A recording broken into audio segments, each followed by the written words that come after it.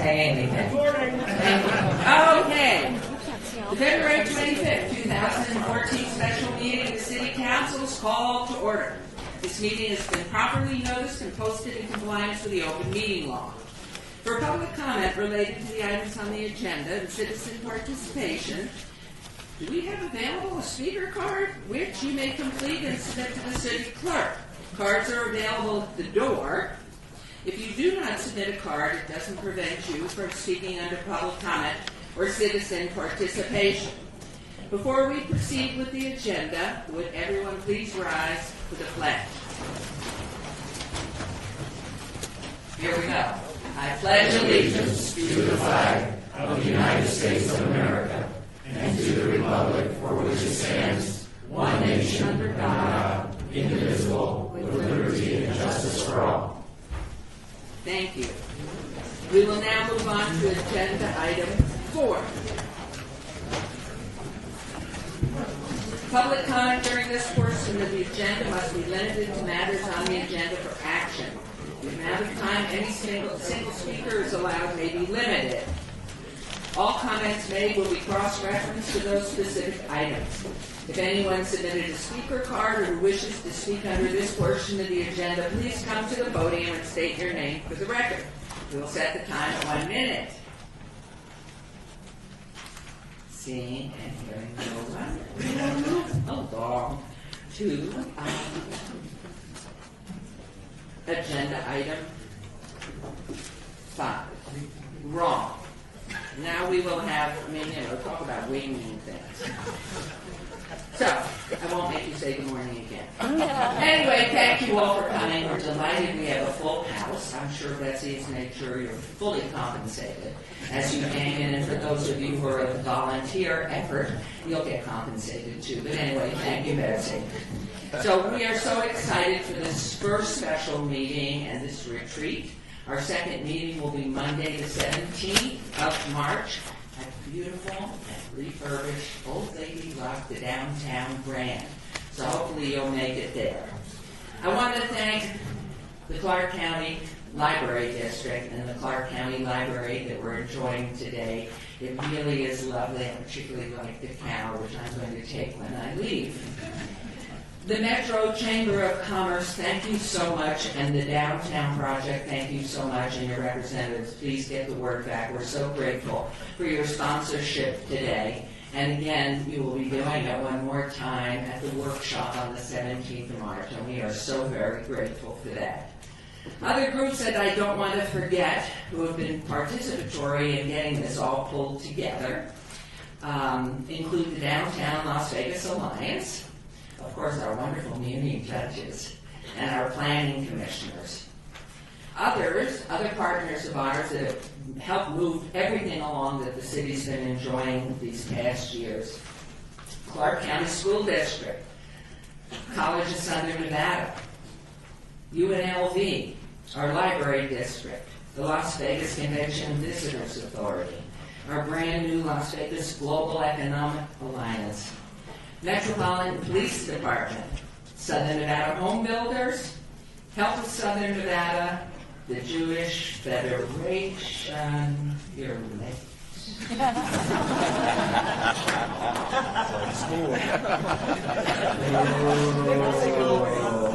This isn't on. You don't know who I am. I'm like, wait, I know exactly who you are. Would you stand up and say hello to everybody? Hi, everybody. And to continue, anybody else that dares come in that front door is late, you put the camera. Help of Southern Nevada, Jewish Federation of Las Vegas, United Way of Southern Nevada, and Catholic Charities of Southern Nevada, partners through everything. What a great group and what a great time to be alive in this fabulous city of Las Vegas and in Nevada and Southern Nevada. And we're looking forward to everything together as we share and build for the future. We have so much to do, but we have really made headway. And so at this time, staying on the script for a minute, pause for refreshments. Well, I can't find it, and it doesn't matter. What matters is Betsy Fretwell, our wonderful city manager, and so I'm going to turn it over to her because we're late. City Council always starts at 10 o'clock. It's now 10:20. Betsy, it's yours.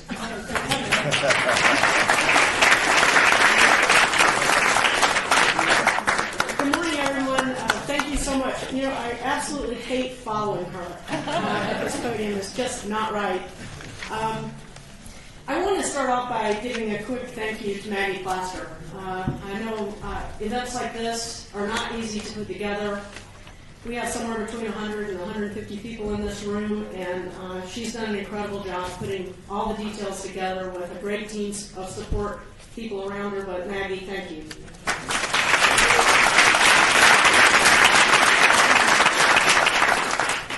I want to say thank you to all of you for your participation, because our efforts today will be stronger because of your participation, and we're eternally grateful for that. Your willingness to share your time, your thoughts, and your intellect are really going to make for a much better product at the end of the day. We have an incredible set of community leaders here. Each and every one of you, as I look out here, is just incredible. So thank you for taking the time to do this. As you can imagine, the city has endured incredible ups and downs over the last several years. The lengthy recession landed its highest on the foreclosure, unemployment, and various other undesirable lists. This position was in stark comparison to our prior position on the more notable lists, such as home sales, population and job growth, etc. Now we're poised for a very strong comeback. After 5 years of deficit budgeting, last fiscal year, we finally recovered to a point that our revenues exceeded our expenses. We've streamlined, restructured, and created new approaches to our programs. We've invested in infrastructure, sustainability, and economic development and redevelopment. Even still, we have fewer government employees than we did in 2000, serving a much expanded service area and program needs for our growing citizen population that now is more than 600,000. While our county, including the famed Las Vegas Strip, is recovering too as a region, we still have a huge deficit in our police department and a struggling sister city in North Las Vegas. Downtown, however, has had incredibly new, successful private ventures, including an emerging tech sector, entrepreneurs, and a corporate headquarters, Zappos.com, and new successful public projects such as the new Performing Arts Center, museums, and a city hall. Our city's core purpose, and it's right up here for you to see, is building community to make life better.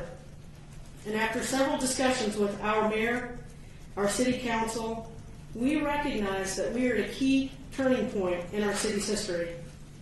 We've set up this 2-day planning process with the first day of fantastic thought leaders and subject matter experts to help provoke new ideas, help us take the blinders off, relish in the opportunity, and dream for a while. So please allow yourselves to set aside the day-to-day grind. Focus for a moment about who we are, who we can be, and who we should be as a community and a city. In the words of the photographer of the stars in the early 1900s, Cecil Beaton, be daring, be different, be impractical, be anything that will assert the integrity of purpose and imaginative vision against the play-it-safers, the creatures of commonplace, and the slaves of the ordinary. It's my great pleasure to introduce Poonam Mathur. She's going to facilitate our efforts over the course of these next 2 sessions. And let me say this. She's an inspiration. She's a leader. She's a counselor. And she's a coach. She has an incredible background that has a diverse display of her talents, including the gaming industry leadership positions that she held working for Wynn and MGM Resorts, to the quasi-governmental agency NV Energy. Her insights and ability to get to the essence of the key issues in no time is nothing short of incredible. We're really pleased to have her help us go through these next 2 sessions and really make our city great. So please welcome Poonam Mathur.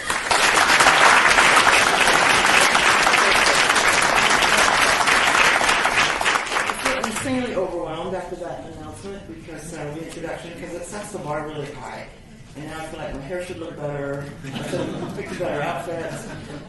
Okay, so that is the human experience. We have 60,000 thoughts a day, and 75% of them are negative. Welcome to the human experience.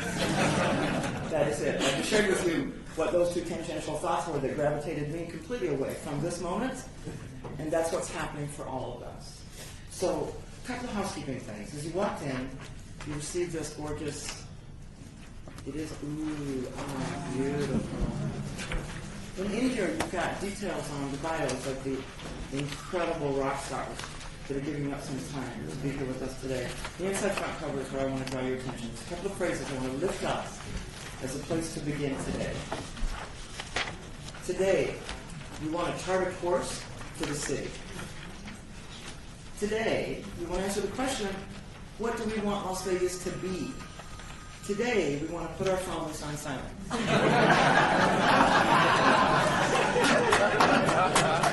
That was scripted, huh? It's a good thing I can't turn red. You got it. Today, we want to stimulate important discussion. Today, we want to think about possibilities. That's what today's about. So, I want you to start to release constriction.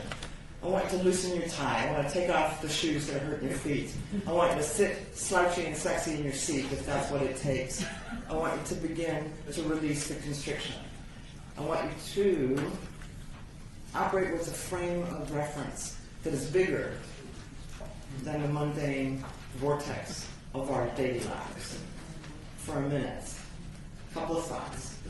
We have been to hell and back in this community. To hell and back. And we have persevered. Betsy and I were talking earlier on today. And from my own life experience, here's what I know. It is when I've been challenged through the worst, through pain, through intensity, through hopelessness, through despair. As I look back in my rearview mirror, what I also realize, it is in those times that the polishing cloth of my character has been lined with sandpaper. The pain has been great. And so has the polish and the luster of my character. It is through those times that I emerge with a clarity around who I am and what I believe, what I hold sacred, what I deem important. Those are the rudders that guide us in our life. Open up the perspective, the frame of consideration, relax and loosen the constriction. So I was driving in this morning, I was curious about how many people there are on the planet. And guess what? Today there are about 7.4 billion people on the planet. And there's 150 of us here. I don't know why things happen the way they happen. Today I believe they always happen as they happen. It is what it is. We are here. The average life expectancy in this country today is 78.7 years. So if that's my denominator, my numerator is 53 in a couple of months.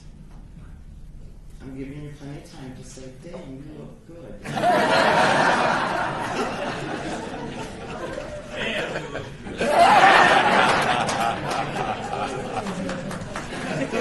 You don't get any innovation points, which I earned a lot of points. If I do the conversion on that fraction to a percentage, another way to put it is I'm about 2/3 of the way through. And if I were an hourglass, therefore, 2/3 of the sand representing my entire life would be on the bottom. And only 1/3 of the grains of sand representing my life would be on the top. So I offer to you today that there's 7.3 billion people on the planet, and there's 150 of us here. We all have as many grains as we have, and we only have one that represents today. Today, the opportunity for us is to say, who will we be? Who can we be? Who might we dream and dare to become? It's huge. And a little biology. My late father was a chemical engineering professor, so I have a lot of science that undergirds wisdom. Here was the science of the biology of the human brain. 9% of the human brain is able to flash a fire at any moment in time. That's it, 9%. And apparently it doesn't matter what I eat for breakfast. And it doesn't matter how many letters or credentials or degrees I have earned. 9% is all we are able to access at any moment in time. So here was the wisdom. When you're making big decisions, make sure there are always at least 10 other people around the table. Because you're worth the whole brain. So as we go, as we discuss, as we dream, as we share, as we question, as we offer ideas, don't leave any unshared. Because there's 16 brains in this room, out of 7.3 billion on the planet, in 1 grain of sand that is today. It is a real gift for me to be here. So now let's get started. Okay, housekeeping. Potty. Sorry, I should fancy that up. The laboratories are to the left, past the art gallery, to the left again. If you turn into art gallery, you will make a fool of yourself. Don't do that. Go past the gallery and to the left. And we will have breaks. You've got the entire agenda included in the little book. Our first speaker, you ready to go? Relax the constriction. Slow down the head and get real curious. And here to kick us off, it's kind of like a Z-Pack for the day. He's going to really heavy dose us. Bruce Katz is the fellow you're going to hear from. He is Vice President of Brookings Institution and Founding Director of the Brookings Metropolitan Policy Program. His mother is very proud of both of those things. He is co-author of The Metropolitan Revolution, which is a book. It's a distillation of all of his work on the emerging metropolitan-led next economy. It's practitioners around the country working together to produce more and better jobs driven by innovation, exports, and sustainability. He regularly advises federal, state, and regional and municipal leaders on policy reforms that advance the competitiveness of metropolitan areas. He counsels policies critical to metropolitan prosperity. How about that for a thing we want to be thinking about? Please welcome your keynote speaker, Bruce Katz.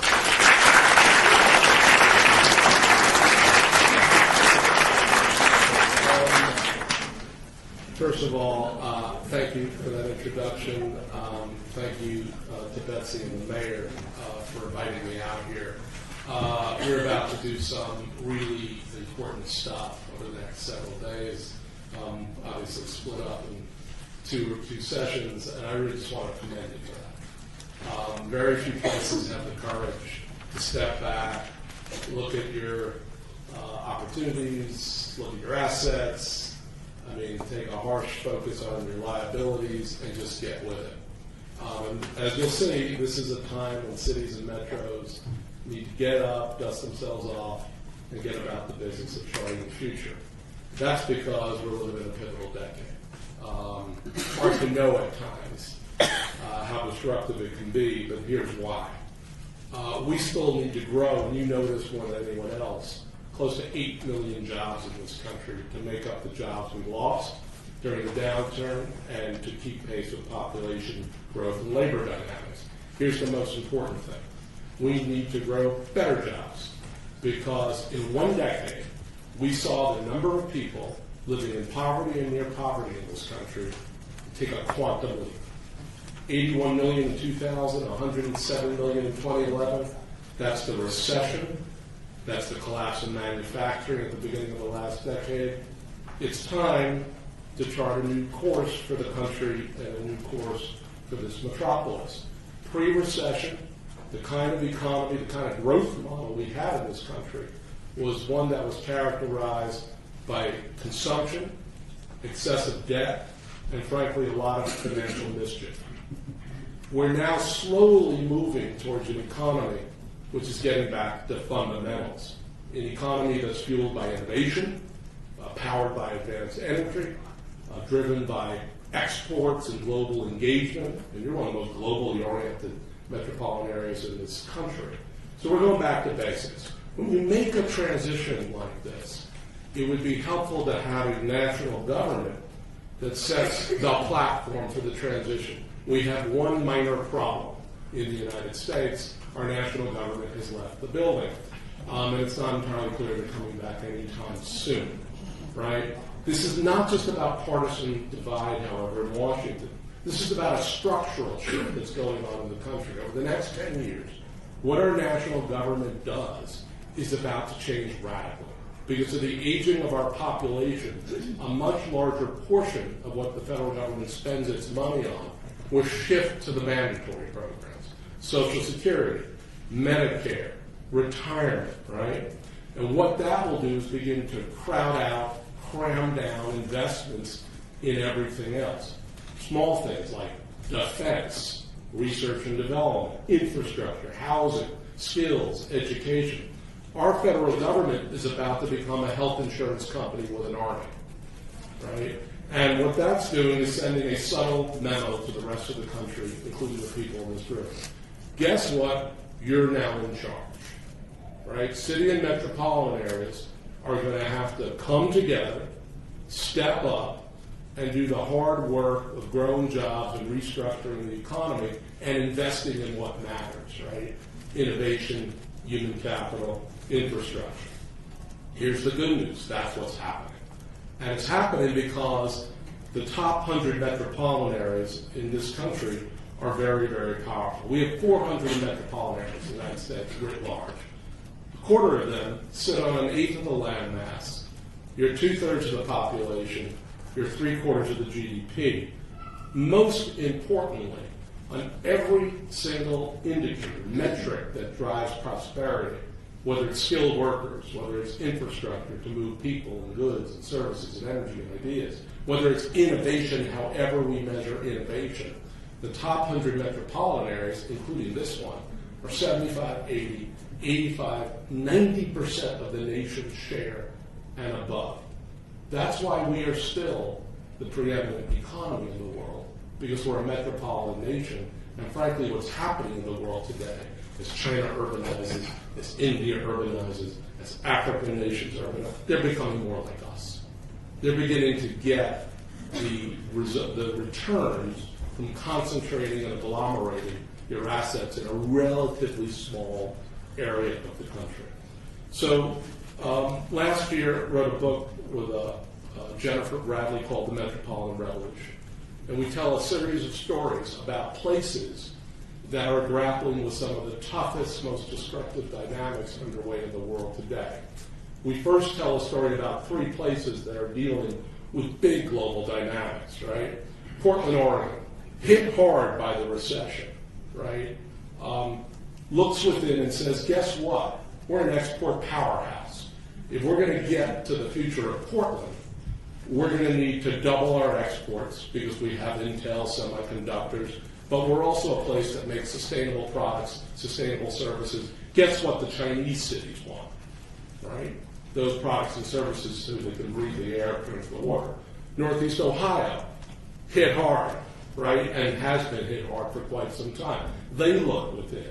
What do we got? We still have in Northeast Ohio a network of small and medium-sized manufacturing firms that are globally competitive.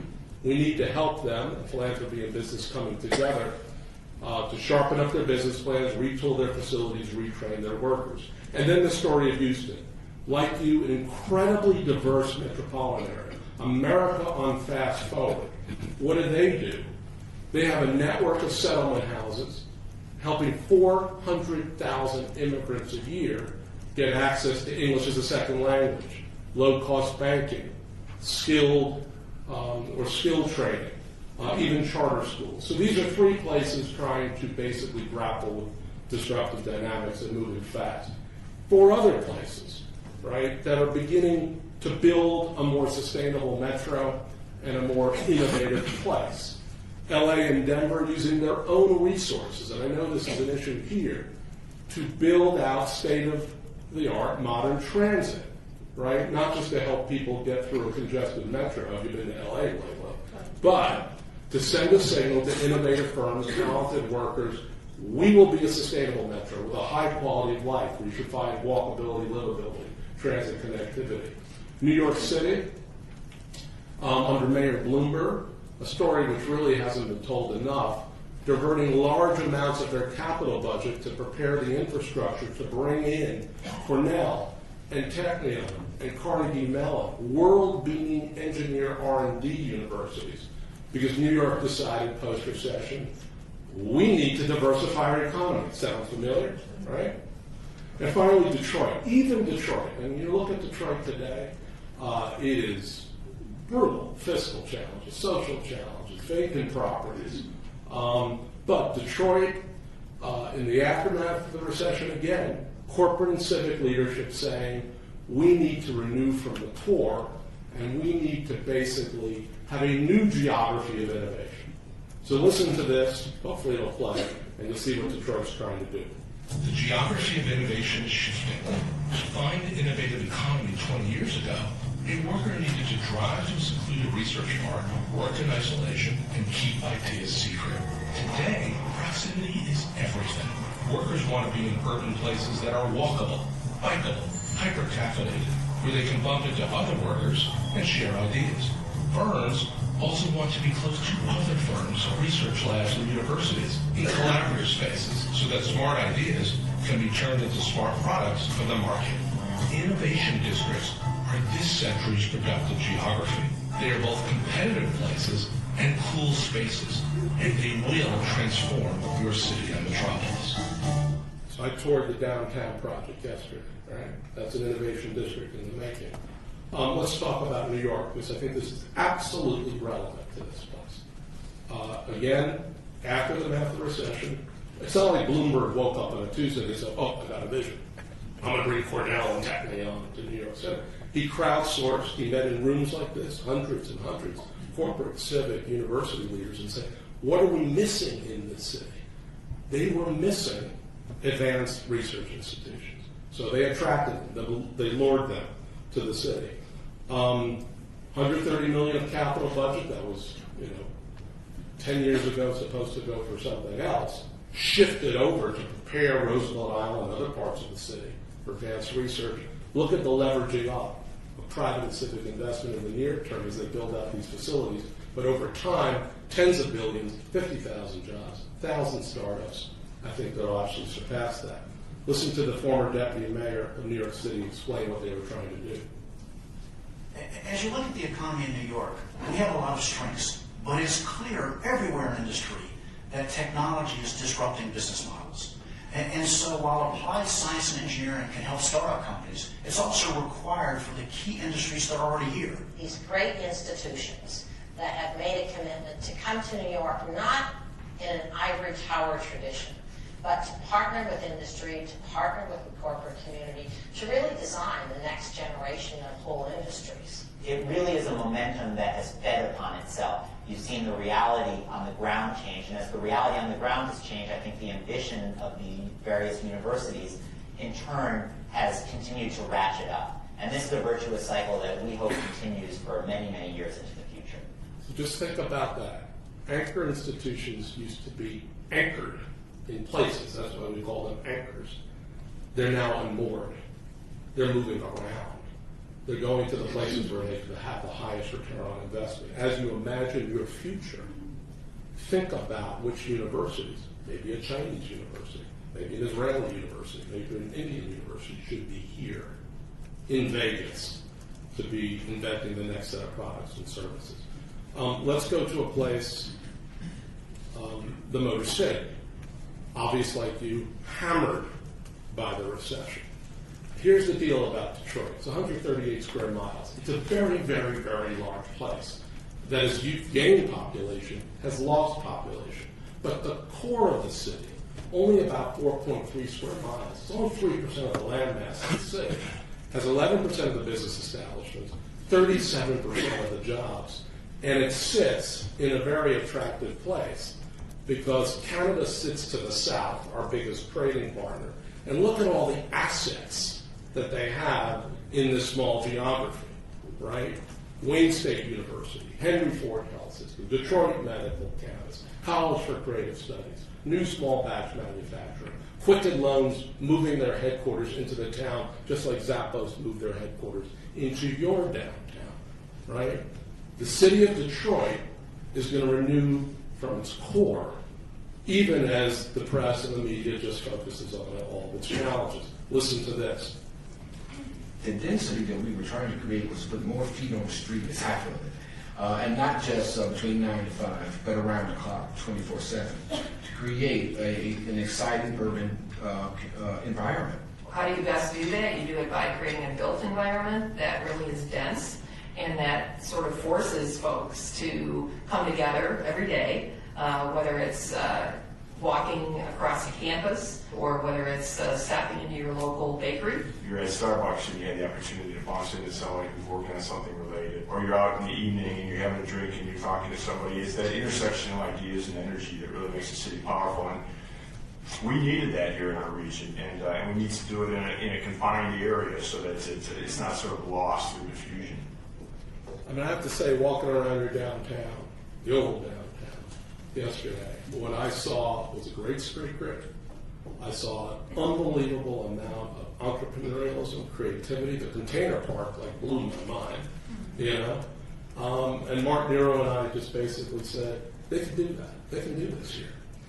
You know, in some ways, it's so contrarian, right, to have in a Western city the rebirth of Metropolis from the core, from the starting point. You can do this here.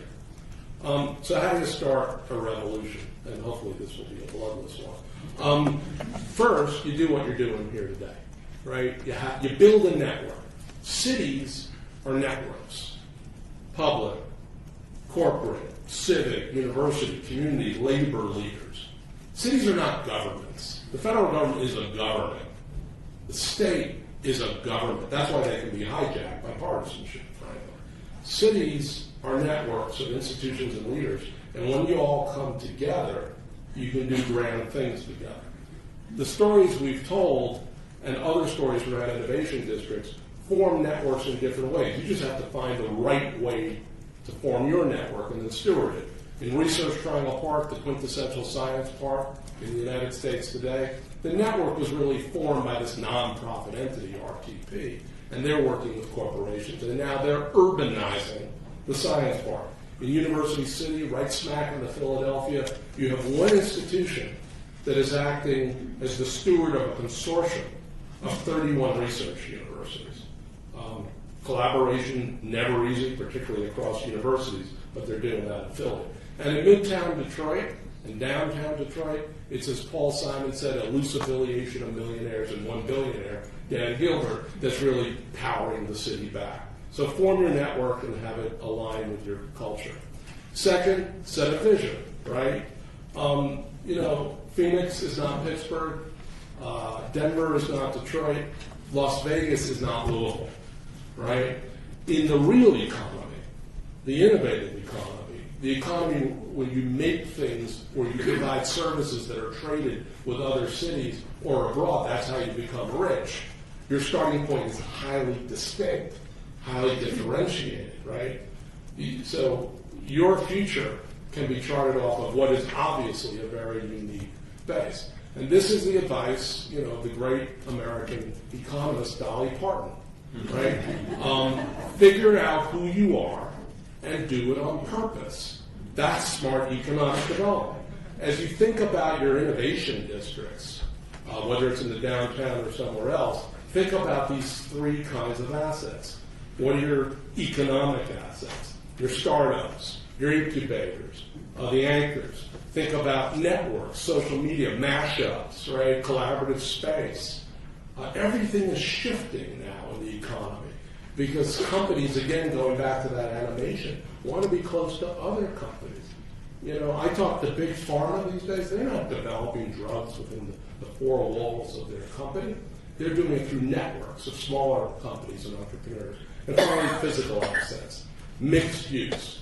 The way we built the country in the early part of the last century actually is the way we're going to build the country in this century. We're going back, but this time we can do it powered by technology in a sustainable way. And finally, find your game changer, right? Every metropolis in this country had a game-changing intervention, or frankly, a series of game-changing interventions over the course of the past 100 years, and have put them on a different trajectory. When UW went to Seattle, that changed the trajectory of that metropolis. When Boston put a subway system into the built environment 100 years ago, that paved the way, frankly, to leverage and commercialize off of MIT and off the waterfront, right? So game-changing interventions, whether they're around innovation or infrastructure, human capital, really matter. You know, these are three places that are all building out innovation districts in the United States, but they're doing it in very, very different ways. There's no right way. New York brought in a new institutional platform for innovation because they looked at themselves and said, we don't have a Carnegie Mellon, we don't have a Cornell, we don't have a Technion, we got to get it, right? Boston is building out incredible collaborative space. Attracting a large number of small tech firms, right? And they're building facilities, sometimes subsidized with government investments to provide that new space. And finally, Detroit's building out transit. Transit is really not just about mobility. It is very much about placemaking and economy shaping. And a 21st century competitive metropolis really needs to happen. So, when I think about this place, you have been through hell and back, right? No part of the country was as hit hard by what essentially was a housing-led recession. But as you come back, right, you have certain assets, you have certain attributes, you have certain advantages that if you build on in very structured and disciplined and focused ways, can not just help create jobs today, but really set the platform for long-term growth and prosperity. Maybe it's a medical campus. Maybe it's the build-out of transit. You're already talking about other infrastructure investments. Maybe it's really human capital that's really critical. Let me just leave you with this thought, and then I really want to hear your questions. I'm presuming that over the next 3 years, not a hell of a lot's going to happen in Washington, D.C., right? And so if this metropolis, and Phoenix, and L.A., and Denver, and Portland, and Salt Lake City, we go down the list, begin to step up and really take charge of their future. Here's why I think we'll end up in the U.S., which is a good place to be. From an early age, we are taught how our nation is supposed to work. The president, vice president, and members of Congress sit at the top. Governors and legislators run their states. The rest of us take our cues from them. While states and the federal government may be part of the Constitution, our population and economic power is actually concentrated in our metropolitan areas. It's time to rethink power in America. In this century, metros will lead, and states and the federal government will follow. In cities and metros, public, private, and civic leaders are helping workers get the skills they need, investing in infrastructure and growing jobs through expanded trade and investment, the hard work necessary to renew our economy. So I'll just leave you with this thought. This is a country of 315 million people. We are the most prosperous country on earth, with the greatest assets of any nation on earth, because we're not governed by 537 elected officials in Washington, D.C. We're governed by people like yourselves in rooms like this.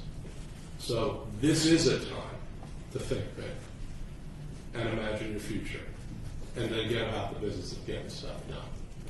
That is what makes America special, and I think that's ultimately what makes this metropolis special. Thank you very much. We're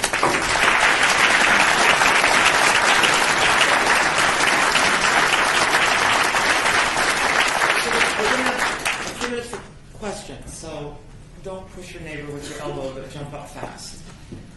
Post your questions first. Or criticism. Or criticisms. He's like completely ready to go. I have a question. Do I need to state my name? Is that Yes, please. My name is Jim Carmody. You mentioned that one of the important is to create the network and then align that network with culture. That's right. You said that, but could you maybe elaborate a little bit more on that? I think that's pretty important, that issue. Did you hear the question in the back? So the question is create a network and then fundamentally align it with your own distinctive culture. I made the point that economies are differentiated in the United States. Again, what makes these special is different from Louisville or LA and so forth. The culture of places is very different. Some places are just plug in and play. You come in for 3 years and you can become a leader. Other places are more formal, more rigid, more hierarchical, right? My gut sense about this place is because you've had so much population churn over time, is that you're a welcoming place, an accepting place, right? I mean, you sent a signal to the world, come here, right? Pursue your dreams and aspirations here. I mean, that may argue to have a broader network that is obviously built on trust and collaboration, but really draws from the talents and energies of different sectors. You might want to formalize that. I mean, in places like Portland or Chicago, they're actually building new kinds of institutions where business, civic, university, community sit at the same table. Or you may keep it more loose for a period of time. But the key is, I think the culture, both here and frankly in the West, is a very interesting kind of culture. Very individualistic, very entrepreneurial, very aspirational. I think that might inform you as you go ahead and build out this network. I hope that's responsive. Thank you. Carolyn Goodman, Mayor of Las Vegas. It's all about money. Where, with the federal government doing what it's not doing, where are we going to get this money for all of this? I granted there are those who are the billionaires. We don't have too many here. Where's this money going to come from so we can get our more cops and get everything done that we need? So the question is about money and where are we going to get it, right? Print it. It's like the Beatles song, you know, it's what I want. So a couple things to think about, and this is really an only in America kind of conversation, because in other places they are so dependent on their central governments, they really don't have many options. We do. Here are the kind of options you have. First, you have to redeploy local capital. Whether it's public capital, whether it's institutional capital, whether it's capital from individuals and means. When I go into St. Louis, when I go into Detroit, when I go into Cleveland, when I go into a lot of places, what's beginning to happen is money that used to go capital, that used to go for certain kinds of activities, let's say to invest in a cultural institution, a really big institution. A portion of that is now going to invest in startups. A portion of that is going to invest in some of the innovation zones that are emerging. So many places do have capital, but they probably haven't been putting it towards the direction of an innovative, productive economy, because to some extent the national government was playing that role. Second, public-private partnerships. The fact of the matter is that a portion of what needs to happen in the United States, whether it's a new transit system, for example, can be built with public and private investments and the smart use of market mechanisms. When you build a transit line, guaranteed you will have real estate value appreciation, right? Revenue along the stops. You can begin to basically capitalize on that up front to build out the system, right? So my sense as we go forward is we're about to get unbelievably creative in the United States about how we finance infrastructure, how we finance skills training, because it's clear that we need more STEM in our system, science, technology, engineering, and math. And frankly, the private sector can't function or prosper without it. Even how we invent or invest in applied research. Other parts of the world, that's becoming much more private or a public-private relationship. Bottom line is we're the wealthiest nation in the world. It's just about how we deploy capital differently behind those kinds of activities, those kinds of investments that really, really, really matter and pay off. So, great question. I frankly think over the next decade, the federal government will shift trillions a year into healthcare and retirement, and the private, civic, local sectors will shift trillions a year into productive and innovative growth. That's the challenge, only in America. Question? If you know a little bit more about our city and who we are, our politics, can you identify for us maybe a mentor city, a city that you see very similar to us, that we can learn from, establish relationships with? A colleague of mine, Rob Lang, has an article in, I think, the local business journal about Orlando, Florida. Absolutely. Orlando, Florida was Las Vegas, essentially. It was a tourism-oriented economy. But over time, with smart investments, it's become a bio platform for not just the state of Florida, but for the country as a whole. It's built out smart infrastructure. It's done all these kind of productive and innovative moves, public and private. It wasn't all just financed by the state of Florida. It was really done by a consortium effect, that network effect, the collaborative effect. So I think Orlando is very much a place to draw from. It doesn't mean it's a cookie cutter effect. You just do whatever they did. It means if you haven't visited Orlando as a network, I would go visit there. But I really do believe that that's the model for you to follow. And again, everyone knows the Vegas. This is a global metropolis, right? I mean, you are an export economy. I mean, tourism is an export service, right? So you're attracting large numbers of people from all over the world to this place. If you build up your innovative capacity, the skills of your workers, computer science, fundamental, infrastructure, transit, I think you've got enormous possibilities, frankly. And the key is always to be contrarian. So think about that Detroit story, right? Think about Detroit, and Detroit coming back from its core, a new spatial geography of innovation on the border with our largest trading partner. That's a contrarian story. You can have a contrarian story here.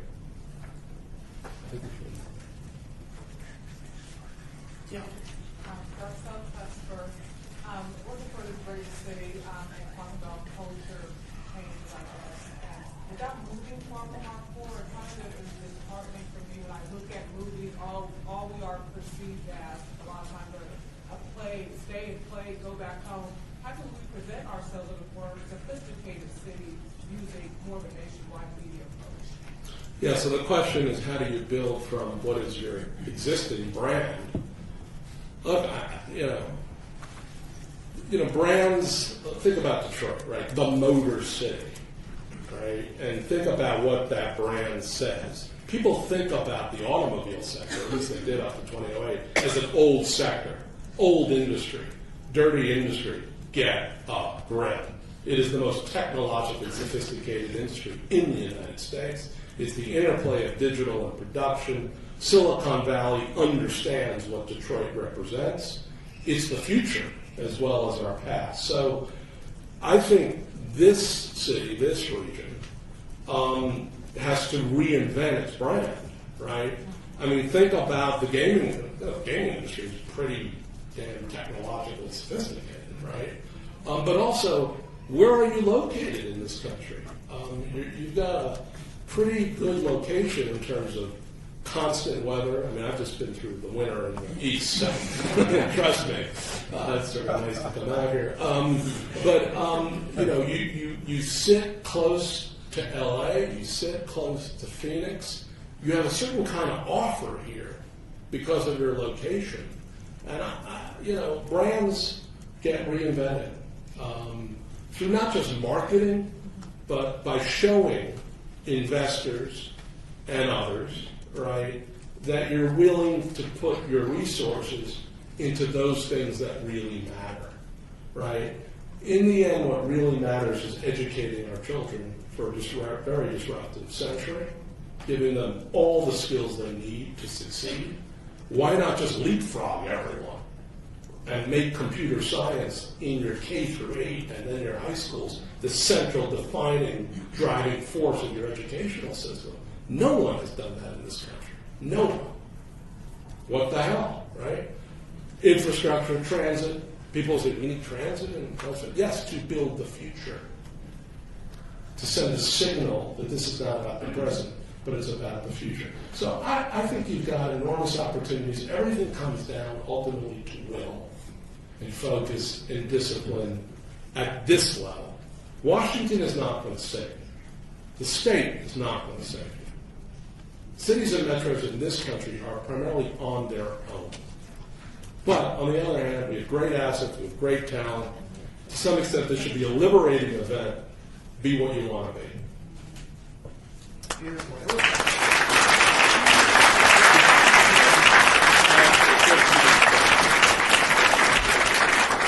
Bruce, thank you. Bruce is actually so enamored of us that he's going to stick around till noon. So if you want to touch the hem of his garment, or pepper him with questions, or get any other insights from Dolly Parton on economic policy, he's here till noon. You said a whole bunch of things, and there's a couple that resonated, and I've got the microphone, so I'm going to resonate them back at you. Form your network, set your vision, find your game changer. No, why I had 4 fingers up? I do better math than that. Game changer, a significant intervention that fundamentally alters your economic profile and or performance. I'm not sure that was what was declared in 1905 as the gavel dropped and a land auction happened. I could probably look back in retrospect and articulate that as a significant intervention that fundamentally altered our economic profile and our performance. The announcement of Zappos relocation to downtown Las Vegas and all that that represented, history will define it for us. But already, with only a little bit in the past, in my rearview mirror, it's starting to take the shape of an intervention that fundamentally altered your economic profile. So we are good at this. All of that to say we ought to do this. I want to focus on culture. The other spectacularly cool woman mayor of Las Vegas, we've had 2.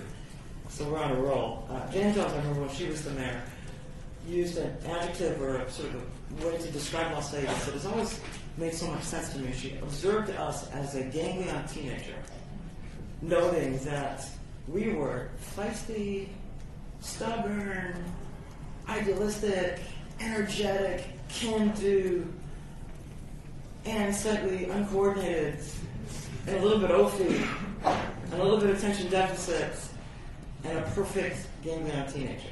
I now live with 3 of them, and she is right. And so that's one thing that came up for me. Another one, I spent years on the Commission on Tourism in the state. I remember Battle Mountain, Nevada, really struggled because they just want to be Las Vegas light. And there are moments in life, it doesn't matter how bold your aspiration is, it ain't going to happen. It ain't going to happen. Somewhere in Battle Mountain, someone woke up one day and said, in response to what initially was felt like a scathing adjective used to describe them, they were referred to as the armpit of America in print. So your aspiration is going to be Las Vegas lights, and someone has now observed you as the armpit of America. And you know what they did? In that moment, they said, getting angry doesn't do much. Maybe we take what we are, wear it as a badge of honor, and go with it. Old Spice invested $100,000 in Battle Mountain, Nevada, to have an Old Spice deodorant. You get it? It is what it is. Define it in a way that works for you, put it on as a badge of honor, and be successful. And the last thing I need to say, Bruce, is everything comes down to willingness. Everything comes down to what we want to do. With my young teenagers, I spend a lot of time, they spend a lot of time telling me what they want. They want a specific kind of car. They want a $278 pair of jeans. They want a lot of stuff. And the question always is, great, what are we willing to do? And lots of days, their best answer is, I am willing to have you buy it for me. In which case, I get to very lovingly and clearly respond to them. Let me clarify, that's not a want, that's a fantasy. And fantasies are good things, but let us not confuse them with wants. Because if it is what we want, and we are willing to answer the question, what are we willing to do to get it, they won't remain wants, they will become achievements. So Bruce, thank you. Didn't I tell you Z-Pack, right? Gets us thinking? Holy moly, thank you again. That's really exciting. Okay, so let me talk process for a minute, okay? So here's what we're going to do. You've got 3 amazing panels that are coming up, and do not worry, there's breaks and lunch in between, so it's not like back-to-back. But there will be a similarity in format in all 3. So I just want to talk you through exactly how it'll work, and then there's a portion of it that is yours to participate in, so I want you to be really clear about that. So on your tables, you have a sheet of paper, actually a bunch of sheets of paper that look like this. Each panel is going to last about 30 minutes. We'll have about 10 minutes for Q&A immediately following. And then you're going to go into breakout groups at your tables where you are seated. There is one incredibly good-looking city leader who is your facilitator. So can you hold your hand up? Good-looking city leaders? Like, there they are. So you know who your facilitators are at your table. So they will guide, and on the flip charts behind you, they will be summarizing. They will be summarizing the ideas that reside only in your 9% brain, so they can bring them forth. To help you, as you're listening to the panel members, if anything jogs for you, write it down. The questions are, what is important about what you just heard? And maybe it's, here's what's important about what I'm hearing. Jot it down. Below that, what is relevant to the city of Las Vegas and why? Then you will have about 15 to 20 minutes to brainstorm answers to those questions. How can this inform us? How might we dream about this? Why might this be something that we ought to declare with purpose and intention for the city of Las Vegas? Make sense? Then there will be a reporting out. And here's what we're going to do to make it excruciatingly difficult. As a group, with all your genius up on that flip chart, you're going to get to pick your favorite idea and share that with the group. You got 30 seconds. I know, right? And at the end of the day, we will then have 30 great ideas. And then there will be a process that you will go through to lift up the ones that in 2014 matter the most to the city. That will then be the basis of subsequent planning. So today we are focused on the what. What do we want to do? What do we want to become? What do we aspire to? That's where we're heading for today. In subsequent sessions, ultimately we will focus on the how, because that does matter in terms of the plan. Did I miss anything, Meg or Betsy? Just what they want to mention, the recording devices on each table. Yeah, the recording devices on each table. That is to keep us all compliant with the open meeting law. Do not worry, we are not being live streamed anywhere. So it is safe, but it does allow us to have all the information so we are compliant. A, compliant with the law, good thing. And B, that we've got the benefit of it all should we wish to transcribe in greater detail. And if you can remember, say your name before you speak. And Maggie says, please state your name every time you speak. If you can remember. If you can remember. So there's a very high accountability around that. If you remember. Okay, anything else? In that case, ready to get started with our first set of panelists?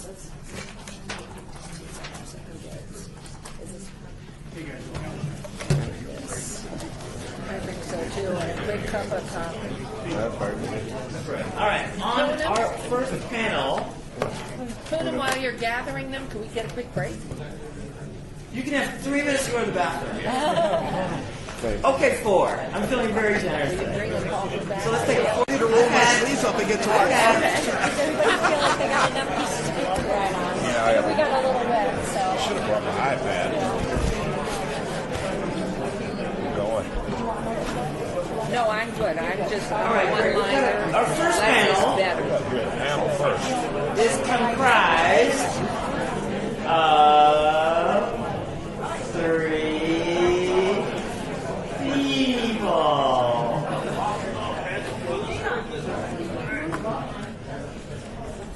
Tina, where's Tina quickly? Which panels? Okay. First up, so here's how it'll work. We've got a dynamic panel of 3. One at a time, they will come up, give you some food for thought, a little crowbar to get your thinking in. And then, after they've concluded, we'll stop for Q&A. And then you will be inspired by whatever nourishment they provided you, and we will convene our roundtables at our table. So, first up, Rose McKinney James. Wave Rose, 15 years of her career has been spent advancing policies supporting the deployment of clean energy. I think it's safe to say she was doing it when no one else was. She's been out there a long time. This advocacy has led to the establishment of Energy Works Consulting and McKinney and James Associates, where she is the principal. She served as a member of the Obama-Biden transition team with responsibility for the U.S. Department of Energy and a team lead for Federal Energy Regulatory Commission, which is a fancy 4-letter F word related to the federal government. And most importantly, she has deep, deep roots in this community. She's a resident 30 years. Please welcome Rosemary TJ. Don't get up yet. Don't get up. Don't get up. Next panel. Our next panel member is going to be Tina Quigley. Tina is the general manager of RTC. We knew that. She oversees one of the few agencies in the country that's responsible for street and highway planning and funding, freeway and arterial traffic management, and public transportation. What she is most known for, we all think, is her positive energy, passion, and drive. We can do this! See? She is the Energizer Bunny / Tigger of Southern Nevada. That would be Tina Quigley. She and her husband Dale have got 2 children, and they're working through the alphabet, Alyssa and Aiden. And then our third presenter is Jay Dick. He too is grateful to have left the East Coast because look at the weather, Jay. Welcome. Jay is Senior Director of State and Legislative Affairs for Americans for the Arts. In that position, he influences the policies that promote state funding for an expansion of the arts.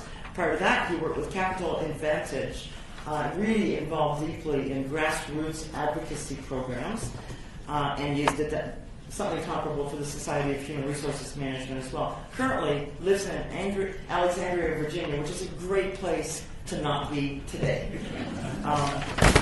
So those are the first 3. And first up, Rose McKinney James. Welcome her, please.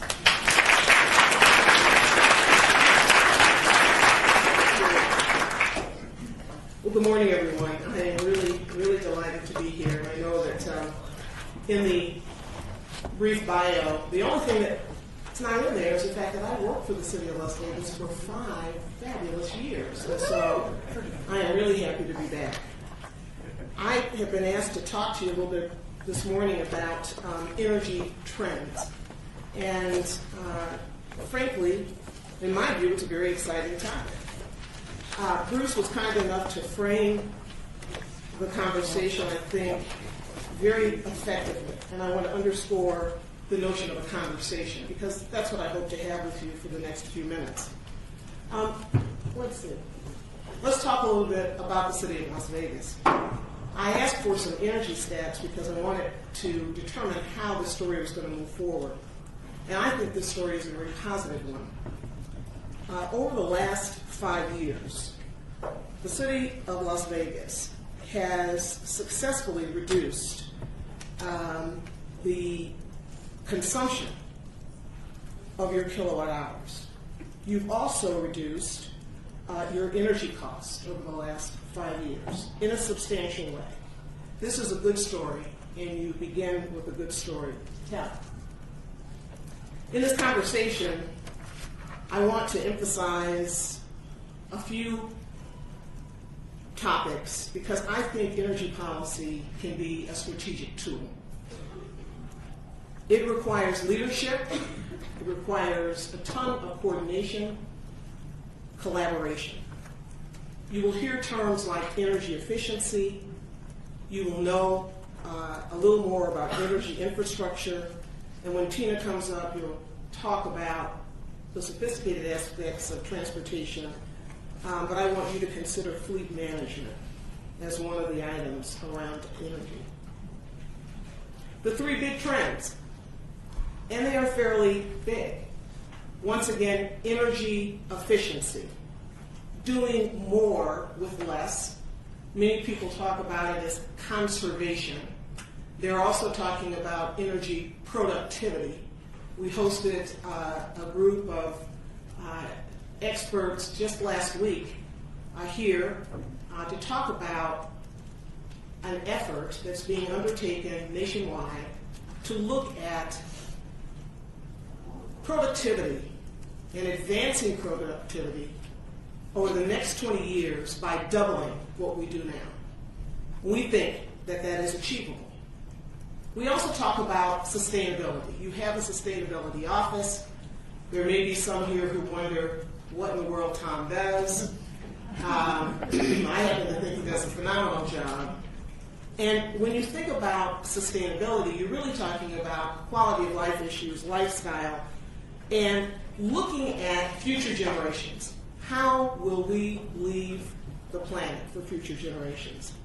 And then the more controversial trend is around what we do with our climate. Okay, I've been on planes for the last 2 months taking me to DC. I know what a polar vortex is. I don't even have clothes for that. Okay, this is a remarkable shift. So if you don't believe in the science, then that's okay. There is a cycle, and the conversation has to be undertaken. And within the bounds of that conversation, we talk about carbon policy. What will we do about the reduction and management of carbon? In this process, as you think strategically, it really is all about the planning. How will you take into consideration the information that Bruce offered from a variety of other jurisdictions to bring them into focus for the city of Las Vegas? There are a number of resources, and I've only named a few, but I think that it's important for you to think through, going back to this notion of collaboration and coordination, how you take advantage of the resources that you already have. I believe, Bruce, you said that we have to think about the redeployment of resources.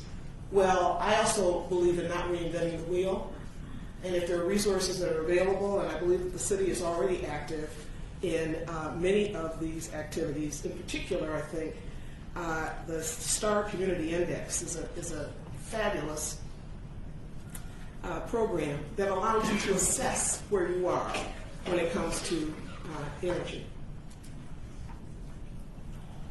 So, Mayor, you helped me with your question because you noticed the little signs there. And let me just say, PowerPoint is not my thing. I had some fun with this, but no one can do what you did, Bruce, but it's kind of cute. Just a few little things. And again, I always have to have the sun. We always want to do that. But here's framing, once again, what you're faced with, decreasing revenues. There are issues with respect to human resources. Where do you find the people? Tom needs 10 people more than he already has to really achieve at the level that you'd like him to. We're a young city, but we still have an aging infrastructure. And I always have to throw in my favorite thing. You never know what's going to be done to you from someplace else. So there is some political uncertainty. And there are costs involved with that. But when you think about energy efficiency, you have the capacity to look at stabilizing your energy cost, which you have already taken steps to do. You have the ability to distinguish yourself as a recognized leader in a growing part of our economy. And you have the opportunity to present a competitive advantage.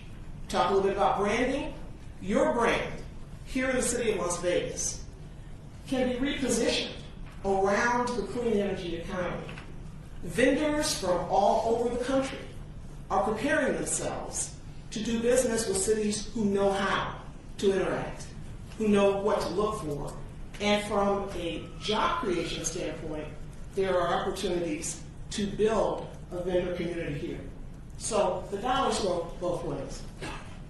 The other thing about energy efficiency is you have the capacity to use the savings coming from energy efficiency to put back into your budget, not only for other things, but hopefully for additional technological support for more energy efficient activities. These are all actionable items. You can promote sustainable communities. You have the capacity to leverage the resources that are available. You can develop your own creative programs and policies.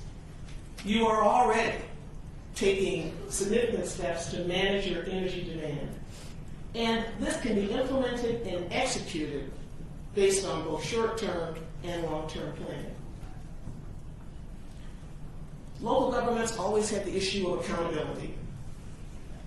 Your citizens want to know how you're using your resources. These trends are measurable and reportable. They can be cost-effective. You have the capacity to improve your building performance. There is a measurable return on investment for your infrastructure. It can enhance your economic development strategy. And you have the capacity, members of the council and decision makers, to implement these enabling strategies. These are other opportunities for you, legislative action, You have wonderful work in place around renewable energy systems. I always have to throw that in. And environmental stewardship is a side benefit. Here are 6 strategies for you to consider as you move forward. They're not mine, not my original thinking, but I think they capture what we need for you to consider as you move forward. They were developed by 2 professors at the University of Florida. So, formulate your specific targets and your performance measures. By all means, take advantage of citizens who have an interest and expertise in this area and convene them. You have the strength of your convening power. Establish a dedicated sustainability or energy office, which you've already done. Give them more resources. Okay, Tom, you owe me. Coordinate your sustainability and energy programs with your traditional services and underscore your economic development functions. And most importantly, lead by example. You practice these initiatives with your local government operations and activities, and at the end of the day, you are so much farther ahead than you were when you began. I'm done. That's right.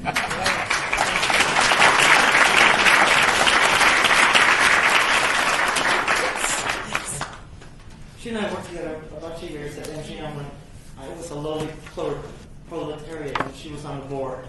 And I always have loved that she uses the word resources. Just sounds as fancy to me. So I can say that out loud because it's going to hang in my crop if I don't.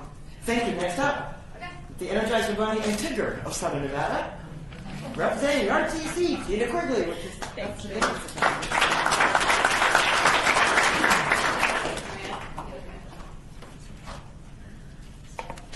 So normally when I am speaking to a group, it's almost always about what the RTC is doing in terms of the short term, the things that we've got under construction, maybe some new traffic signalization, a new bus route, what we're doing. It is absolutely refreshing to be up here to discuss kind of the role of transit and transportation as it relates to the growth of Southern Nevada. A very, very big picture discussion, and it did force me to have some internal discussions with my staff and forced us to start prioritizing and coming up with some task items that we are going to continue to monitor and push as part of our overall agenda. So we are at a very interesting pivotal point in Southern Nevada, and I think you probably, just the fact that you're having this session today is indicative of the fact that we have got all these brains wanting to come together to talk about what can we be doing to move our region forward. Absolutely pivotal, and transit and transportation are going to be at the forefront of the discussion, so very exciting for me. I think that the recession we've talked about was absolutely humbling, and there's some things that we learned. We learned that we have got to be diversifying our economy. Certainly gaming is absolutely great, and we want to continue to grow it, but we also need to widen our portfolio, just like you would do with your own with your retirement portfolio. You want to diversify in order to protect. We also learned that we probably were successful to some extent in the past in spite of ourselves, not because of ourselves. Things came to us and we really enjoyed it and we felt really good about ourselves. We thought we knew what we were doing, and it turns out we probably did, but we have a lot to learn as well from other communities. The two things that we learn is that if you want to grow and diversify and be healthy and have a strong metropolitan area, you have got to be investing in two infrastructures. One is education and the other is transportation. I went to a conference that's been a couple years ago now, and it was the speaker from IBM's Smart Cities program. And he opened up by saying that when a new business is looking to expand or grow, or an existing business is looking to expand, or a new business is looking to relocate, the two things that they ask are, where am I going to get my workforce? Am I going to have a steady flow of qualified employees? And two, how am I going to get my goods and services to my business? So he's opened up by saying, so it cracks me up when Las Vegas thinks that they're going to be able to secure a blah, blah, blah, blah, blah type of business. You know, and I said, yeah, I'm from Las Vegas. And I'm offended. So, anyway. So certainly we know that transportation is going to be a very key and vital infrastructure for us to be paying attention to as we move out, as we kind of grow, as we mature into a very significant healthy metropolitan area.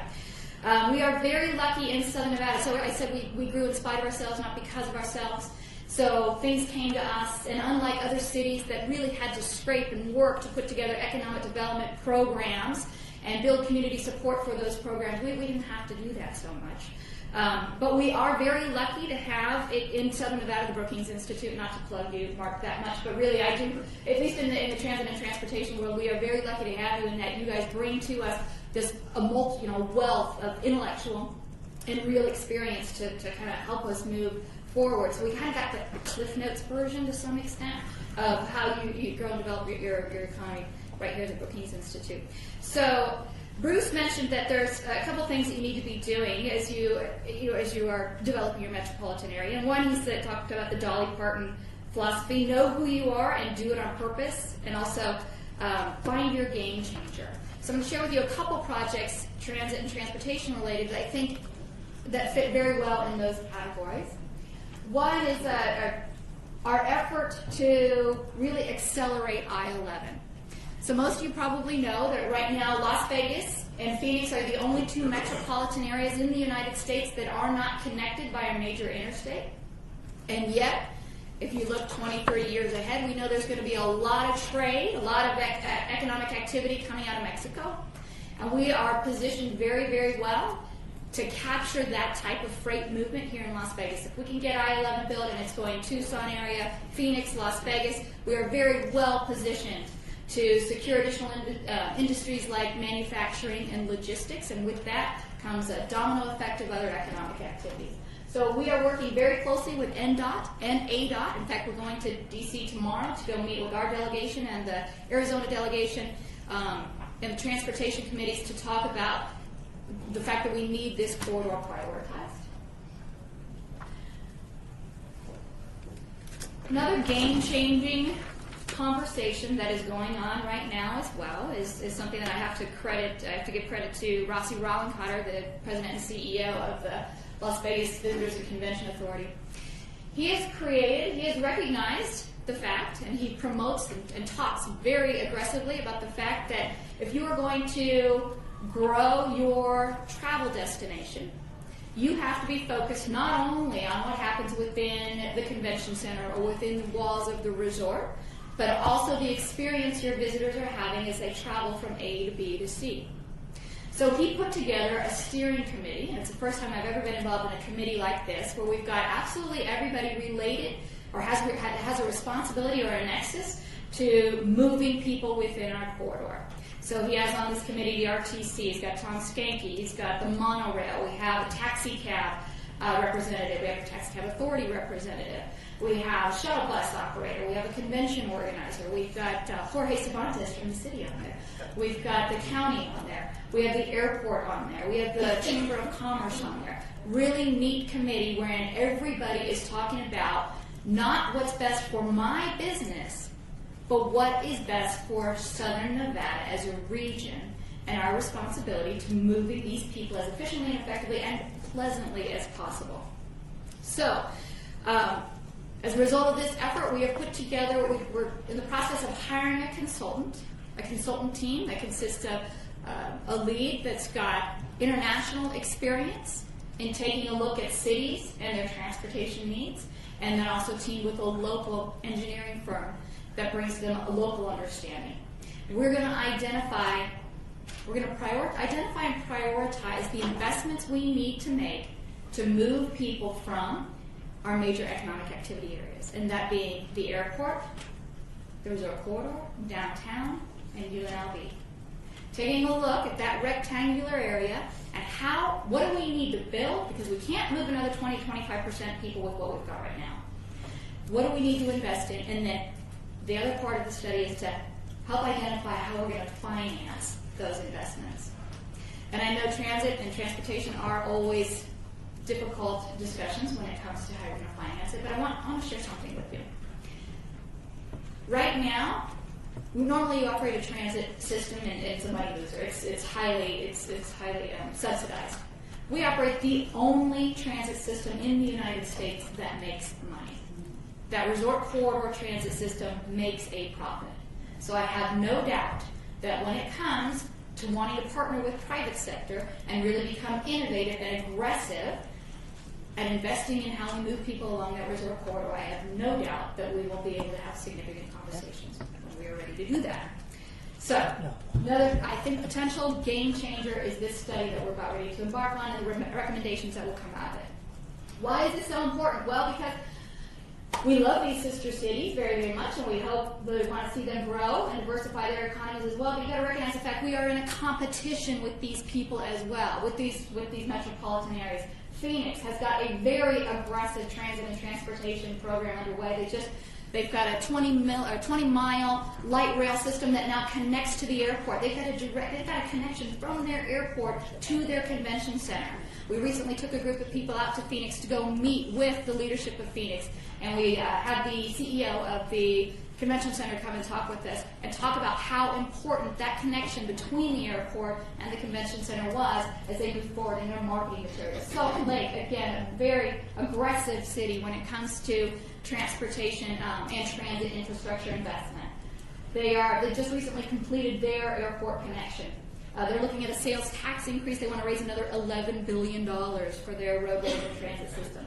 Denver, also very aggressive when it comes to transit and transportation investment. They are currently connecting their airport to their light rail system. And we talked about, Bruce, when I asked the question of who would you identify for us as a mentor city or a sister city, talked about Orlando because of the similarities. And again, Orlando has a very aggressive light rail and infrastructure program to connect their city. These are the cities that we need to be paying attention to because we are, to some extent, in a competition with them to grow and diversify our economies. Another aspect to consider, we talked about the workforce part, the fact that an employer asks, where am I going to get my workforce? Increasingly, the millennials are a very studied generation right now, and we are learning some things about them. They don't like to drive. We are learning that they'd much rather be, if driving to them means lack of productivity time. Oh, I got 10 seconds. Okay. Anyway, we got to go ahead and get these guys. We got to get them. And they don't drive, and so they really like the urbanized area. They like transit. They like light rail. And to get them, we're going to have to invest accordingly. I don't have time. Millennials, let's go get them. How are we going to fund this stuff? There are a lot of conversations going on right now.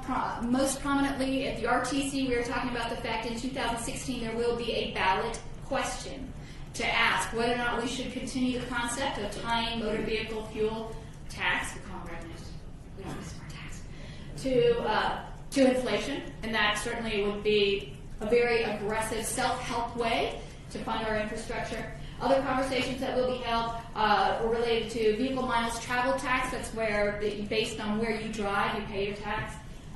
Increased registration fees, tolling, and like I mentioned, the ballot initiative. So, sorry to wrap up so quickly there towards the end. But in conclusion, we're going to have to invest in transit and transportation. We need to come up with creative funding. We need to provide transportation alternatives to attract the millennials. But even more importantly than all three of those bullet points is this. And I'm really passionate about this, and I'm really lucky actually to work with the board members that I work with right now because I get this too. And that is that we're going to have to work regionally. It doesn't matter whether you are a city leader or a city staffer or a county leader or a county staffer. Okay, we lose that competition if we aren't all working together and recognizing the vision as a region. So that's all.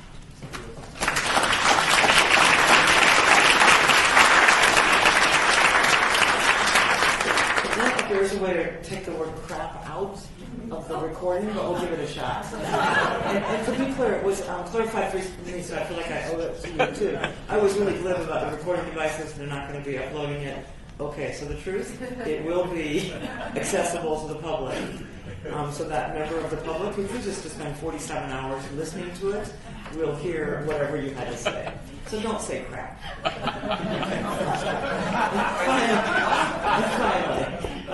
Finally, welcome up Jay Dick. This should be fun because his question to me just was, can I say something else? Welcome, Jay Dick. Thank you. I appreciate it.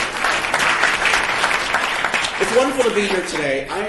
My job here in the next 9 minutes and 56 seconds is to get you to think differently about the arts. That it's just not a museum sitting someplace. It's not something where people just go and go, oh, you know. But it is part of your community. It's something that draws people in. It makes them a better person overall. With stuff like that. Real quickly, Americans for the Arts. I know you know who Americans for the Arts is because we've partnered with the United States Conference of Mayors for the last 25 years. I've been here the entire time. Thank you very much. Oscar got one of our awards a few years ago, and I know you're going to get one here probably pretty soon too. You keep it up. You guys get the arts. I know you do. So I'm going to spend just a little time telling you about kind of setting the stage and then some ideas of what you can be doing or what you should be doing as far as the big thought, as you said, for us to do. The arts are transformational, or they should be transformational. It's about a child's education. Bruce, I'm going to take one little bit of an exception to you. You talked about STEM. I talked about STEAM, the arts connect engineering and math, because not everyone is so that they get math or they get engineering. And not that we're going to go out and train a lot of artists necessarily, but they just think differently. Business wants to see people who are creative and innovative. And how do you teach that? Well, it's kind of hard, but arts is one of the ways for people to do that. The arts can be transformational in a combat veteran coming back. He can't say what he saw, but he can express it, or he or she can express it through art. Another way. Or, quite frankly, in the city's economy. That's how arts can be transformational. So, as I said, you really get this. I was on Fremont Street last night. It's a Monday night, should be boring, nothing going on. And it was incredible out there, the amount of activity that was going on out there. So you really do get the arts there. On each of your tables, I put a couple of these on there, and I apologize I didn't have many more. There's two on each, so I'm going to actually share a little bit. But just some, the nonprofit arts. The nonprofit arts, $135.2 billion year industry, 4 million jobs. They employ more people than, if you add up the firemen and policemen together, they employ more people than that. And more importantly, or most importantly, $6 billion in local taxes. Now, the real cool thing is, what does that mean for Las Vegas? The mayor's already picked this thing up. She's seen it before. This is a little economic calculator that we have. I want you to understand the idea of how the arts really do play a role in your economy. So the yellow side with all the different logos, have that facing towards you, please. And you can see on the logos, we actually, the U.S. Conference of Mayors logo is there, National League of Cities. We do partner, that's my job, as I work with all those different elected officials there. So the Neon Museum, everyone's heard of the Neon Museum. They told me last night that they have about a $1.6 million a year budget, and about 100,000 people come and see them. So you're going to take this, you're going to see, we don't have 1.6 million here, so you can see, you're going to go to the $1 million, and you're going to pull it up just slightly to the 100,000 mark relates to that. So what does that mean? It means, because I can't see this, it means that that's 101 full-time equivalent jobs. That is $3.5 million in economic activity for the city of Las Vegas, and $164,000 in revenue. Just from one little museum, it's not little, but one museum. And again, that's 1 million, not 1.6, so add the numbers there. So the arts can really be a powerful economic tool. That's all nice, but I want to get away from the economy. I want to know how the arts, I want to try to give you some ideas of how the arts helps you in your in the communities. This meeting couldn't have been perfectly timed. I just got back from Detroit, where I toured around in Detroit. Actually, last Thursday and Friday, it snowed on me there, too. So I wasn't worried about snowing today. I was pretty good about that. We had a meeting of our 60 largest local arts agencies. That's what I call the local groups that do the arts. And I was able to glean from them what are the themes or what are they trying to do right now. So the first theme is really successful. Las Vegas is successful, but really successful cities will have a dedicated tax for the arts. Las Vegas is relatively young. You're still working through your processes or whatever, so I'm sure that will come. But the Seattles, the Houstons, the new one I have is Baltimore has a new dedicated tax for billboards. There's a few billboards out there I've seen in Las Vegas. But yeah, so there's a little bit of a tax on a billboard that goes to fund the arts in Baltimore, and that's relatively new. So that was an interesting thing there. So dedicated funding source. Now the cool things. My next couple themes are how can the arts bring about equality or equity and a deeper involvement with your minority populations. Las Vegas has a very wide a number of individuals from all kinds of different backgrounds. How do you get them to be part of Las Vegas and not part of what they used to be, whether they're hometown in Mexico or from China or wherever they happen to be from? You're seeing the sense of place in being developed in a lot of cities: Pittsburgh, Tucson, Portland, San Francisco, Toledo, Riverside, California, just to name a few. So, let's see, where's my thing? So, the idea is, how can the city use the arts and culture to help a low-wage worker maybe climb that economic ladder, at least for him or her or his or her kids? That might be through STEAM education, because they don't speak English very well. It might be through helping other people who are not minorities realize that there are stereotypes, that they're stereotyping people, and that those are not correct or right. That's through the arts also. I want to highlight Tucson, Arizona for something. It's a city that's similar to Las Vegas as opposed to its geography, its makeup of its people, etc. They have a program called PLACE: People, Land, Arts, Culture, and Engagement. It's the sense of belonging. That's what they're trying to make sure that everyone feels. In the report, they say, before you can have a place of belonging, you must feel that you belong to a community, to a locale, or to a place. And of course, the arts and culture is one way to bring you into that sense of community. They have a lot of different examples, but a couple that I'm just going to throw out there is they've had a neighborhood that held a festival using music and dance to promote diabetes awareness and a healthy lifestyle. Okay, that's something that's unique and different. They had homeless youth learn how to make videos, movies, and they created a video to ignite action against the systematic causes of youth living in the streets. Again, that's not something you think about, youth homelessness with the arts, but it's the idea of, again, thinking outside the box. The arts are not just in the little box, but the arts are in your communities. The arts are here in this library. We have an arts little center there too, and I'm sure they have programs here that work a lot to promote the arts. So, in closing, the arts are a great economic driver. We get that, but that's not it. It helps you to, figure out where we're at as a society. They're the fabric of our society. They help tell us who we are, and they bring us together. They create dialogue. They turn cities into homes. Thank you.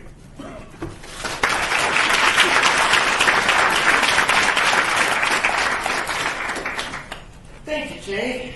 I really hope you can just work on the enthusiasm for arts. What a credit to your organization.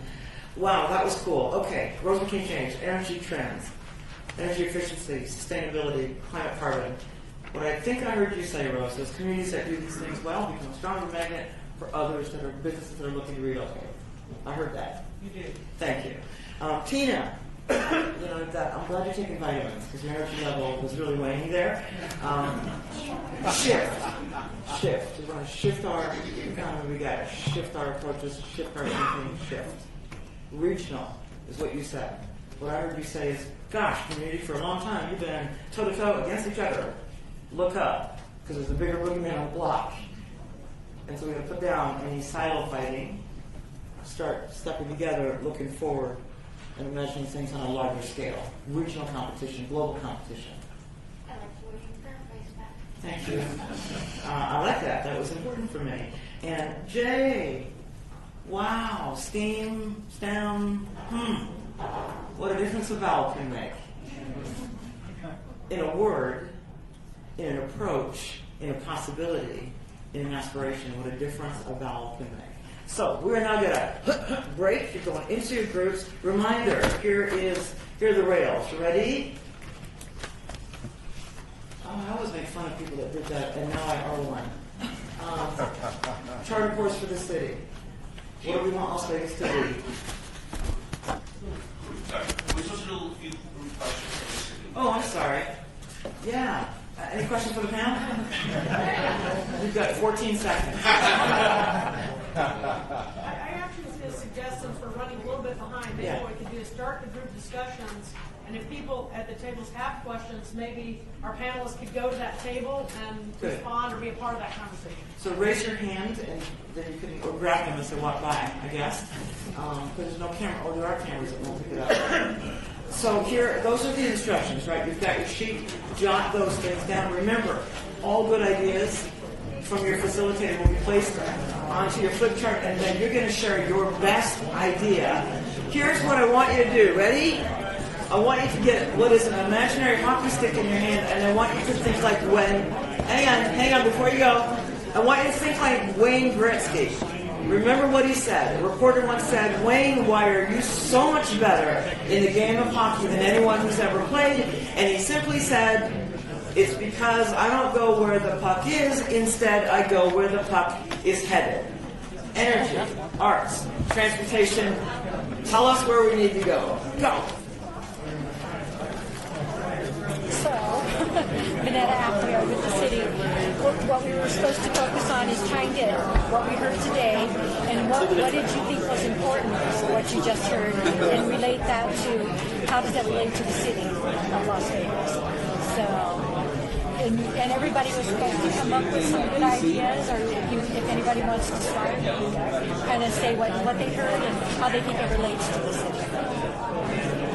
I guess I'll start. Okay. Byron Goins. I work in the public workforce genre, so what I hear about all this infrastructure and this regional development, it always comes back to how are we going to have a skilled and trained workforce to work as a collaboration, but to move forward with the goal.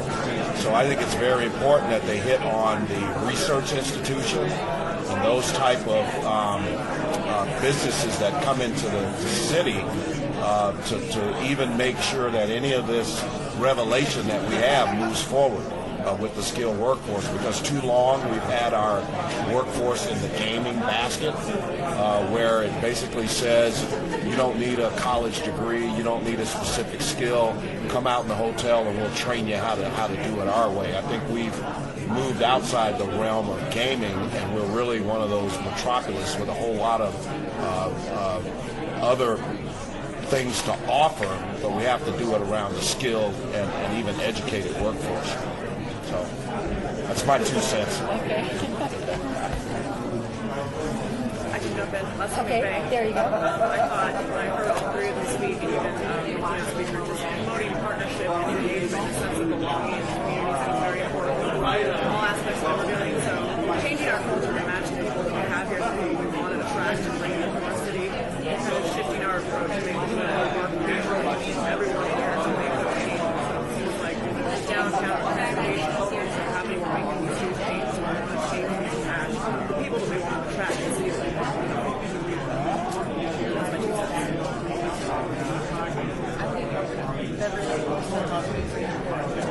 Talk about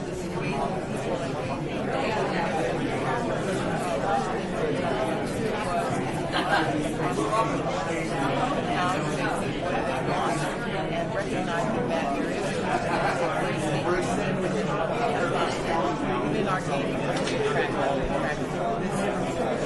so I would do that part of it.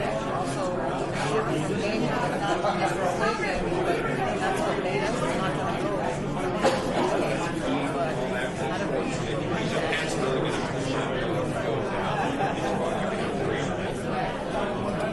I don't Doug Gillespie. I think it's really important that we move away from the idea process to the action process.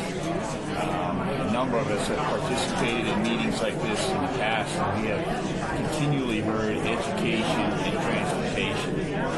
So I believe now's the time to develop an action rather than an idea, and we have to be honest with ourselves that we've got silos within our county that hinder our ability to be active. Look around the room. You see a county commissioner. Do you see someone from North Las Vegas, an elected official? And we're talking about regional issues. So, and I believe how you do that is to be commit ourselves to these two particular items, and we develop a way to bring in consensus, collaboration in our approach to developing some actionable items.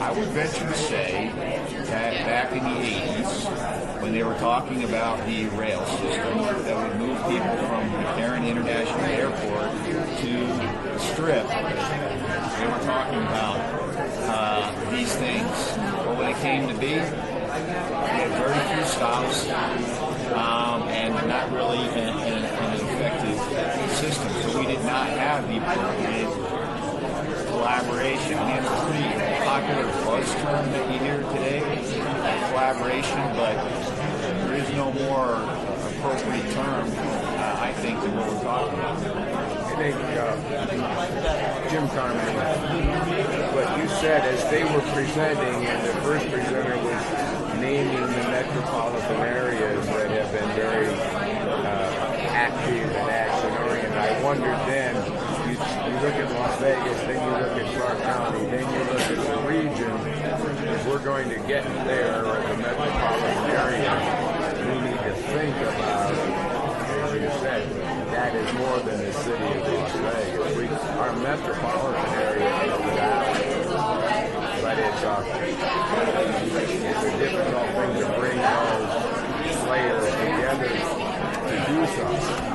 I mean, I'm agreeing. When you talk from an education standpoint, I mean, if you look at Doug Gillespie, for the record, the progress that the community college has made in expanding their curriculums, their availability. When you look at Toro University, that's housed out in Henderson, you got UNL. I mean, there are some things occurring, but not necessarily with the support of the valley, as a whole. It tends to be done more in a pocket, and that's where we've got. I don't believe anybody in Henderson or North Las Vegas or Overton, Mesquite say, no, bad idea. I think they'd say it's a good idea. They'd like to be, a party to it. But we have to force the issue to get them to the table so we can promote, some of these ideas. John Lee Liu, I'm former general counsel of the World Market Center, now from the Greenberg Torrey Law Firm. And I agree with what everybody has said. I think that where we are right now is kind of at a critical point in our history where we are at the end of our adolescence and we're deciding whether or not we want to become an adult as a city and as a region. And part of becoming an adult is admitting where you are, using real words, such as, yes, gaming has gotten us so far, but we need to come to the reality that gaming is not going to invest anymore in Las Vegas and in the county. And we need to find other sources of revenue, economic diversity.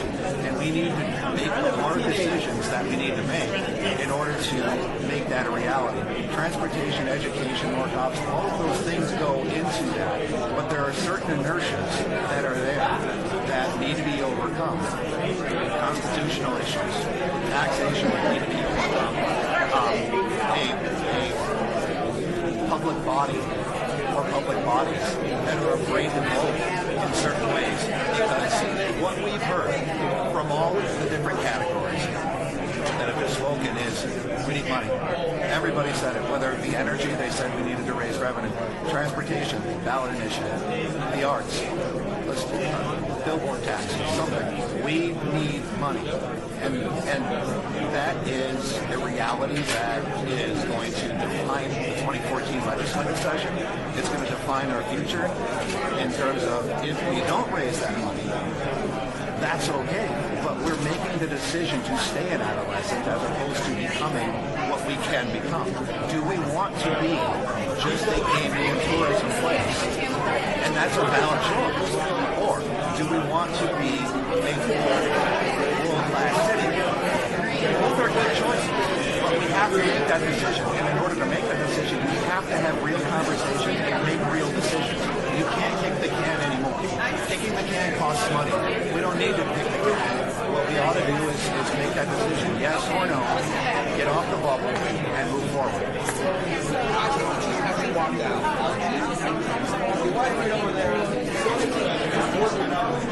Have the courage to make the hard decisions and have real conversations. Hi, Leslie, how are you? I had adjusted.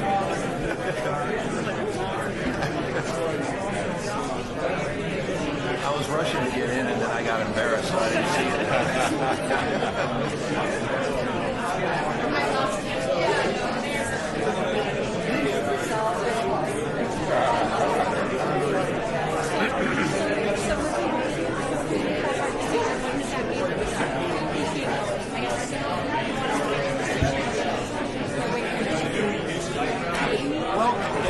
it's a decision that has to be made.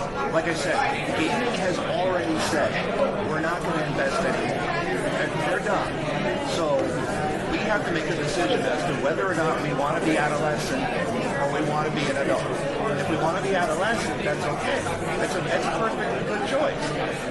If we want to be an adult, well then we need to make the decisions that we need to make to catapult our economy and diversify the economy through those investments in education, transportation, energy, public service protection, all of those things. And all of those things cost money. And because they cost money, they're going to require votes. And those votes require courage because there are going to be people who lose their seats because of it. But it's all part of catapulting ourselves to the next level. So what Rose McKinney James said in one of her slides, that little one that had politics and money next to it, I guess that's an important bullet point when it comes to She can't do that better. So yeah. Action things occurring within the city, that's great. Unless there's participation from all aspects of everybody in Clark County, it's not going to be the success that it needs to be. Can you do everybody a favor and send these conversations to your table? Getting back, we said, what do we want? We said two things. What is what, and who is we? And those are two critical elements to making this real, I think. Again, Councilman. Thanks, Mayor. Your conversations are very important, but we're trying to get them picked up on the recordings at your table. So it's a lot of the side conversations that aren't pertinent to the actual substance of your conversations at your table. So if you could keep that into consideration as you're talking at your tables, take your side conversations outside. No. Mayor needed permission. But just to finish that thought, I think those 2 more minutes to wrap it up. And remember that the report out is going to be the ideas you loved the most that you came up with. We really need to talk about who we are. And what, if we don't decide on what we want, we have a host of issues out there that could be the what. Gaming is here, and what else, man? And then that's got to get zeroed in, I think, to a few critical issues that are really decided by the we, who are much, who are the balance, or whatever you want to define that. If we don't do that, I think we'll spend a day of interesting discussion, and we'll be back in a year doing it again and again, and that's been, I've been here since '66, and that's been the same. It is, and it's so I would just echo what you're saying. So it gets back to the first speaker, I think, which is what are the game changers? There hasn't been a game changer since the 60s. What are they? And I know that we haven't talked about that much, but I think that goes back to what are we and what do we want to become? Well, I might say, Doug Blessman, for the record, a game changer, I believe, has been the economy. You see more discussions now, more active discussions about what we're talking about today than you ever saw pre-most recent recession. And we've been through a few here in the Valley. So I think we as people within the community need to continue to push the issue based on that.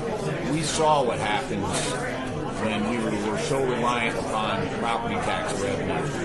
We saw what happened when we were so reliant upon gaming and this being really the only place in the world where you could come. So I believe it's there, but I also think if we don't act upon that game-changing moment that we have, we'll regress back to the old way and sort of, go through the motions, but really not see any significant change. I think one of the Michael Downs downtown project, I think one of the game changers is revitalization of what we're doing downtown. Help of Tony and Zappos. We've been struggling with the connectivity issues of RTC and UNLV. We're trying to get the supportive educational system downtown. We've brought in over 50 companies through our tech fund and small business funds, and they're looking for talented individuals to work for them. And we do not have any connectivity physically and or relationships with the colleges in downtown. It's been a challenge. That, for us as a development organization downtown, we definitely elevate the quality of individuals that we're able to attract and come in. I think that one of the things that we think about is we do a lot of outbound and try to bring people in downtown Las Vegas, but we've only really had one company who's come in on their own without us trying to recruit them. So I think that would be shifting the pendulum. Companies want to become downtown Las Vegas because it's cool, it's a great environment, it's great talented individuals, it has great connectivity to the airport. We're not there. We're evolving. We have conversation. We have and I'm going to take a page out of Pat Sporkowski's playbook. The other day, he taught us in the room that we were sitting in together. Here's how it looks in the kindergarten classroom. Everybody, make a bubble. Make a bubble. Having a champion to help us. Make a bubble. Okay, that means air in your cheeks, lips closed. Bubble. All right, good. So I know you have come up with astonishingly amazing and provocative, evocative, delicious ideas. And now here's the hard part: is you only get to share one. So I hope you've decided the one that you want to lay down as a wow for the group. And let us start. Why don't we start in the very back?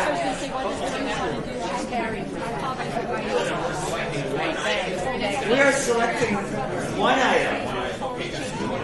One item on. What about move away from process and development? You got 30 seconds. That's on. Yep.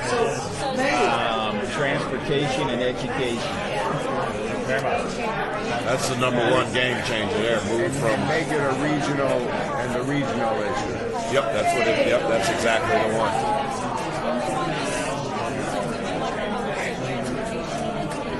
Yeah. Not the first time that heard it. Are there for arts in there?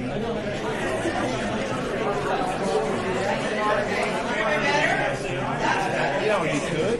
But I think when you go to these things, they really harp on education and transportation. I think you can make an argument that arts would be part of the education process.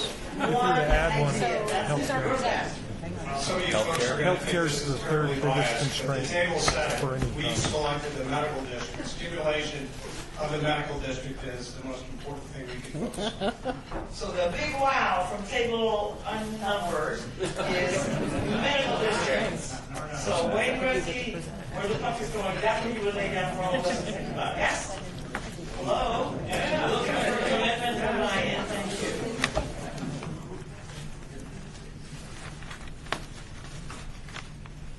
I'm picking up on the recorder. You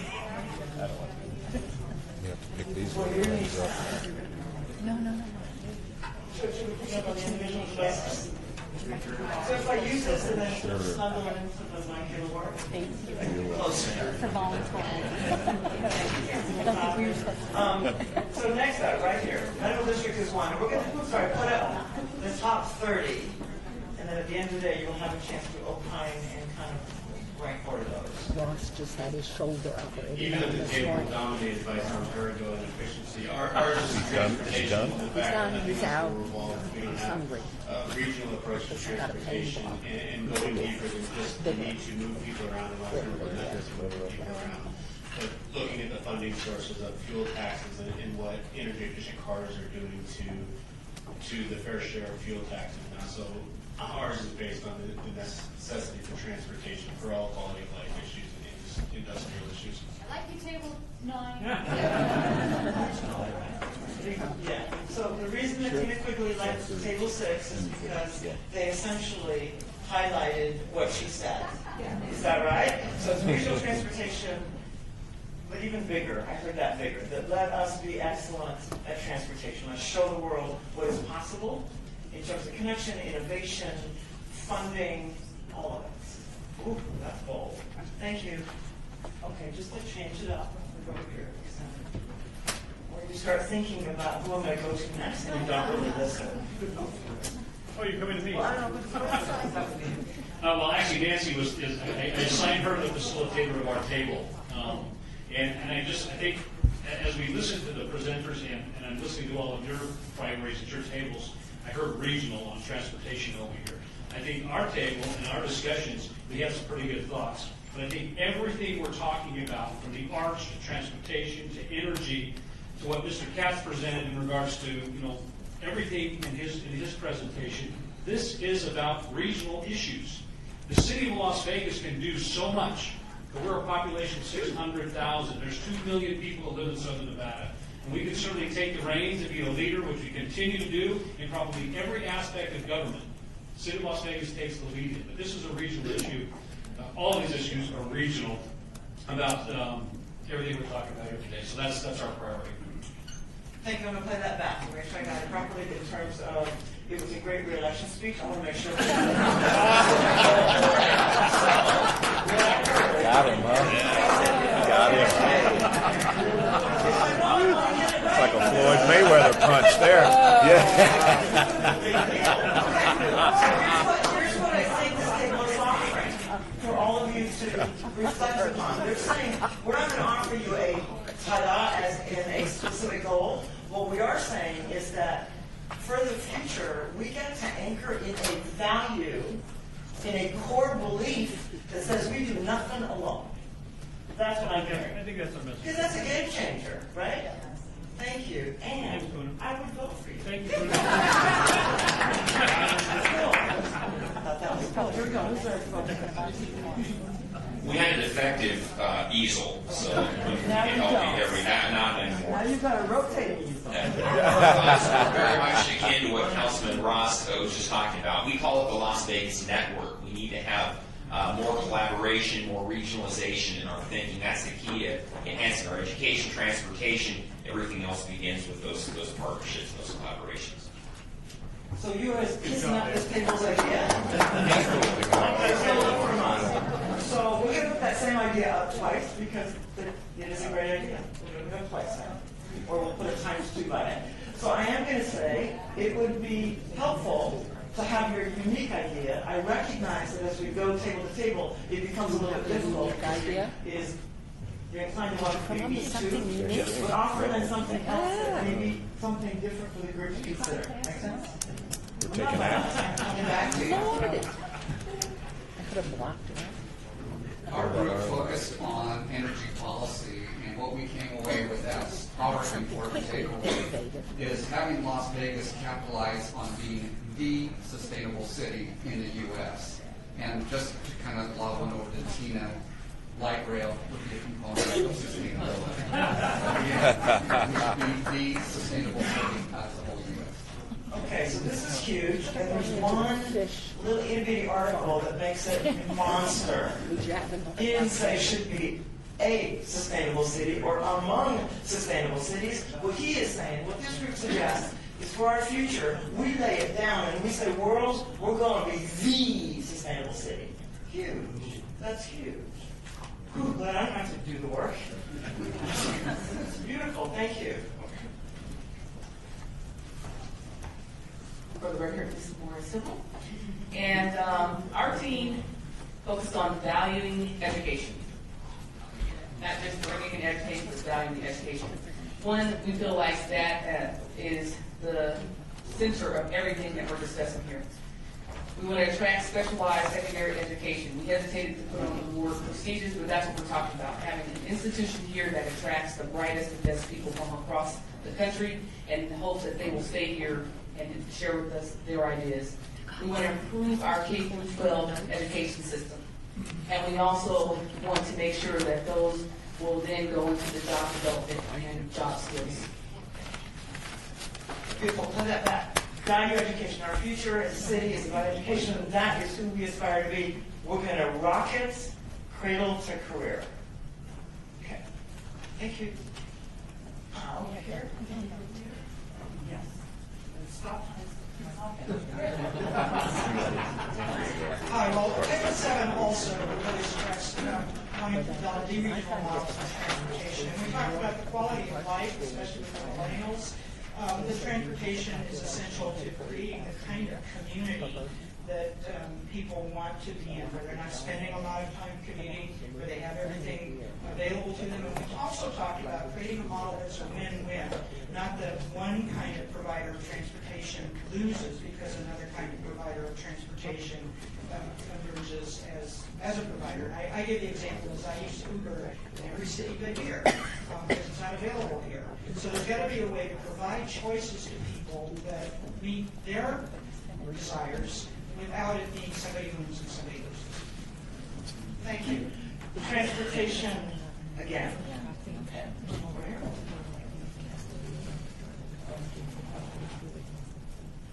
So there's only last year left. Okay, this is probably not the wisest way to do this. Hi, we were starting to migrate towards education, but ran out of time because of time limitations that you've set up. Transportation components, we were transportation, it's kind of us too. We get getting aggregated, coordinated, connected. I-11 is essential for economic diversity. We've heard that, and I can go out my into it. Monorail, and then sort of wonders, okay, what do we have for monorail again? And then mass transit with California, another issue we've talked about on an ongoing basis. Transportation. Thank you. Last word is Our Los Angeles, Las Vegas. Our number one priority is transportation. We believe it has to be community involvement, public-private partnership, human capital, getting the buy-ins from our marketing union representatives, and we're going to take a regional approach to it. We also believe that I-11 corridor is the lifeblood and the future for the development of the entire region. There's one more table that has There is one. And it's the mayor's table. Really a lot. You know, my knees and Juice, no juice here. Well, I have to give credit where credit's due. Do you see these wonderful, handsome, and beautiful people sitting here? I was up the entire time of deliberation, so I know they've come up with the best. Sock it to you all. Nanetta, we're on. Take it away. All right. Vanetta Appleyard. We actually were talking more about moving away from the process and develop the action plan. That was one of the things we felt was needed. We need to start taking action. We're not just doing a lot of talking. And we also recognize, again, we're mirroring what other people have said, that it's a regional issue, and we've got to break down the silos and get everybody participating in this regional issue. So that networking came up. Sounds like a common theme. And we were very focused on skilled labor, and we wanted the skilled and trained workforce, and to look for research institutes, also partnering with UNLV, get them to come downtown, get them to move around into different areas of town, so that education becomes one of the tantamount of making us successful. And I think the sheriff wanted to. Our focus was on education and transportation too. And we've been in meetings before to discuss this. It's come up before. Let's develop an action plan. Let's make it regional, and let's move forward. And we will be successful. Give yourself a hand. Can I just ask you to do that?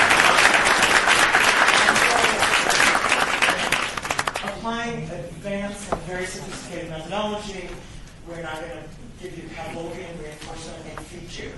So in the back of the room, there is lunch. So we're going to take a break, network, check your email, do what you need to, and then we're going to pick you back up at 12:45. So you've got 22 minutes. Enjoy. All right. It's like And this came from Elliott Catering for feeding us. And it really has been so exciting because for so many years of my life I was in trouble eating in a library. So I've just felt like it's this decadent and delicious pleasure to be eating out in the library. But please, before you put pages on any books, wash your fingers. You know better. Okay.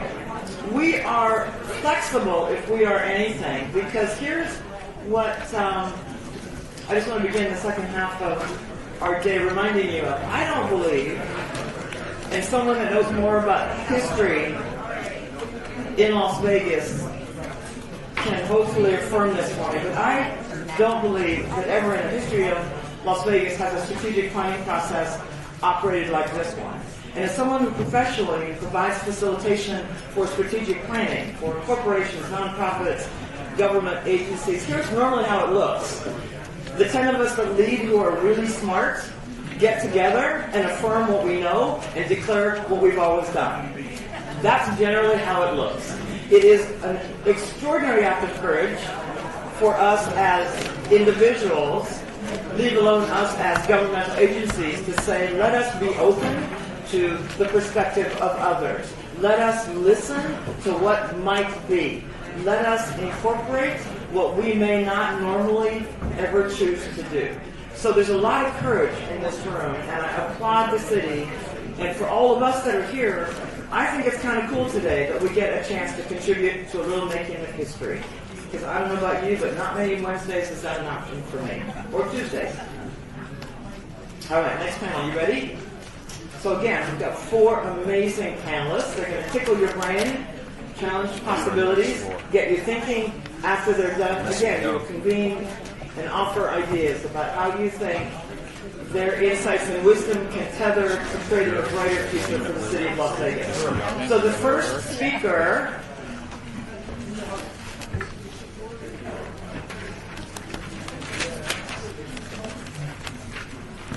Our first panel presenter is going to be Missy Young. She's the Executive Vice President of Co-Locations at Switch. Her mother is also very proud. She joined the company in 2005 as a partner. Her job is to help clients understand the unique technological ecosystem that is Switch. She leads a phenomenal team, primarily of sales engineers, and will be the first to tell you that she has the best job ever. Missy is dedicated to helping diversify Nevada's economy. She pays it much more than lip service. She rolls up her arms and her sleeves and contributes tirelessly. She's on the executive committee, actually the chair of the Las Vegas Global Economic Alliance. She leads the IT sector for GoEd, serves on the Kenny Gwynn Center for Policy Research, and is another tireless energizer bunny in our community. Please welcome Missy Young.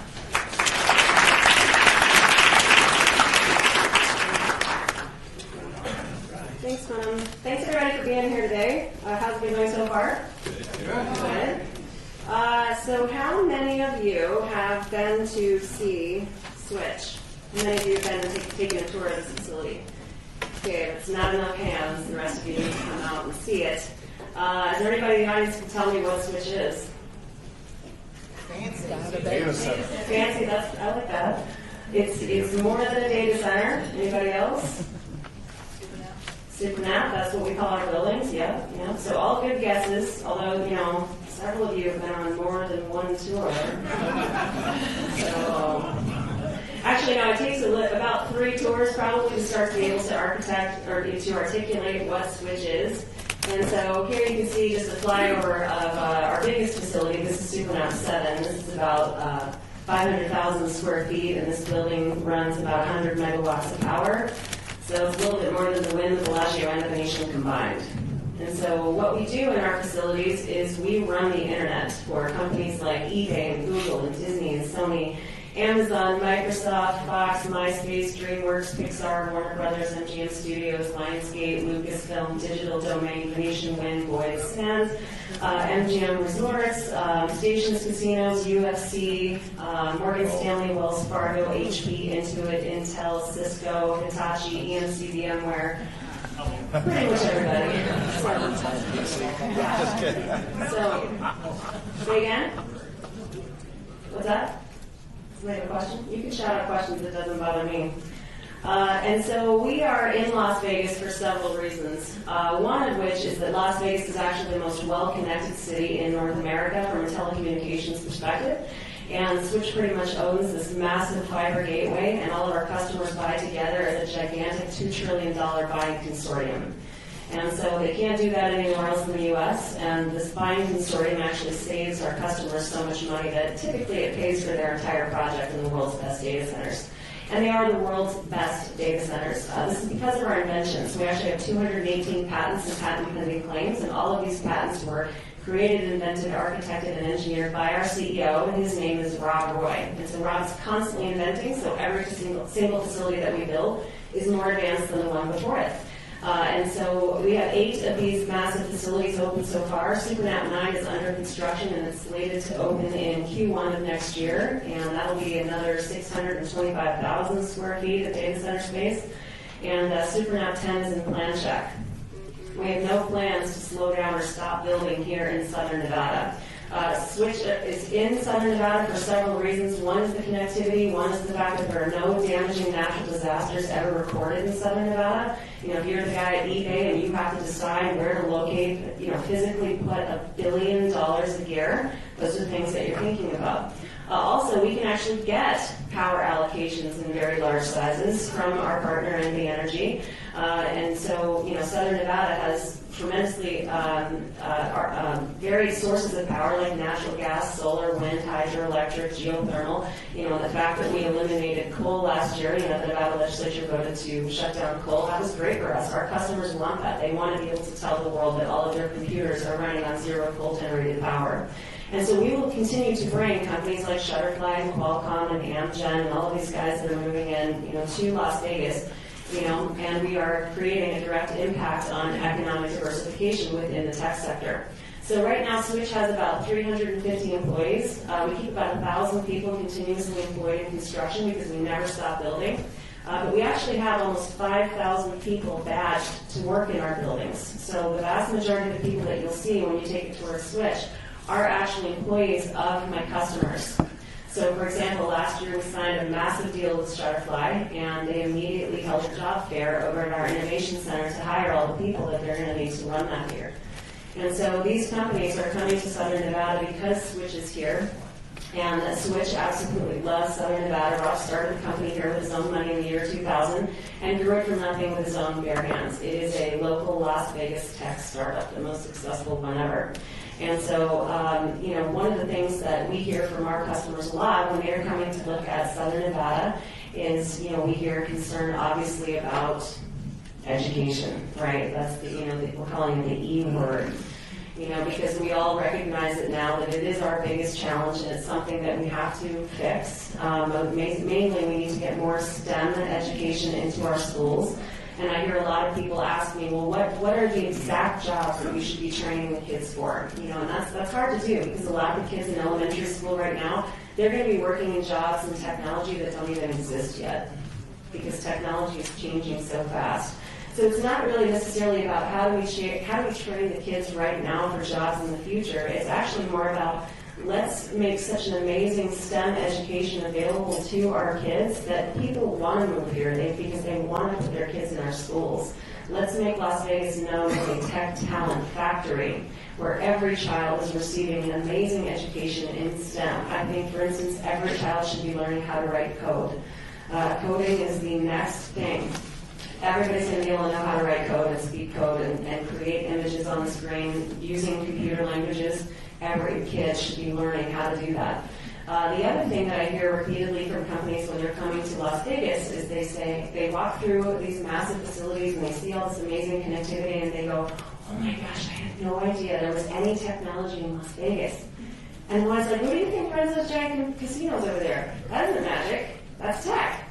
You know, if you look at just those huge high-definition screens running up and down the strip, you know, in front of Wynn and out in front of Bellagio and so forth, that's amazing technology to have that kind of a high-definition image on that massive screen. Think about the engineering that it takes to put on a Cirque du Soleil show. And we have 8 of them going at the same time every night. You know, we built space stations here in Southern Nevada, Bigelow Aerospace. We have Nellis Air Force Base, the crown jewel of the Air Force. You know, all of our allies send their pilots here to train using the technology that's available to them at Nellis.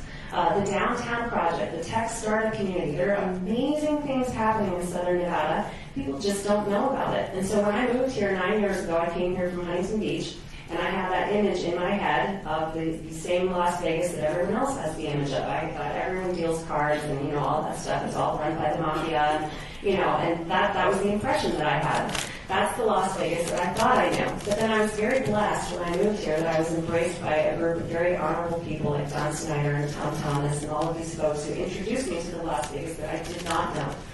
And so if I had 2 things that I would want to drive home today, it would be 1, the education issue. That absolutely has to get fixed. But 2, it would be the brand of Las Vegas. You know, the fact that we are not educating the rest of the world about the other side of Las Vegas, the Las Vegas that they don't know, all of the amazing things that go on here.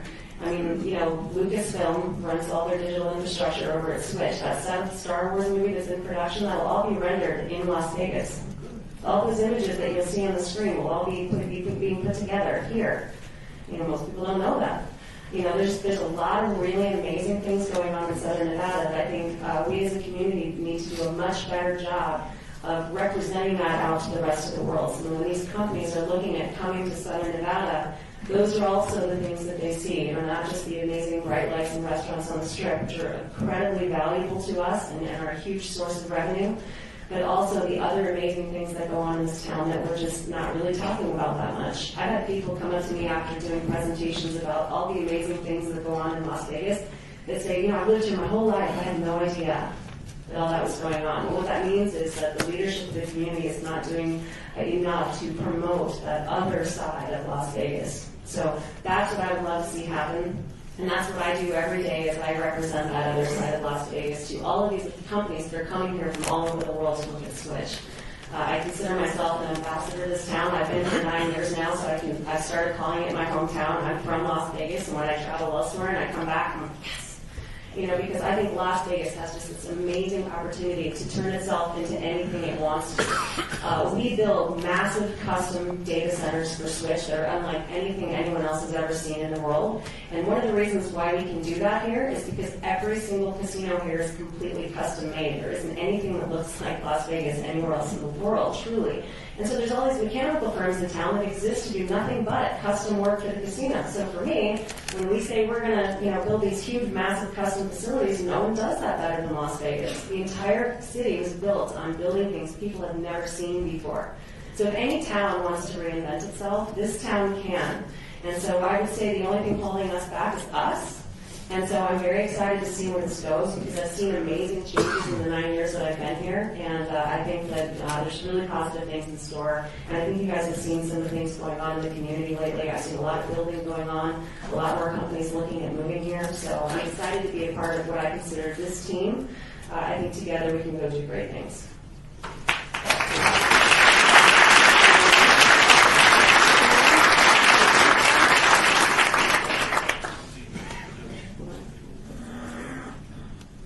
That was awesome. So we may need to go get another mirror. Because the mirror that we've had, that we look in constantly, is the mirror that reflects back to us that we excel in gaming and suck at everything else. And maybe there's a difference that we have that isn't anchored in anything. As Missy just pointed out to me, that was like transformative. You really gave me a perspective shift. Maybe we need a new mirror.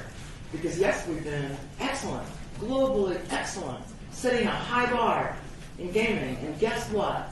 And that means we are technologically sophisticated, and it means we can manage incredible complexity, and it means we are agile and nimble and endlessly creative.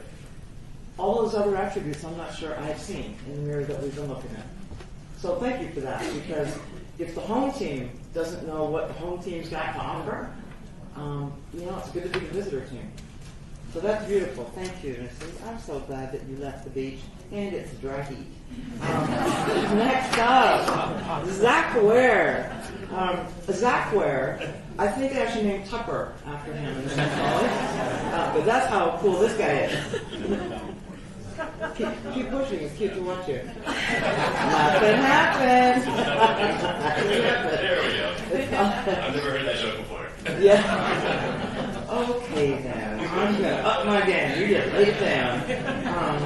Zach Ware is leading development of Zappos.com's new downtown Las Vegas campus and revitalizing downtown Las Vegas as part of Zappos.com CEO Tony Hsieh's independent downtown project. We know that. Zach is working to create a vibrant, connected urban core through intelligent, organic development of physical spaces and creative communities. I'm not sure that there's another job in this country that has that as its description, and good thing because there's no one else in the country that does it and delivers it like our next speaker is Zach Ware. Thank you. So since that bio was written, bios are kind of creepy. A lot of things have changed. In September, we opened the Zappos campus at the former City Hall in a lot of your old digs. And not long after that, I actually left Zappos to focus more on a project I'm talking to you a little bit about in a second, as a connected part of the downtown project. But I wanted to give you a sense today of sort of how we think about city development as it relates to inspiring collisions that ultimately let magic happen on its own. Some of the things that we do seem very big and crazy, but I'm going to try to tell you a story about a pattern through a number of things today. And hopefully, when I'm finished, you'll have a sense of how we think about what it means to revitalize a city and the role that we play as downtown projects versus the role that a lot of you and your organizations play and how we can work together. At a very high level, about 3 years ago, the idea was seeded after we announced we were moving Zappos to the former City Hall. And a few of us were living downtown and we're really focused on ways for us to do more. And it wasn't until early 2012 that we actually formulated the idea of Downtown Project. A lot of people think it must have been around for a decade. Really, it's been barely 2 years. And in the summer, we basically set aside $350 million when we set that money aside. And really wanted to focus on 4 key areas, 4 key investment opportunities. One is small businesses, which I'll talk about in a minute. Another is tech startups, which I think complements what Missy was talking about really well. Education, arts, and culture is another $50 million, and $200 million in real estate.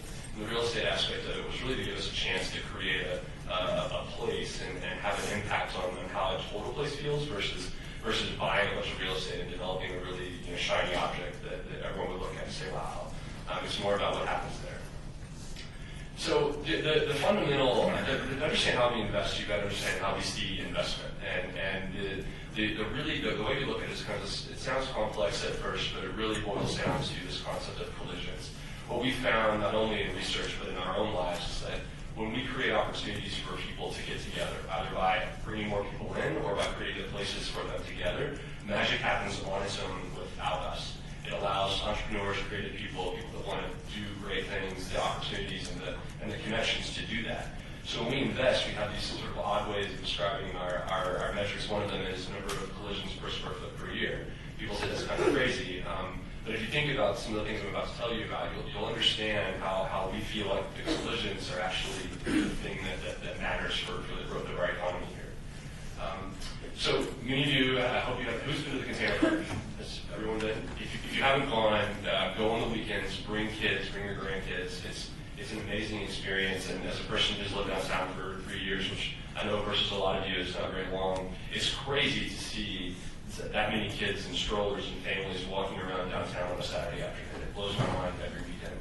And the Container Park was designed to be a center of activity. In the middle of it, we know that a lot of you know there's a kids' play area, and it's surrounded by a lot of unique and independent food and beverage stores. And it gets to our small business investment strategy, which really is told best by the story of Natalie Ede. And Container Park is just a multiplication of the opportunities for people like Natalie to create something amazing, where you find a passionate entrepreneur who wants to create something.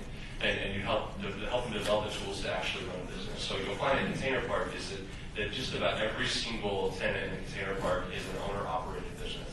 So the entrepreneur previously didn't have a place like Big Ern's Barbecue, and almost every time you go in there, you're going to see Ern behind the counter. And there's something pretty magical about that anywhere, not just in Las Vegas.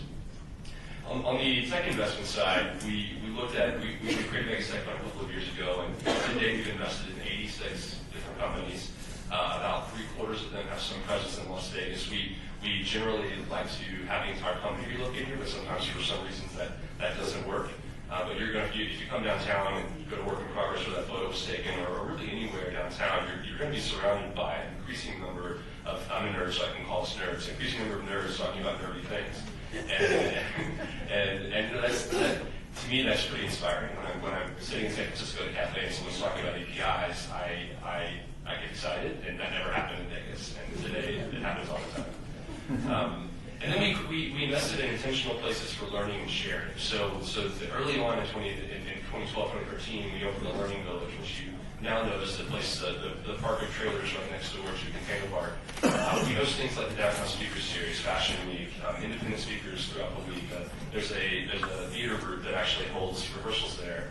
And the idea there was when we talked to a lot of people who were trying to form community groups, their number one challenge was finding space.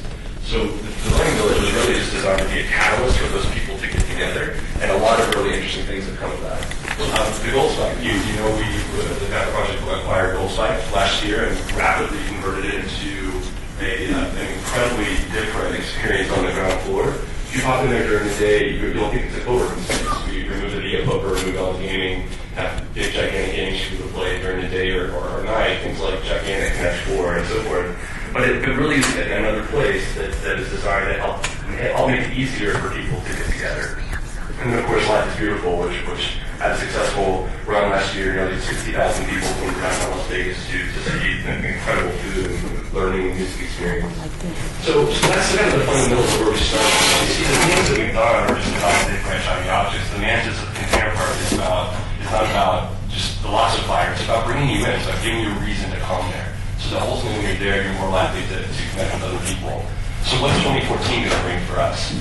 We're getting a little bit more grown up. We've had a little bit more time to plan and build some big things. Many of you know the Inspired Theater, which is operated by Mr. Pointway sitting here in the front row, is beginning its programming schedule now, and you'll begin to see more and more amazing speakers and a great speaker series to learn. You can go to the front, you can actually print a book. If you any one of the open domain books, you can print a book literally on the spot to read. You can read one of hundreds of magazines from all over the world. It's a place designed to give you a chance to connect with one another.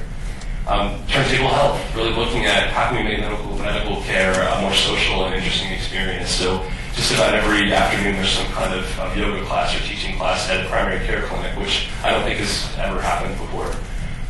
Where I spend most of my time now is on Project 100, which some of you might have heard of before. We placed the largest single order for Tesla Model S's in North American history for Tesla last year. We'll be launching this summer. And it's really interesting to hear people's perspective on transportation, because where I spend 95% of my time now is with this company trying to develop ways to integrate multiple modes of transportation to make it easier not just to get from your house to your office, but more importantly to make it easier for you to move quickly around the city by combining shared cars, both Teslas and small city vehicles, bikes, and shuttle buses. And in fact, yesterday, no one knows this yet, but yesterday we actually acquired our trolley, which is, you'll start to see, it won't be that color, I don't think, it's pretty atrocious. It's making its way back from Florida right now. And so you'll start to see more and more ways we want to tackle this concept of dynamically routed transportation, and not only looking at the core of a city, but how do you connect different poles of activity? We have Summerlin Town Center in Las Vegas. It's growing very, very quickly. That's an activity center. How do we not only help connect that, but help connect the different parts of the city together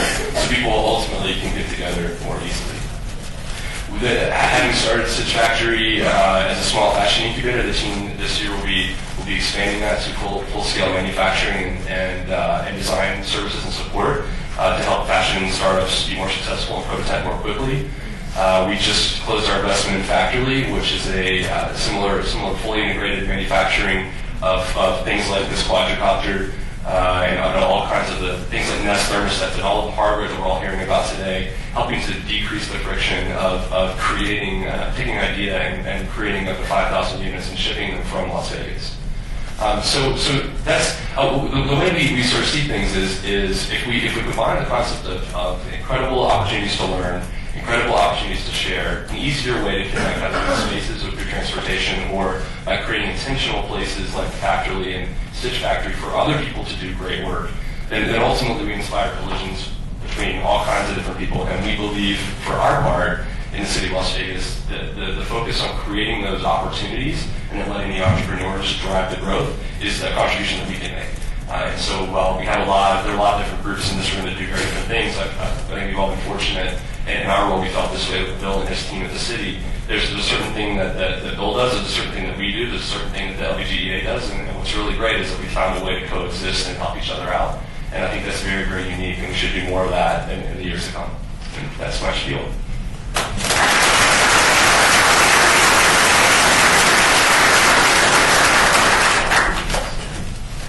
You were very good. Have you heard that before? I had never heard that before. Can I take my presentation? I thought about nothing else. I thought I was sitting up here. There was a lot to think about. And, sorry, finish. Of course you can. Of course you can. So for this baby boomer, when I hear CCC, collisions, co-learning, and connectedness, I actually think of a Russian hockey team. So stuff is changing, things are moving, and how cool that we are reminded of that today. And that we've got a space in which we can say, oh yeah, my perspective needs to be modernized. My worldview could benefit from contemporization. So thank you for doing that in a way that loves and honors us. Because if you scream at me, I don't kind of want to do it. That was beautiful. And yeah, I don't know how to keep up with your resume actually. Maybe we should just have you, like we should just write it in. Right? Because anything you do seems to change. Yeah, within minutes. I was also, you also really struck me with the whole notion, I've heard it from Downtown Project, Tony Shea for a very long time, the whole notion of creative collisions, right? So in a world, in a paradigm that I've had for a long time, it's about management of risk and minimization of risk. Collision is bad, right? And yet, there's an opportunity to say, what is this? Might it be great? Occasionally, there's a little shrapnel involved, and lots of times, there's sort of kinetic possibilities that absent the collision would not be. So thanks for reminding us that. Amy Jo Martin. Amy Jo founded Digital Royalty nearly 5 years ago. And the goal was to help companies, celebrities, sports professionals, teams, athletes to build, measure, and monetize their digital universe. Did you know there's a digital universe? I know. I just learned that as I was reading about it. Digital Royalty provides customized social media education programs through Digital Royalty University. In October 2012, Amy Jo published the New York Times bestseller, Renegades Ride the Rules, or Write the Rules. Renegades Write the Rules. She has nearly 1.1 million Twitter followers, and that's probably old, it's probably like 6 billion. And she travels the world to speak about the latest trends in social media. Please welcome our next speaker, Amy Jo Martin.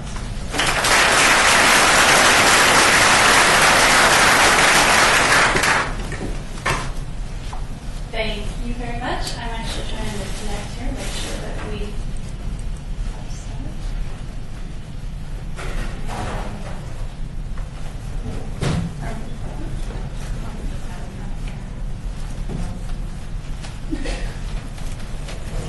Ta-da! Here he comes!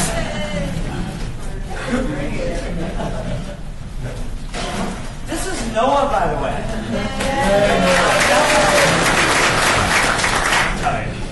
I don't know if he's wearing the leotard, but he could be because he's our Superman. Once again, all day. That's nice and never.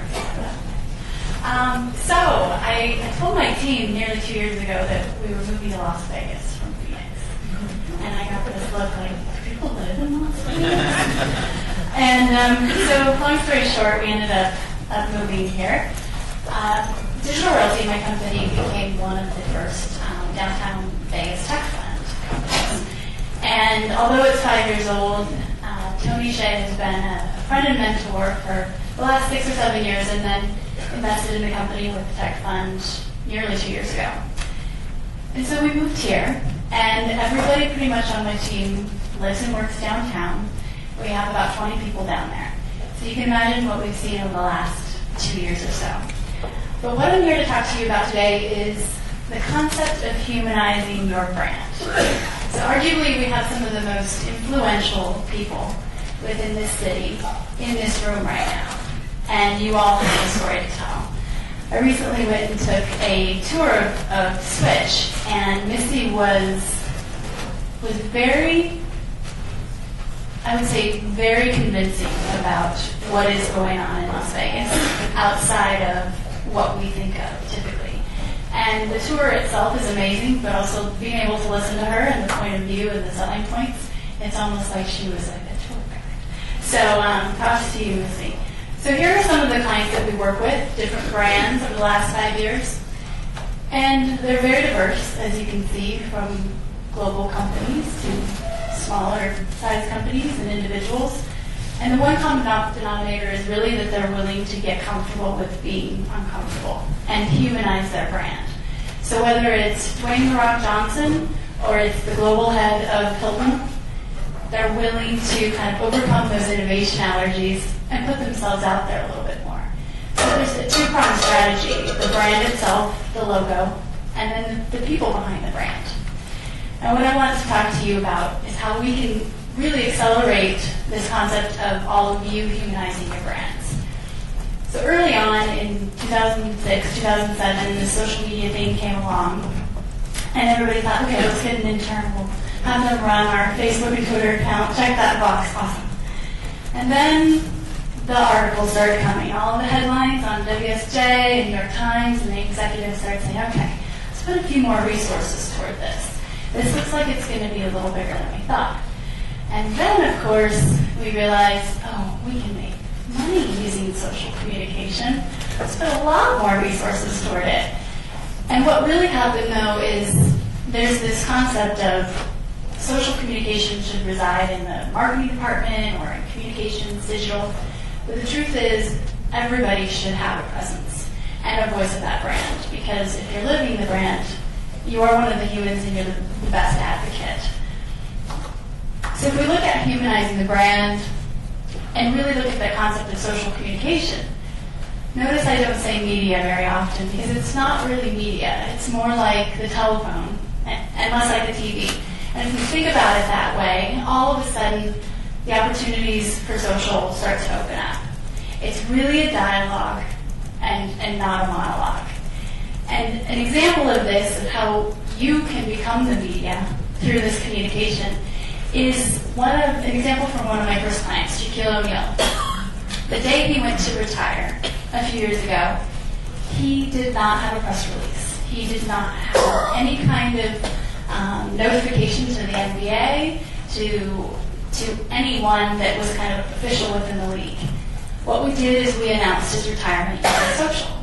And the way we were allowed to do that is because he had built influence and a following day after day, and built this following to leapfrog, in a sense, the media and tell his own story.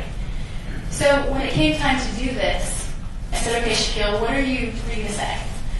And he showed me his different rings, and he said, well, I can talk about when I played with Kobe or when I played with LeBron, and we can do this video. And I said, what do you really want to say to your fans? And it became a time where we humanized his brand more. And who was that person behind the personality? And I just realized we don't have audio. It's a bad time to realize this. But this is the video, and I know the words. So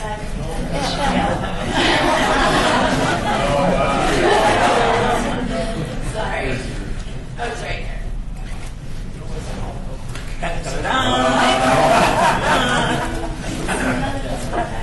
Supernova. So this is the video. It was at his home. We literally didn't have any press around. Nobody knew that he was getting ready to. Nobody knew it was time probably for him to retire, but nobody knew when. And this is what happened.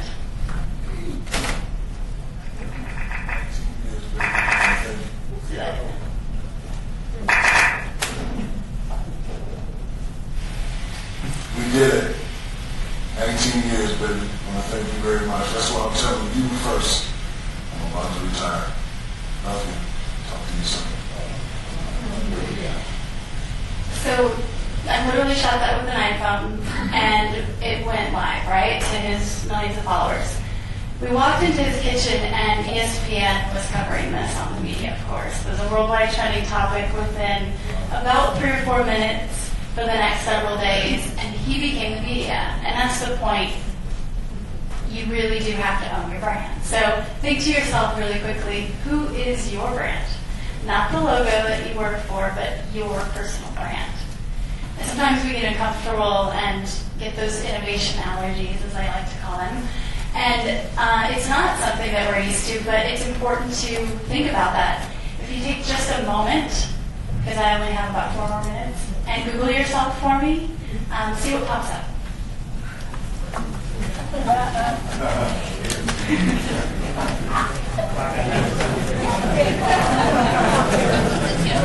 Try and see what that #1 post is. And if you're really daring, Google image yourself. That's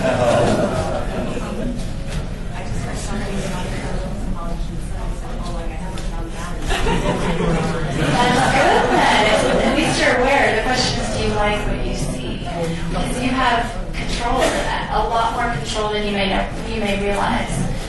With social communication, it's one of the best ways to increase your ranking of your presence. So social is indexed by the search engines, of course, and the more active you are, the more engagement you have, the quicker your actual brand, your Twitter account, your Facebook, your LinkedIn, Pinterest, Snapchat, whatever, will rise to the top. So there are ways to be that first link.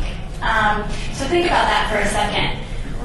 But if we take a look back, some of you guys may have heard, you're still talking about what you're seeing, huh? Hold up on that for just a moment, because there is something very important. There's a guy by the name of Simon Sinek who has shared a powerful TED Talk, and you may be aware of him, but he powerfully proves that people don't buy what you do, they buy why you do it. Why? So the goal is not to sell people what you have. The goal is to connect with people who believe what you believe. Okay, that's great. He's powerfully proven this through the science of, actually the study of physiologically, not just psychologically. But what does that mean?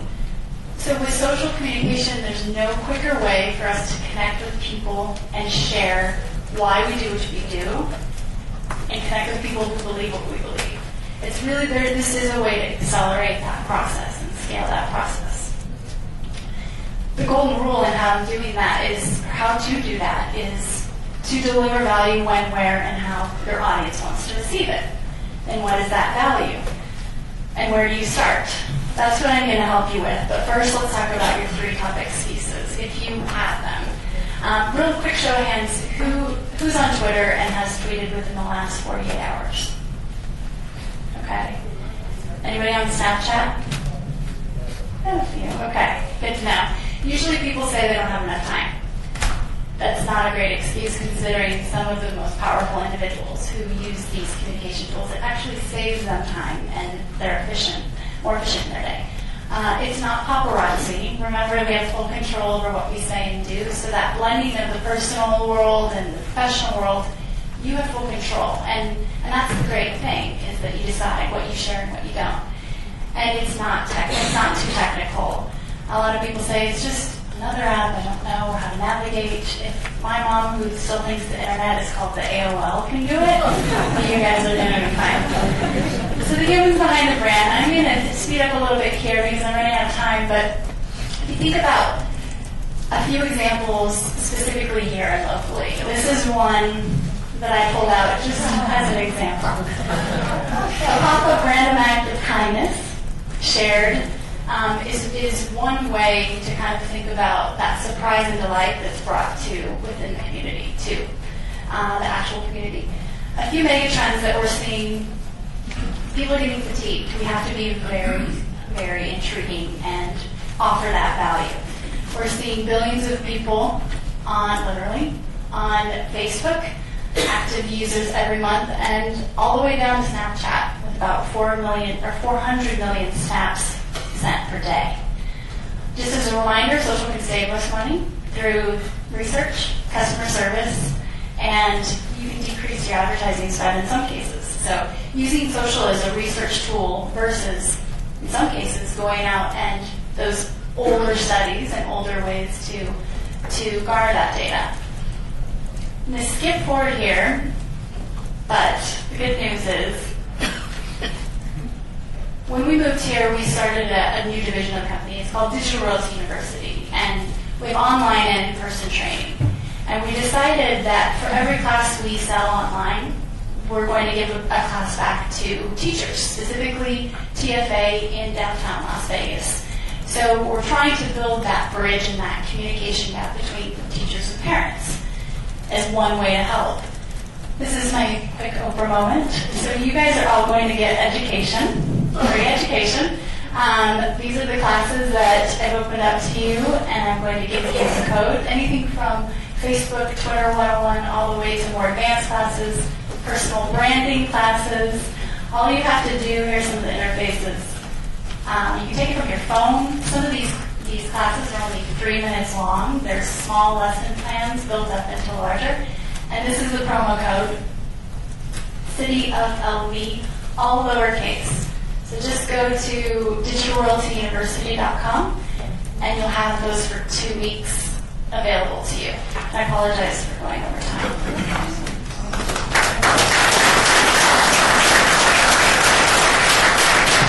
Let's make it a true Oprah moment. You get a class. You get a course. You know you all thought it. I saw a whole bunch of you go back there. You get a course. You get a course.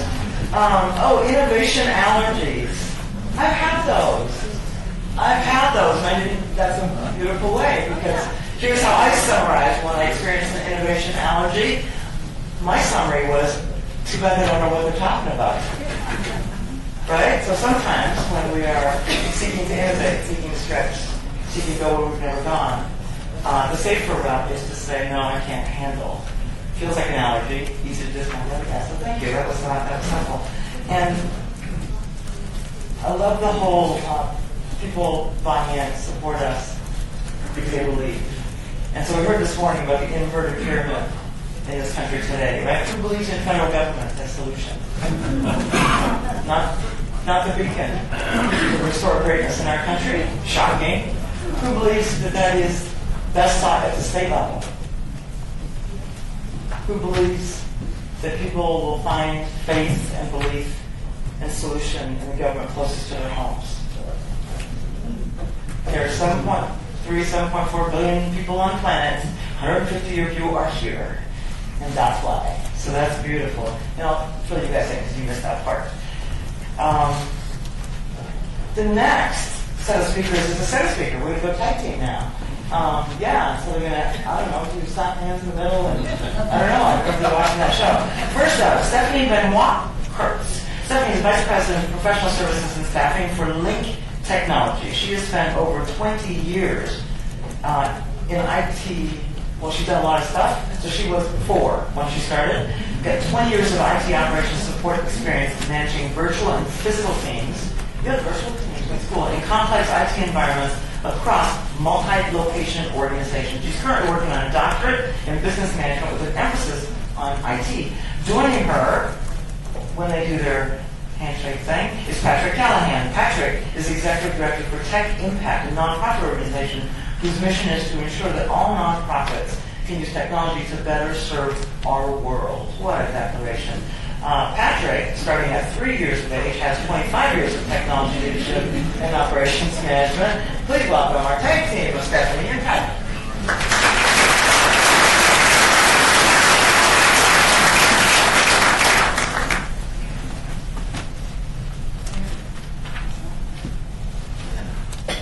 Noah. Supernova. So while he's trying to get our technology set up, we brought an IT guy too, right? So one of the biggest challenges that we have in the community, being an IT professional as well as an educator, born and raised here in Las Vegas, a product of the Clark County School District, is that we don't necessarily do a good job, as Missy indicated, around growing our own in technology talent. And so the challenge with that we're almost at the point of critical mass in our community, where we look at organizations that are interested in coming to Vegas, but the question they ask is, where's the talent pool that's going to support us from a technology nature? When we look at the school district and we look at the different programs that are across our organizations, they're not growing enough talent fast enough to even supply the need that we have here in Las Vegas today. At Lead Technologies, we provide staffing and professional services to MGM, Caesars Entertainment, a lot of different organizations inside of Las Vegas as well as across the country. And the startling fact is we spend 50% of our time looking for IT talent outside of Las Vegas because we can't find it here. And so as we look at this challenge, we're not the only community across the nation that experiences this kind of a problem where we're not growing our technology fast enough. We need to start to look at opportunities where we can find ways to generate talent quicker and put them in the jobs that are here in Las Vegas. And so as we started to look at different models across the country, in Philadelphia they have an organization called Tech Impact and IT Works that actually focuses on at-risk youth, underemployed, unemployed, and unskilled, where they actually are running them through a training program, getting them into internships, and then promoting them into real jobs in our community. And so when we talk about starting to connect the dots from the underemployed and the at-risk to classrooms to careers, this is one of the very pivotal pieces. And so we have Patrick Callahan here to have a conversation about what that model looks like, because as a community we need to start to have the dialogue about how do we change the status quo and how do we keep those jobs here for Las Vegans that we may have to get through the program.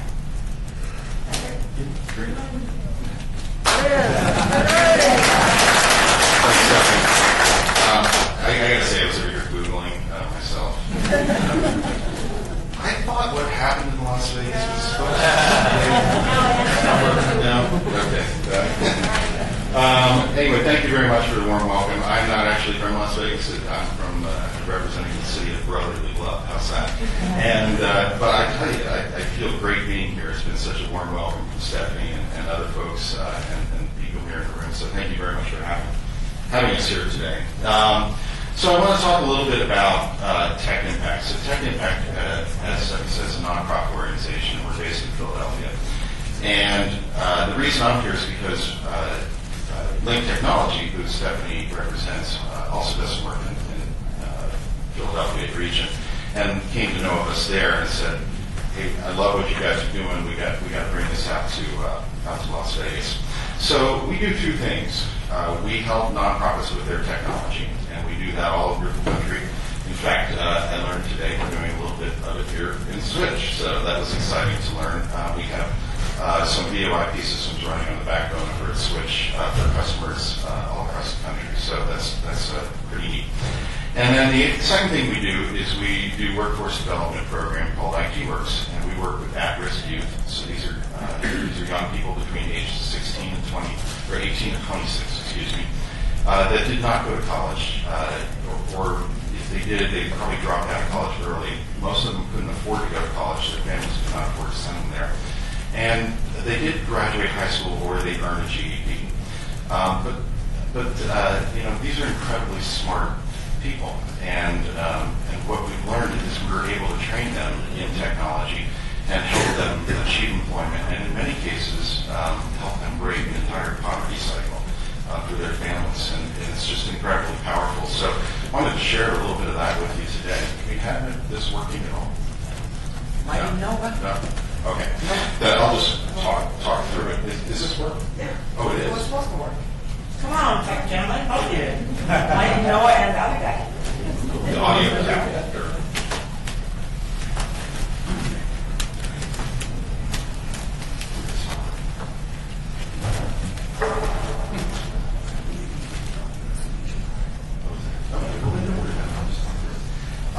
We're going to show you this really cool video. It is a really cool video.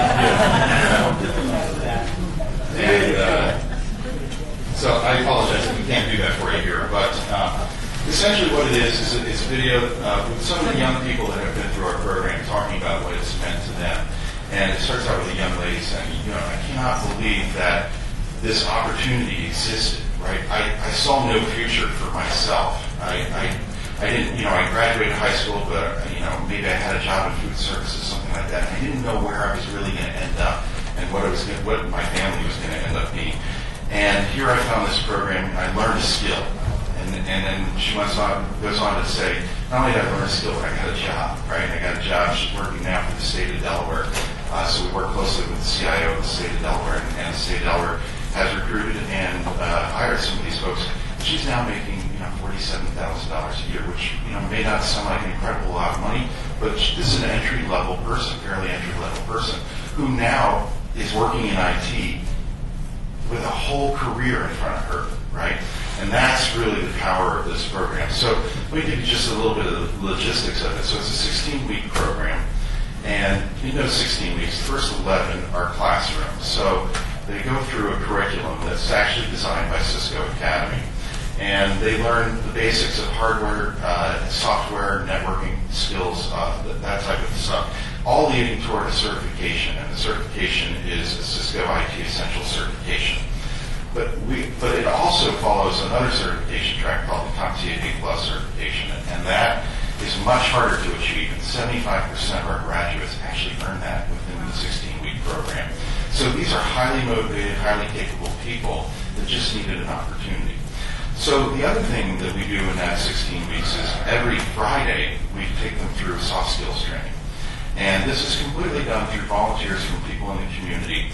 And it's many large organizations, some of the big banks and other IT centers that we have in the Philadelphia region. The CIOs and some of their staff come in and teach these classes. It's all designed by Accenture. And they learn things like conflict management. They learn how to dress for work. They learn how to build a resume, how to handle and conduct an interview. So things that they may not necessarily be exposed to in high school, they're getting through this program. And then the final step of the program is an internship. And so they go into a 5-week internship minimum, and 100% of our students go through the internship. So we work very closely with the corporations and other nonprofit organizations in the community and take them through on-the-job training for 5 weeks. And many of them get extended beyond that. Some of them are paid, some of them are unpaid, so we make it a competitive process for them. And then 70% of our graduates within 6 months are working in the field of IT. And that's just, that's life-changing for these folks. So we just, I think what's great is being in this room, and I can tell a lot of things get done in here. We could have like religious services, put out fire, arrest a few people. There's all kinds of stuff we can do. I've seen all the badges, and I just think what we're talking about and what I've seen from your agenda is we're really talking about the future here in Las Vegas. And I think one of the potentials is bringing a program like this to your city. I think would be just remarkable. So if you have questions, we brought some information. I'm happy to share that with you as you go through your day. So thank you very much for having us.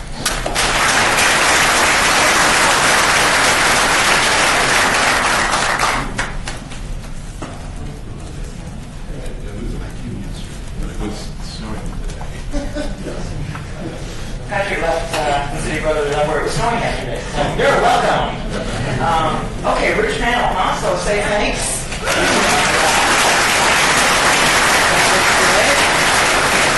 And I love that some of you are writing down stuff that you want to take into your groups. Missy reminds us education are the top 3 priorities and her #1 position. Did I say that properly? Yeah, it gave us some interesting things to think about in terms of our own brands and recognizing what we're excellent at and becoming more excellent at the things that we need to be globally competitive. Zach talked to us about guiding principles. Really, that's what's, for me, the big takeaways. Collisions, co-learning, connectedness. Everything else will fall into place if we focus there. Kind of nice reminders to go into the next set of roundtables. Amy Jo, willingness, innovation, allergies. And I got to tell you, as we all watched and saw the retirement announcement, I watched a bunch of frames shift. Because that ain't how we ever thought it ought to be done. And so thank you for shifting our frame. It's kind of a puppy at home. Every once in a while when I talk to her, she just does this. And I had one of those moments. Stephanie and Patrick, thanks for reminding us that we are going to talk about the role of technology in our innovation, the place for technology in our aspiration. And thank you for the reminder that that wave of technological innovation can raise and lift all boats. And so let's contemplate all dinghies as we are determining and setting the water level for the whole. So with that said, you are now, it feels like I'm putting you in timeout. I don't mean it to be that way. You're now going to go to your tables again. You've got the good-looking person from the city's leadership team who's going to act as your facilitator. I'm going to give you 10 minutes to get all of your brilliant ideas on paper. Remember to pick one idea that in 30 seconds you will report out. Ready, set,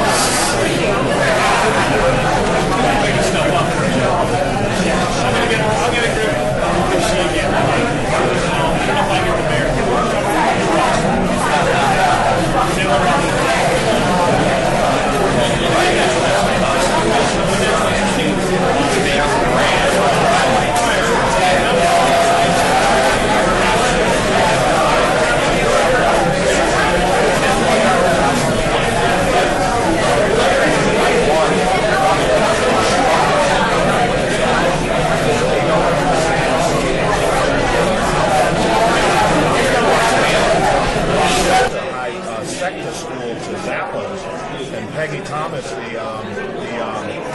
career coordinator, I mean, we were talking as of yesterday, they're still in awe with the culture of Zappos and what goes on there. So a lot of this, just like the sheriff said, a lot of us are still working in silos around here, and until we break down those silos, we don't know. Just a little bit myself, my parents are namesake of the school, so I've known the public school system, but I was educated in the private school system. There's a big difference between the public and the private that they don't know. So you got to educate more by taking kids out to see the culture, taking the teachers out. We actually have students that teach the teachers' classes on what kids' trends are. So we kind of reverse the role where we let the kid teach the class on social media and not the adult, because the adults usually don't know and we're old and traditional. And so, but this new culture and the new way of doing business, it's just, to me, it's a matter of breaking down silos and sharing that information. We talk about learning and sharing. We also call it collision. Yes. And collision are an explosion of bringing people. We just talked about students that teaching the classes and the teachers understanding their bringing the students so that they can learn. That collision. What they did downtown with opening up the Goals Fight, yes. And bringing, you're in there and you're communicating and working with. It's more than bringing someone to. It's actually bringing them to and allowing them to share. Yes. So I think that we learned that. Look at the demographics of who just spoke to us. Look at the demographics of who just spoke to us. That's different. That tells us, hey, wait a minute, this is what's happening over here. How do we get to be a part of that? How do we get to interact with that? Right. An interesting story about Goals Fight is we did not advertise at all on it. We wanted it to happen organically. We never advertised, and we wanted to curate the right people that would have those positions in there. And it's happened. And we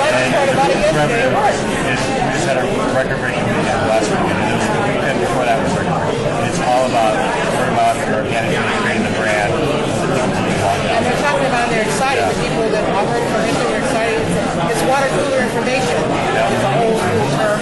It's water cooler information is where they want to be. It's like, I want to go.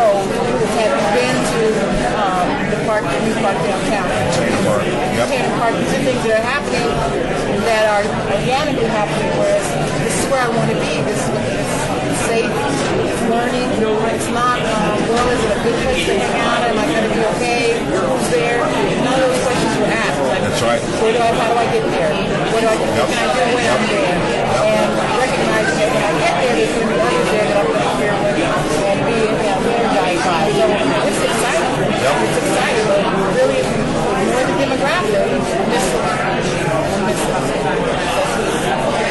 Yep, exactly. So, since we're supposed to find out, if you were going to report out, what would be our, what type of people? I'd say know who we are. Branding. Branding and know who we are. Connectedness of all of us. It's more than that, too. It's where we want to go. It's knowing who we are and where we want to go. That's good. Gotta have both of those. Who wants to do this report? Okay. Makes sense. Okay. 40 hours. 30 seconds. Best idea. Let technology decide. No, just kidding. Listen, all the speakers now ask a lot of great information. Certainly we're connected. And certainly we have, we'd like to stay with the entrepreneurs guide our growth, because we've got a ton of entrepreneurs in this valley and more coming every day. We want that to happen. We also have a lot of artists and entertainers in this city. And they keep coming. We want that as well. Both natural assets, when we talk about it, we're using our assets. Natural assets, man-made assets, we have both tax structure. We talk about education again. And then we talk about who we are as Las Vegas. Who are we? What are we? We sum this all up in using our assets to enhance education that's unique to Southern Nevada. I think you're going to find it. Applause. I'm going to tweet that just so you all know. Oh, you just did. Oh, tweet. I think tweet. I'm going to have to buy you something like flowers and chocolates or a sorry card. It's coming. Keep it under $100. So we discussed several things. The most important thing we wanted to discuss was the brand. And then we decided what kind of city we think Las Vegas should be, and we'll not get into it. We came up with this one phrase here: commitment to a new Las Vegas identity. That's all. Applause. Good, and I give you permission to give it a woot woot as well. So, commitment to a new Las Vegas identity. Through co-branding. Through co-branding. Through co-branding. Thank you. Who's up here? We had a good team here today, and being with Joe on our team, we did not lean towards IT infrastructure in particular. What we really saw from all the presentation was education. You know, we saw that we had to basically make sure our children are ready for this, what's coming up in the future, and not just making sure they're ready for it, but also making sure our system is good enough so that people are willing to come here and educate their kids. So it's a big thing for us, all through K through 16, starting early, getting to know the code, and bringing it in and making it integral to the entire community. Thank you.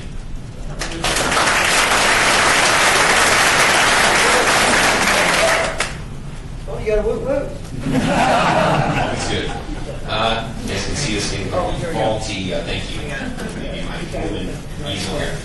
We thought that our main takeaway on this was similar to the table back here, was to start a new Las Vegas brand that highlights tech and all the other great things that are going on in our community beyond the stereotypes, beyond just what people think outside of Las Vegas about tourism and gaming. So we felt that would help drive new business here. It would help attract opportunities for education. It would be a catalyst to let people know that Las Vegas is a great place to work in. All right.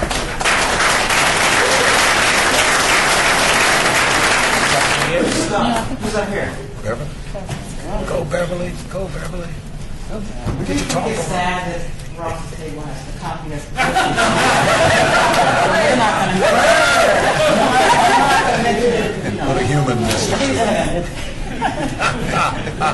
We talked about the brand, and we talked about the education, and then they took it. So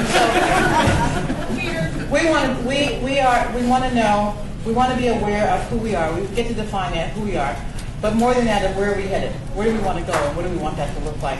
There's a change happening in our city. That's what these folks talked to us about today. We need to pay attention.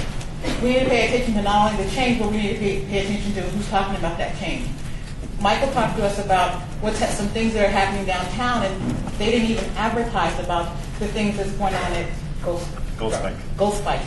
But I'm hearing it at work. I'm hearing about places where things are happening downtown, and I think that we think that we need to pay attention. There's an energy happening. There's motivation in folks that's there that we can capitalize on. We pay attention. We just work on our education, have our kids and our schools ready for the changes and the shifts, and we need to be prepared. And I need to sit down.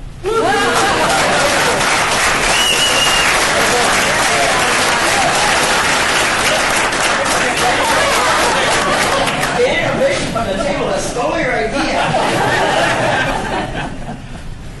Okay, since everyone has already mentioned our key takeaways, I suppose I need to come up with something new. Again, we felt that we need to brand ourselves as something different than what the world currently sees us as, which is what happens who stays here. But rather, we need to sell ourselves on the whole technology component that's happening. And then secondly, in terms of becoming a tech talent factory, we thought that was also a key takeaway from what we heard from our speakers here today. So those were the two things that resonated with our group.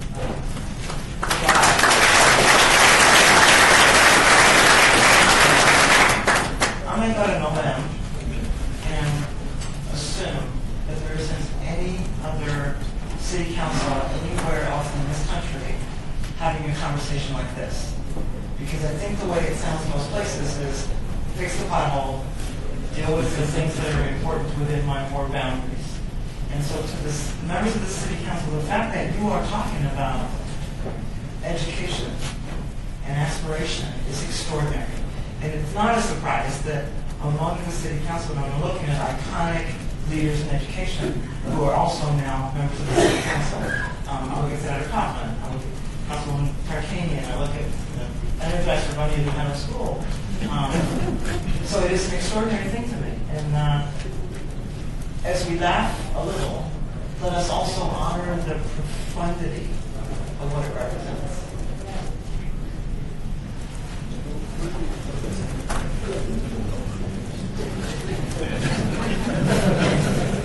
Okay, if we truly believe that technology is the gateway of opportunity, then we're going to have to be committed to doing a couple of things. One, to have an integrated education system that has integrated technology.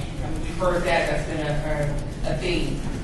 That we are going to ensure that there is opportunity and access for all. We have to be inclusive. We don't want to create a wider divide.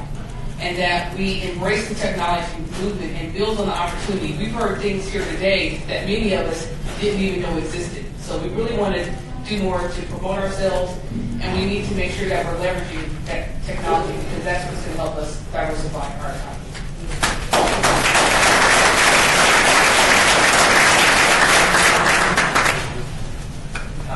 Bill Arndt, City of Las Vegas. We spent a lot of time talking about education, and we spent a lot of time looking at the career pathways idea. And I think one of the big takeaways, we didn't have a solution for it, but we heard one of the speakers, Stephanie, say that 50% of the jobs that she tries to source for local companies, she can't find the people here. She's forced to go outside of the market.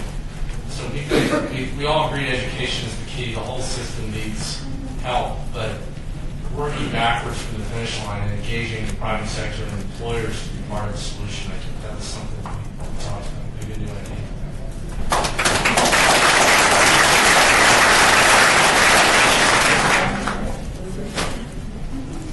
We identified a lot of the same things that everybody else did, but we saw an interconnection between all of them. There was a theme of technology education, building tech talent, and then addressing our image and brand. So we coalesced all these into a single statement that said we really should promote tech education to build our talent base. And in doing both of those, we're going to be able to expand the Las Vegas image and brand. And there was an important distinction there. We didn't want to rebrand Las Vegas. We wanted to expand the current brand and image that we have right now. Because what we have works. We don't want to throw it out and start over. We want to just expand that brand. And then we thought we ought to speak to the nation and the world about it in the way they speak to each other, which is via social media.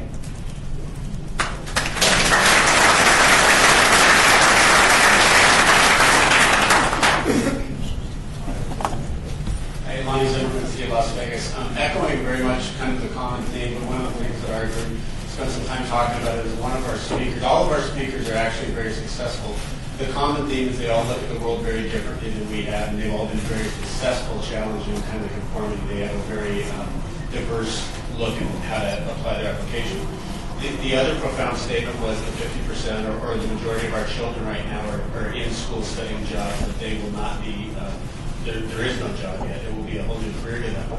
If you extract that a few years forward, that means us, all of our different roles in the community, we're going to be managing jobs that we don't know what those are right now either. So part of that is a preparedness for the future. It goes to what Bill and Scott were talking about. It is the partnering with the community and the private sector to prepare our local talent to be able to stay here and not to be recruited from out of state.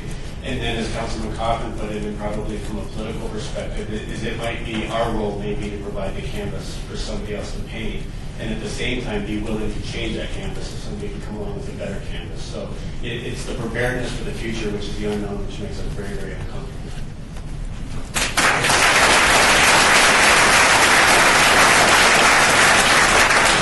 Okay, so for maybe you're trying to get all of this captured, right? So the major takeaways I heard were brands, all ready to brand. And I heard it two different ways. I heard we should think differently about who we are, and I also heard we should communicate to others differently about who we are. Just like Missy said, we've got it, get it, own it, name it, claim it, brand, right? So we are technologically sophisticated. We are global in terms of our connection. We are global in terms of our capability. And we're global in terms of who's doing high-tech business with us already. So name it, claim it, brand. And then the other way in which I heard it depicted was how we talk about that to the rest of the world. So that was one big one. Lots of education, okay. which is those are the two major things I heard. Any other? What am I missing? I'll get 9%. Don't leave me hanging out there. Okay. All right. Do you want to take a quick break? Yeah. So quick to you is going to be about 15. So let's do a little level set on the definition of quick. It's 5. Okay. So we've got another really amazing panel. First, we're going to get here from someone who is not this stranger today. One of the strangers. She's currently the president of the Nevada Resort Association. Formerly, she was responsible for the executive oversight of the country's 15th largest county. Which would that be? Clark. Good answer. Which provides both regional and municipal type services to more than 2 million residents. She was the county CEO, basically. She has got just a long, incredibly impressive list of credentials that are printed in your book. She also, by the way, was city manager for the city of Las Vegas. So welcome home, honey. And all of that was sort of started, the public service started in 1998, right? Sorry. I got an 86. 86. So she was 7, and in 1986 she started a very, very successful career. What we share in common is that we have had a very direct experience in learning about the power of destiny because we are both adopted people. So on a planet with 7.3 billion, I'm not sure why 5 of us found each other, and I'm not sure that Virginia ever understands why the 2 of you found each other. So please welcome your next speaker, Virginia Valentine. Be here, and actually, I think what really the defining moment on taking that decision to adopt was when Mayor Goodman said, "You don't really want to be pregnant, do you?" I thought about it for about 5 seconds, and said, that really doesn't sound good. So I have a beautiful 13-year-old now. So I'm often asked, is this on? Yep. I see that. We're having issues. Okay, I'm going to start talking, and if it goes on, it will come on next. Most of this is because my background in civil engineering, most of these architectures. The most common question I'm asked is, who is the NRA? And it's not the National Restaurant Association, it's not the National Rifle Association, it's the Nevada Resort Association. So my members are the MGM, property Boyd, Stations, Wind, Sands, Cedars, Affinity Palm, South Point. Members north and south of the statewide organization, 58 of the non-restricted properties are in Clark County. So it is a lot of the strip, but also a blend of international, regional, and local resort companies. So I'll say this for my friend John O'Reilly, there are 2 types of gaming licenses. There are non-restricted licensees, which are the big properties on the strip and downtown. And then there are those that are supposed to be incidental to a primary business. And that means 15 sheets or less. So I've been here for 33 years. Back when we didn't have Switch, we just had Dick Ryan's memory. You can only be under one kind of bus. And growing your own now doesn't mean developing local talent, but it will be on the ballot here in 2016.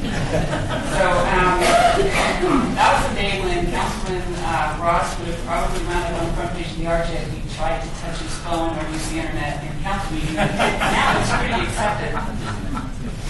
I wanted to talk to you a little bit about some of the trends and where we've been, and give you a little bit of good news about what I think is the beginning of the recovery, at least so we hope. Some of the trends, the indicators, I'm going to talk about gaming revenue, average daily room rates, visitor volume, conventions, and then kind of diversification that's gone on within the resort industry itself. And I do have some beautifully colored pie charts I got here from Jeremy Aguero, and I'd love for you to see them. They're really beautiful. This will force me to summarize. So I will tell you that if you look at 2013 and from 10 years ago, that the typical business model, or if you look at all the revenues in total from the gaming industry, you would see that in 2003 that the business model combined was about 51% of the total revenues. Today it's about 45%. So the trend is that the model is more diverse, and what we're seeing is There's more entertainment, more retail, more dining, more rooms, more types of other development. So while we often hear that Nevada doesn't have a very diverse economy, what you're seeing is that the core business here is itself diversifying. Some of the other industry indicators, and I'll just cover these real quick. Visitor volume is up slightly. Airport volume is just about flat. Vehicles entering the state are up just slightly over last year. Convention attendance is up. Thanks to Roxy Discrew, you did a great job. Hotel occupancy is up slightly. Room inventory is down slightly, but that's about to change in a big way. And maybe I can show you some pictures of how that's going to change. And gross gaming revenues are up about 2.6% over last year. What you're seeing in downtown Las Vegas is also the same kind of trend, slight decrease in the amount of gaming revenue overall and in the business model. We are not, though, or I should say we're almost flat on our visitor volume from the height of our peak in 2007 when the economy was really firing. You would see that the average daily room rates again are up over last year, but from our peak again in 2007, still not quite back where they were. Hotel motel occupancy is down slightly. And the McCarran visitor volume is still down slightly, although it is up or almost flat from a year over last. So a couple of things. Really showing my pictures. There's some really great opportunities out there that we're seeing. One of those I want to talk about a little bit is the Global Business District. And for those of you who haven't seen this, it's just a phenomenal vision of what the whole area around the convention center could be. And Rusty here, he will tell you about how we're competing now with conventions, not just with other parts of the U.S., but around the world, and how we now have facilities that I've been here long enough to, when Thomas Mack was the new thing, and the old convention center used to go to the UNLV basketball games. But I can tell you, if you haven't been to any of these new facilities and other venues, that you can't see them without thinking that we don't do something. We're not going to be able to keep up and maintain that brand that we've all worked so hard to create. International travel is a huge opportunity for us. Even though we've got international competition, this is still a great place to come. Obviously, from those gaming numbers, occupancy numbers, a lot more international travelers, and we think that's a great opportunity. I was actually downtown last night, and I saw Catena Park. I was really sad to show the lot of me and find out it was closed. But the resurgence downtown has just been phenomenal, and my hats off to all of you who worked so hard to do that. It's just incredible, the transformation that's happening downtown. Film tax credits are just getting started, so we might wish it wasn't all cop too, but it is, and hopefully that's going to be something big. The diversification efforts now that are going on with Tom's Game and others, I think Steve Hill, the Innovation Fund, I think those are all great opportunities. Those are good things that are happening.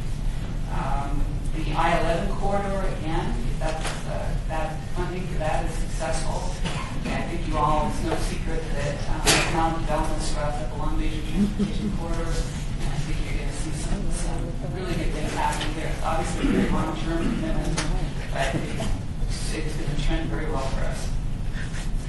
There are a number of really large projects that are coming out too that I want to mention.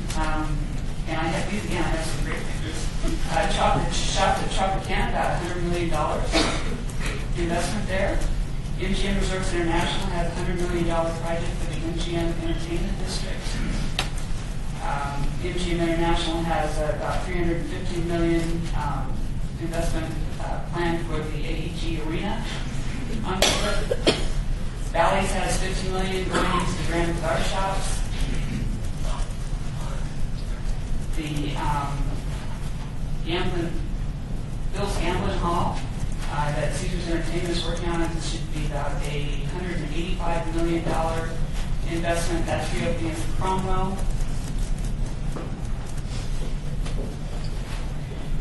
Wyndham Las Vegas has a $172 million project called the Desert Blue Timeshares. And Caesars Entertainment, as you all know, we all got, you have to be a little excited when you get up and walk out the door in the morning, you see that giant person with another little level popping up on it every day. That's a $550 million project. I mentioned the LBCBA project. That when complete, probably will happen in phases, but about $2.5 billion, the Global Business District, which of course will be an anchor. And the great thing about that project in particular is that I think it's one of those projects that will, like the rising tide will rise all ships, because many of the properties don't have really large convention and meeting space available to them. And so when we get something that will fill this kind of space, it literally will fill up every room in town, and that's good for all of us.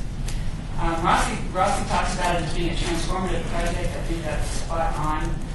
He called it more than a project, it's a vision, and it is, if you haven't seen that presentation, you get an opportunity to. It's just wonderful. SLS, Las Vegas, which is the old Sahara, $415 million. Resorts World International, somewhere depending on how they phase it and how much of it they build out, will be about $2 billion to $7 billion project. So that's something else to get excited about. There are a number of factors that will influence now, I think, what happens going forward. Internet gaming, you probably read about one of the first contracting agreements signed this morning. I would say on most issues, the gaming industry is lockstep. We agree on 99% of everything. My brand on internet gaming is Switzerland, and so I won't be saying any more about internet gaming.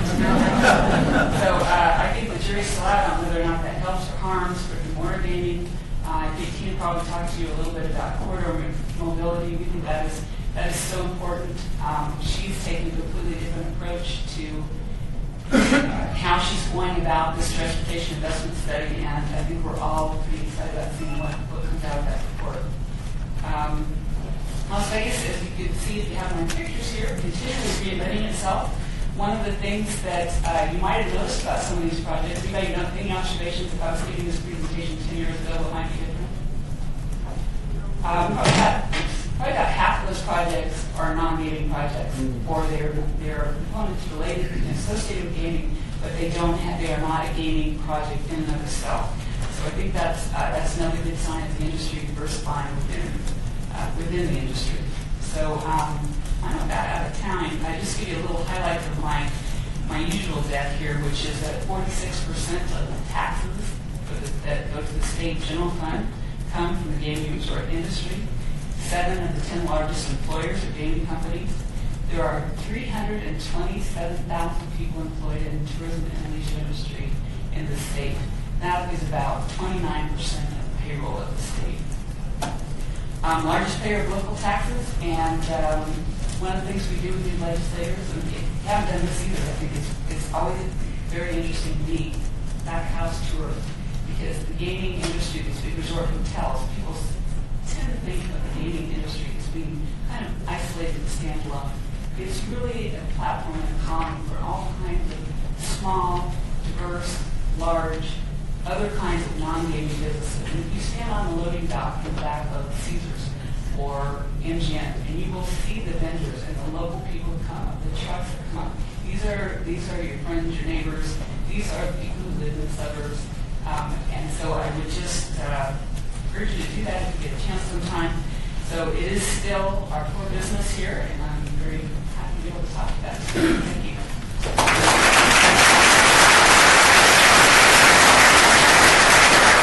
I actually think your PowerPoint deck was the most beautiful of all the ones we've seen today. I don't know what to say to make her feel better. You don't get to go anywhere. Let someone else try.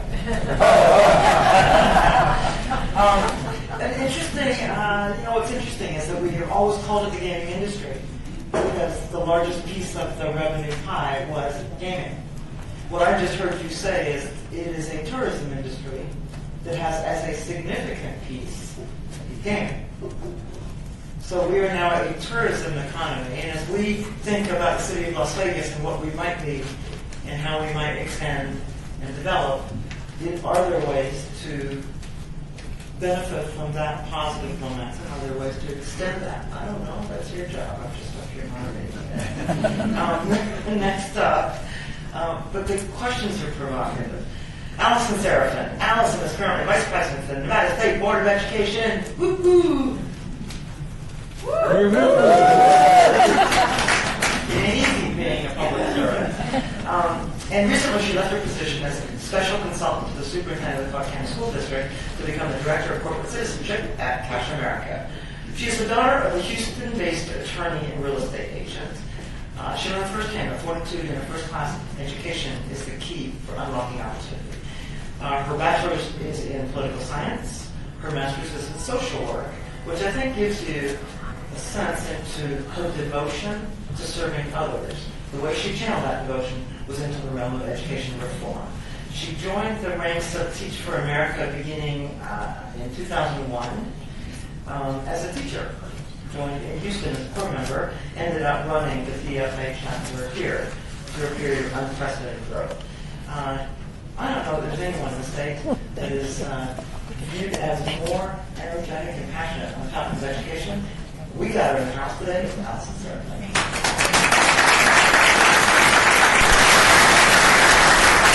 As a former middle school teacher, I get kind of antsy, so I was thinking, oh, this would be great. I could just sit and chill and have a conversation. But no, that's not going to work.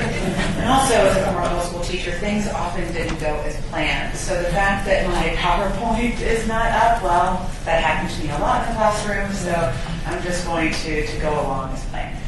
So today I get to talk about the E word, as Missy mentioned earlier, the great world of education. And what I hope I can bring to light are ways in which the city of Las Vegas can get engaged in creating the conditions for all kids to have access to great schools.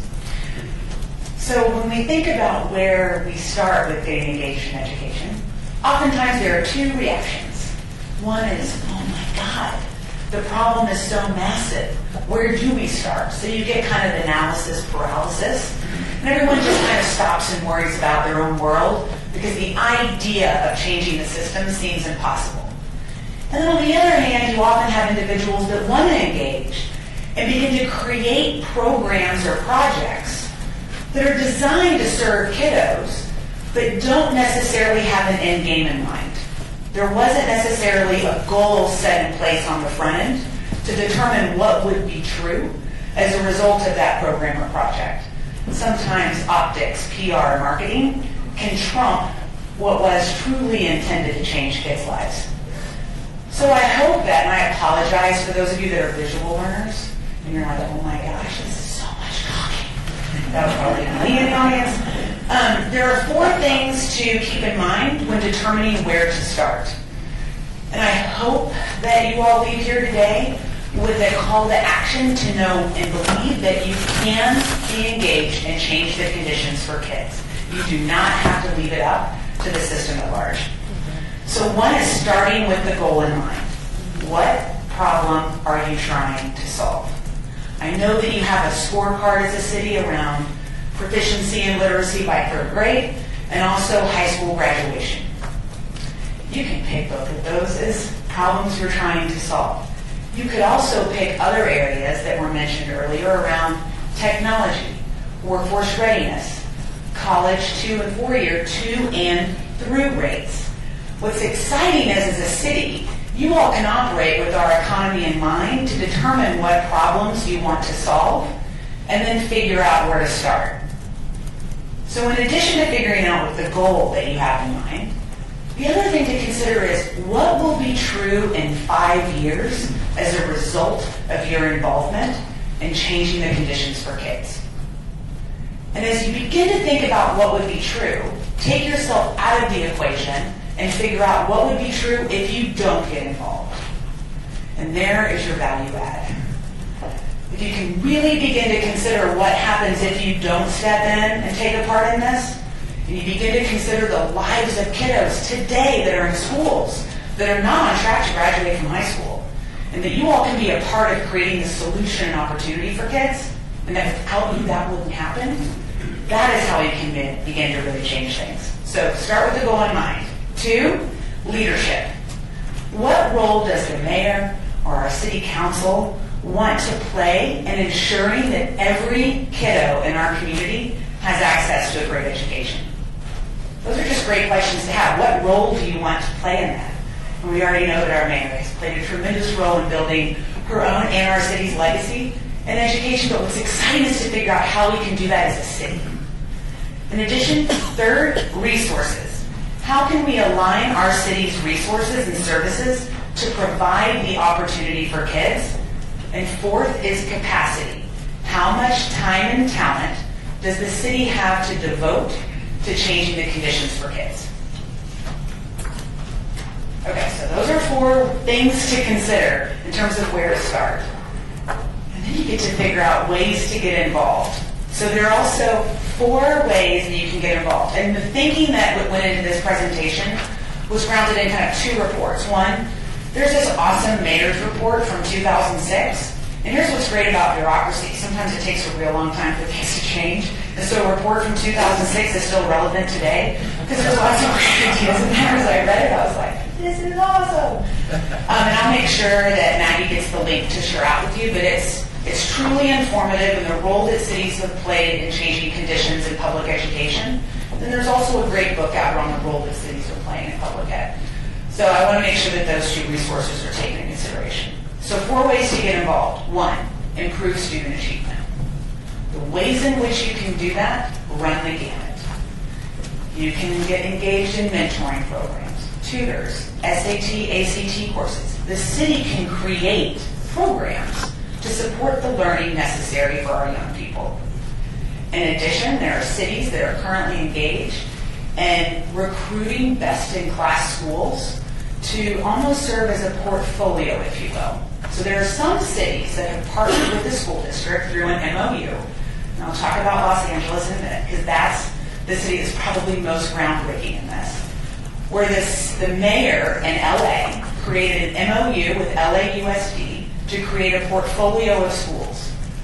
LAUSD is still responsible for the schools, but the city wanted to get engaged in providing the resources, the conditions, the talent, the leadership, the optics, to ensure that the lowest performing schools, and for the mayor, he picked them, were given the additional support and leadership necessary to thrive. It just so happens these pilot schools, these portfolio schools in LAUSD, are the highest performing schools currently in this portfolio management program throughout the city. So improving student achievement. 2, convene. As a city, you have the most opportunity to convene leadership, to convene parents, to convene educators. I mean, when you think about the idea of just setting the table, more often than not, that doesn't happen beyond the realm of educators.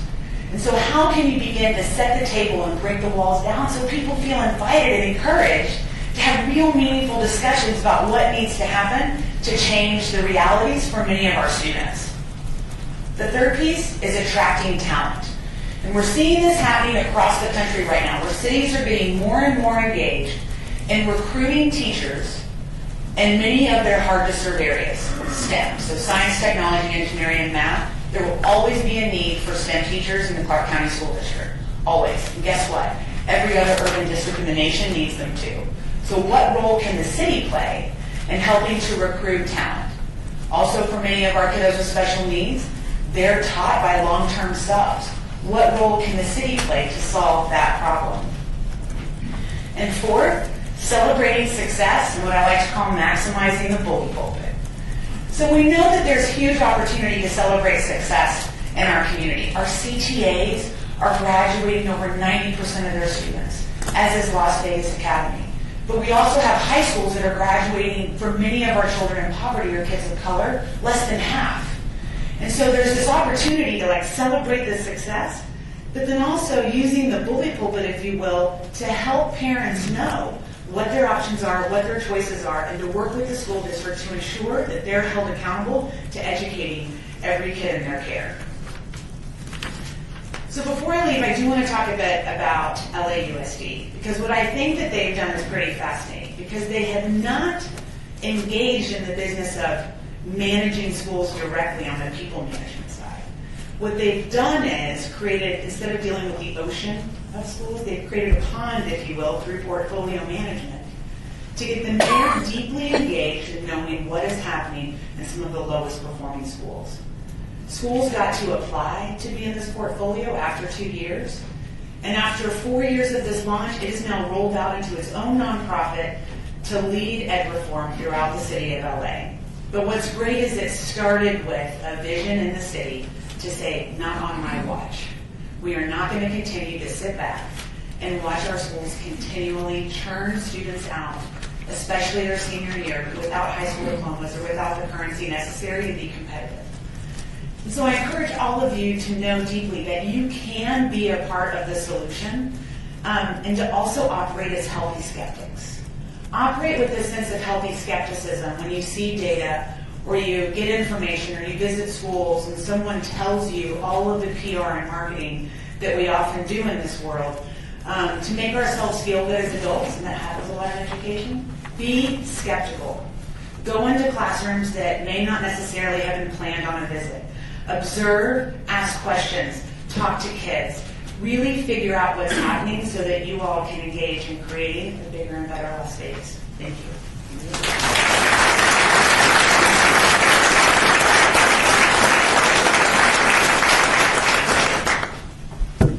Her PowerPoint was, like, that deck was almost as beautiful as Virginia's. Maybe will there be an opportunity for me? Oh, maybe. Is there an opportunity for folks to get the decks of all of this? And how will that happen? If I get them from them, then I'll send it out to the list of people who can. Great. Just email it out. Otherwise, we just send you Maggie's home address. Swing by on the weekend, see what she's doing. We could also put it on our website. I can send out the link. That's probably easier. Yeah. So those that want to share theirs, we will get it for you, because I think there's some really rich information in here.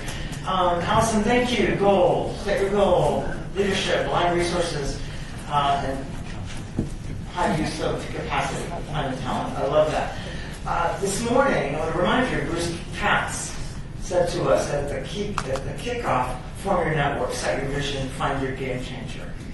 So I don't know if we just heard of one game changer. But boy, as she was talking, I was sort of hearing my inner Bruce Katz voice.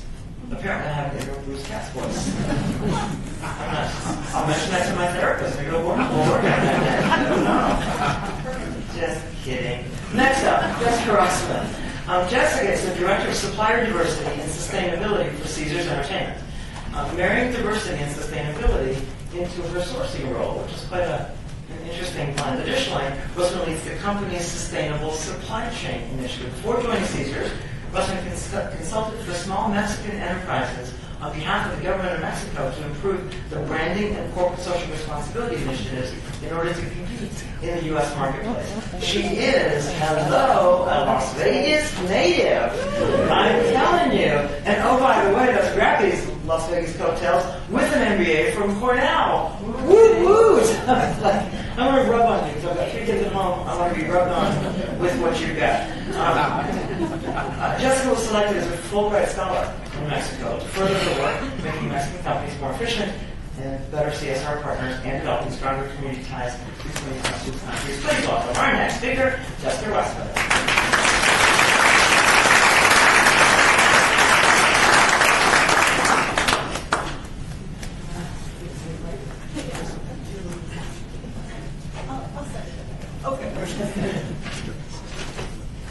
So good afternoon. I'm so honored to be here. We've had such a great working relationship with the city, marrying our sustainable efforts and really growing that initiative. And it's been a very unique partnership in the sense that it's part of a corporate and government kind of partnership to further the efforts of sustainability. So today I want to talk to you a little bit about Caesars looks at sustainability through the lens of 6 major global trends. So within Caesars Entertainment, we don't just look within how we can make our company more efficient, but we try to view the world within these macro trends and see what we can do as far as our part in each of those clear aspects. So of the 6 mega trends, we have climate change, energy and fuel volatility, water scarcity, increased consumption, rise of urbanization, and connectivity and transparency. And what I want you to remember at the end of this is 2 basic concepts. 1, the interconnectedness of us within the Las Vegas region and the rest of the world, and 2, how to maximize excess capacity within our environment.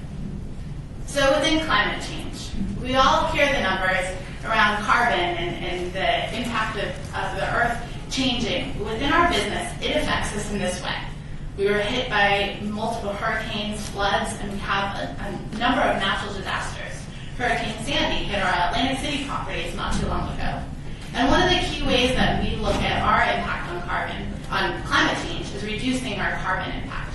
We've reduced it by over 12% in the last 5 years. Some of those are simple initiatives, such as turning off lights when they're not being used, or maximizing our HVAC capacity. Basic common sense approaches within climate change. Next, we look at our energy and fuel volatility. So a lot of you would think a casino company. We're not a transportation company. We're not a trucking company. Why do we really care about fuel volatility? Well, just like everybody else knows in Las Vegas, a lot of our guests have to fly here and also to run our casinos. You imagine a 2,000-room hotel takes about 39,000 kilowatts of energy each month. That's a lot of energy. And when you consider in the United States that 80% of our energy comes from fossil fuels, it's very important that we try to understand what that fuel volatility is going to look like. So some of the ways that Caesar looks at that is within our renewable resources, but also just energy conservation overall, and that same dynamics of reducing our carbon footprint. Next, one I really want to focus on, water scarcity. We live in Las Vegas in the desert, and we all hear this idea of water scarcity and the drought for a very long period of time. On the resorts themselves use between 3 to 5% of the water consumption of the Las Vegas Valley. And we know that impacts our business. So we invest in water conservation techniques, including our laundry facility that's reduced the amount of gallons used, about 82 million gallons a year, by having a more water-efficient washers. And instead of your washing machine at home that takes 2 gallons of water to wash a pound of clothes, now we only use 1 gallon because we use all the excess water rinse. But did you think of the water scarcity in Russia or the Midwest affecting us here in Las Vegas? That's the piece that's a little bit different. Within our supply chain, the drought that's going on in the Midwest affects beef prices. So when we look at putting on a buffet or having additional meat, we have those prices impact our daily business. So it's not just the water scarcity here in Las Vegas, but when we want to run specials and we are looking at dairy or the amount of milk that we're buying or the buffet or the grains that we're putting on the table and we're offering our guests, we're not just affected by what's going on in Las Vegas Valley. Watersheds around the earth are interconnected with us. And that becomes even more impactful when you look at increased consumption. So by 2050, it's expected that there'll be over 10 billion people in the world. And those people are going to need more resources and more beef, for example. So when the impact of one drought in the Midwest would rise our beef prices here in the Las Vegas Valley and around the country, imagine the impact when the consumption increases from countries all around the world. I mentioned just a moment ago about our Las Vegas laundry facility, and we invested technology so that we would use less water and so that we would save money on our washing of the linens and laundry. But what actually happened was we weren't able to save a ton more money because cotton prices went up in India when there was a drought. In India, the price of cotton then skyrocketed. So our savings on one side from our water conservation was offset by the cost of additional cotton and linens that are going into those laundry facilities.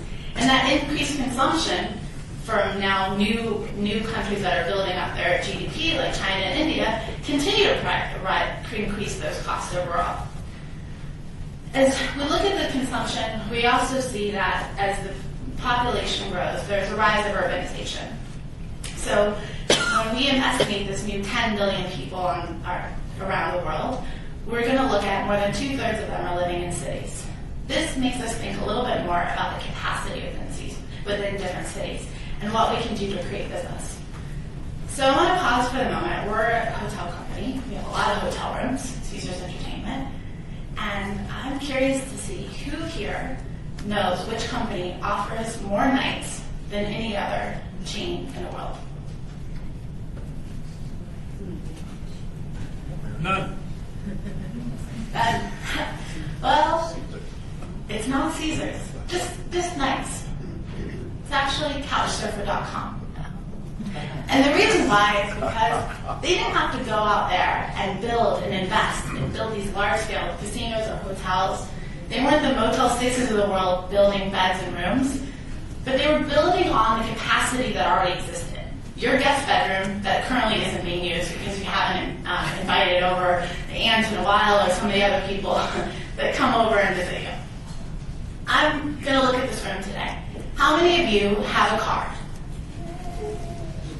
How many of you are using your car right now?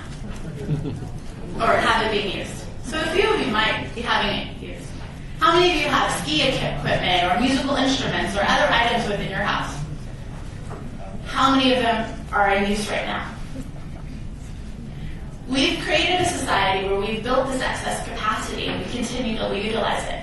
And one of the ways that sees would be look at how we could use our excess capacity is with interesting NGOs and nonprofit organizations that allow it to take and rethink about how we use what we already have.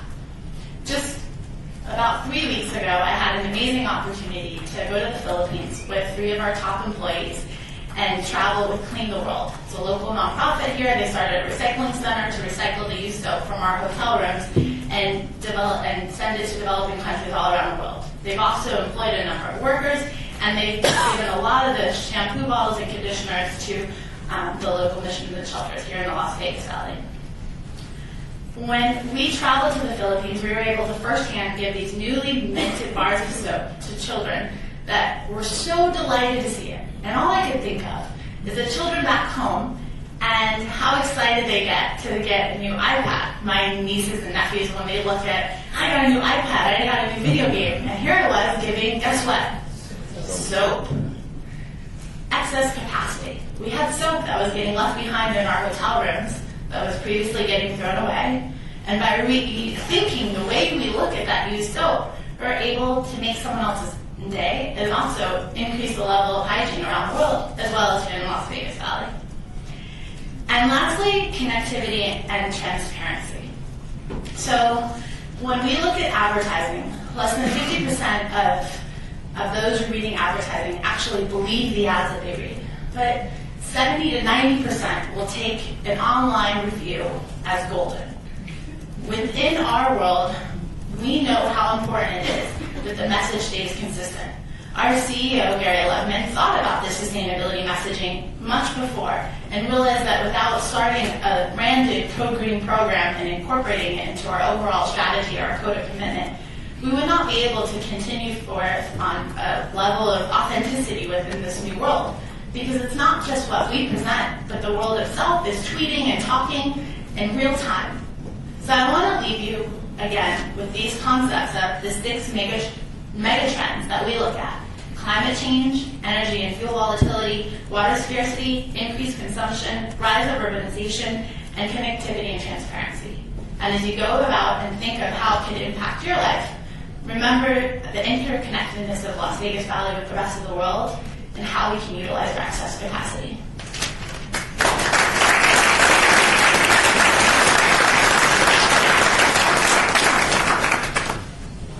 Jessica, thank you. This is actually the part of the afternoon where if I were a sponge, I would be near saturation point, right? I've been hearing amazing things all day long. I've been in a room with a lot of energy. I'm a little zapped, right? And then I had a wonderful sandwich, which made me heavy-eyed and zapped. But thank you. You just kind of kickstarted that all over the place. It is amazing how, not this morning, you guys aren't here, but it was 9% of our brains was accessible to us. Today has been for me, every time I've turned around, a reminder of the other 91% to wait to look at something, right? So thank you, Jessica, for the 6 mega trends. Thank you for the phrase, rethink how we use what we have. Because, man, when we get down to the actual answering the how we're going to get stuff done, the complexity and the kryptonite is in the, oh, we can't. We don't have resources. We can't. We've never done it. And so it's that kind of clarity that will help us wade through the thicket without getting mired in it. So thank you.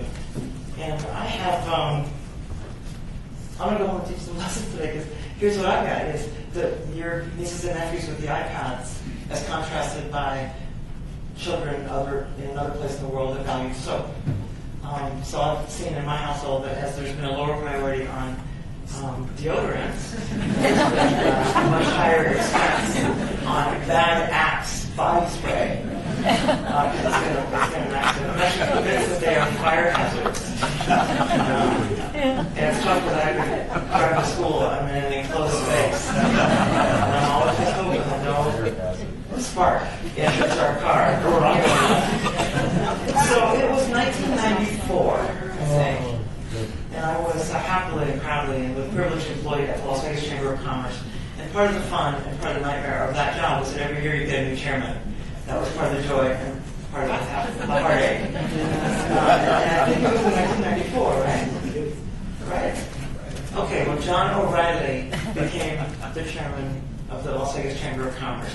And I knew it was going to be a wild ride because he is a bit of a force of nature, right? The O'Reilly factor didn't start on TV. Right here. And here's what was so profound about that. And I can't tell you how many times I've thought of this in that time. In 1994, we were how many years before the city centennial? Almost a decade.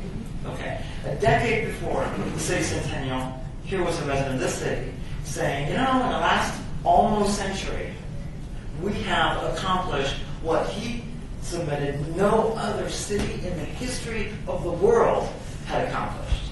And to make the point succinctly, he would, as an attorney, lay down the case. He would say, no other city has achieved 14 of the world's 15 largest hotels in a span of less than 100 years.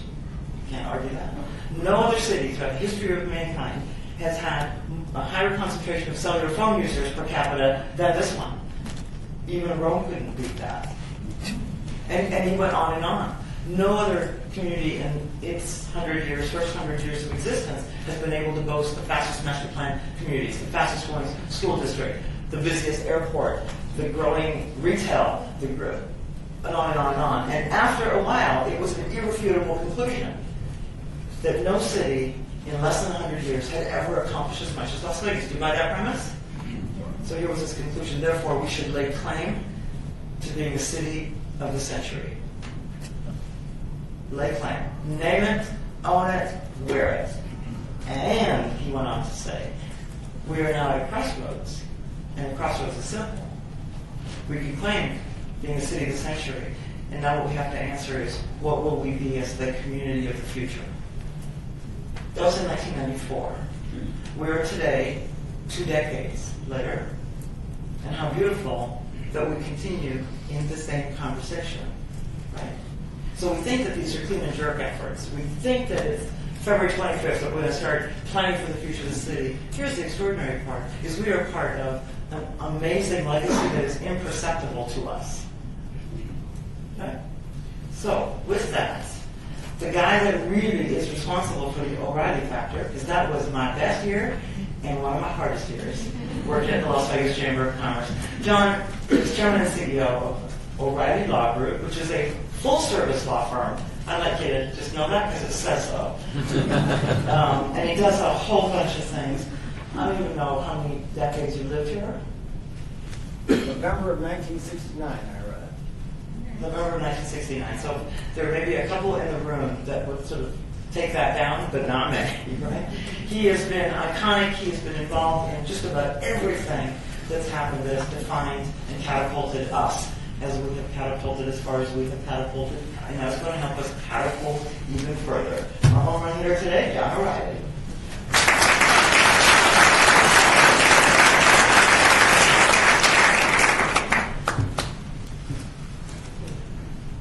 Oh, Noah. Super Noah. Good news, I have no slides, no videos. But now I have a microphone, which may be good or bad news. William, thank you very much for that introduction. I remind you from now on, any place I go to speak, I'm going to let you do the introduction. I love it. But the truth of it is, we're very fortunate to live in a city that truly can be and has been the community of the future. The future is obviously a fleeting moment, but can we be that community for tomorrow? Mayor, congratulations to you and the City Council for bringing us all together. Betsy, thank you for the whole commitment of staff to make this happen. I'm a bit of a dreamer, but I think we need to be. But I ask you to dream with me for just a few moments. That slide I don't have, look at that. Put your face on there. Every one of you, put your face with a big smile right on that screen. Now, what happens when you heard you got diagnosed with cancer? What happens when you heard a child got seriously hurt? What happens when you heard your spouse has a year to live under traditional medical care? You know, the world changes. The world changes dramatically. Can we do for the world of healthcare? Can we change that world? What we've done in the world of entertainment? You know, it wasn't too many years ago that they said we had some really bad habits here in the state of Nevada, particularly in this place called Las Vegas, that they all perceived we had gaming and prostitution. You know, they were right, half right. When it comes to the other counties, we might have had the prostitution issue. But we had gaming. Gaming was a bad habit in the minds of men. And industry? Are you kidding me? I mean, I'd go home to St. Louis. I went to this nice Jesuit high school, and all these brainiacs, and then me went to school there too. I'd go back and I'd go, you were what? So I was the talk. You were the chairman of the gaming commission in Las Vegas with all those crooks and those thieves and all those Italian mobsters we sent out here from St. Louis? How is it? Are you okay? Yeah, after a while they began to believe that really it was a business. It wasn't just a bunch of bad habits. You know? And there is a relationship, surprisingly enough, between what we learned in gaming, how we integrated it in, made it an essential part of the global entertainment experience, and healthcare. Play science is a study that is ongoing for some time now. Where should it be? I'm hoping that we can get it here because there's amazing studies that are going on now that my brain, when it's happy, sends all kinds of good things through my body that makes me healthy. I've all had experiences in healthcare, challenges. I went through 26 years of learning with a wife that's had many bouts of cancer. Did we win the war? I think we did. If she was here today, she'd say we won. Not that she survived forever and ever. None of us are going to do that. But she survived for 26 years of breast cancer, breast cancer, breast cancer. And cancer, they didn't know where it came from, but it bubbled up different places. And survived for a while with that, with a quality of life that you would not normally experience. No hospice, no hospitalization. What did she teach us? She taught us that being happy was good, was healthy. Taught us that the immune system is really the basis of health, and that we should be treating the immune system, not just the symptoms. So how do we do that? How do we change the world of healthcare in Las Vegas that is traditionally rated by many who rate things healthcare as one of the worst places in the world for healthcare? When you look at that, you know, I came here, as Bloom said, in 1969, November, and I got very involved with the Air Force and very involved in the hospital. I sat through ear surgeries, wrist surgeries. Since then, I've sat through autopsies, biopsies, cancer surgeries, emergency C-sections, normal births. And I found that the most fascinating piece of equipment on planet Earth is what we've been given. It's our body. And we can do some amazing things with it. How do we equate all that? Well, since then, I've been very fortunate. I've been able to interact with doctors here, been able to interact with, most recently, UMC, where I've been privileged to serve as the newly elected chairman of the board of governors of the UMC hospital. UMC, how many have ever been to UMC? I mean, they've had children born there. It's a great place. Given what we haven't done for UMC, it's amazing that when the Secret Service comes to Las Vegas and they scope out every hospital in the entire community, what hospital have they picked to treat the president he needs treatment? UMC's trauma unit, one of the best. Not because we treated it with tender, loving care, not because we throw money at it, but because it is, because people care. And as we look at the presentations here today, from whether it's non-restricted gaming or restricted gaming, by the way, there's a difference. Non-restricted there are all those big boxes on the strip in downtown. Restricted all those little places that your neighbors and friends own and run and have their kids raised on and send them to school. Support all the neighborhoods, that are around from slot machines and the grocery stores to laundry vats and so on. We can continue if you want. But think about it from a healthcare perspective. We took every one of those members of the Resort Association, took everybody that's focused on education, and took everybody that is part of the CSIS organization, and they had a daily focus. Part of their day was on healthcare. Could we make a difference? I believe we can. Look what Doug does with Las Vegas Heal. And we've got Doug who is, Las Vegas Heals. Done a great job putting people together. Is there a possibility we can make a big difference? Many months ago, almost 2 years ago now, I met a guy who was the 28 years CEO of the Texas Medical Center. So he said, hey, would you go to dinner with this guy? I said, yeah, I've been up since 4 o'clock this morning. I'm not sure I feel like dinner, but you really want me to, I'll go. So I went to dinner, sat next to him. He was the CEO of the Texas Medical Center, which, okay, it's a big deal, I guess, but I didn't know much about it. And I subsequently found out that it has 54 non-profit medical institutions that are part of this umbrella organization that coordinates the health care for all these 54 institutions by providing infrastructure, much like the mayor of the city provides for the city.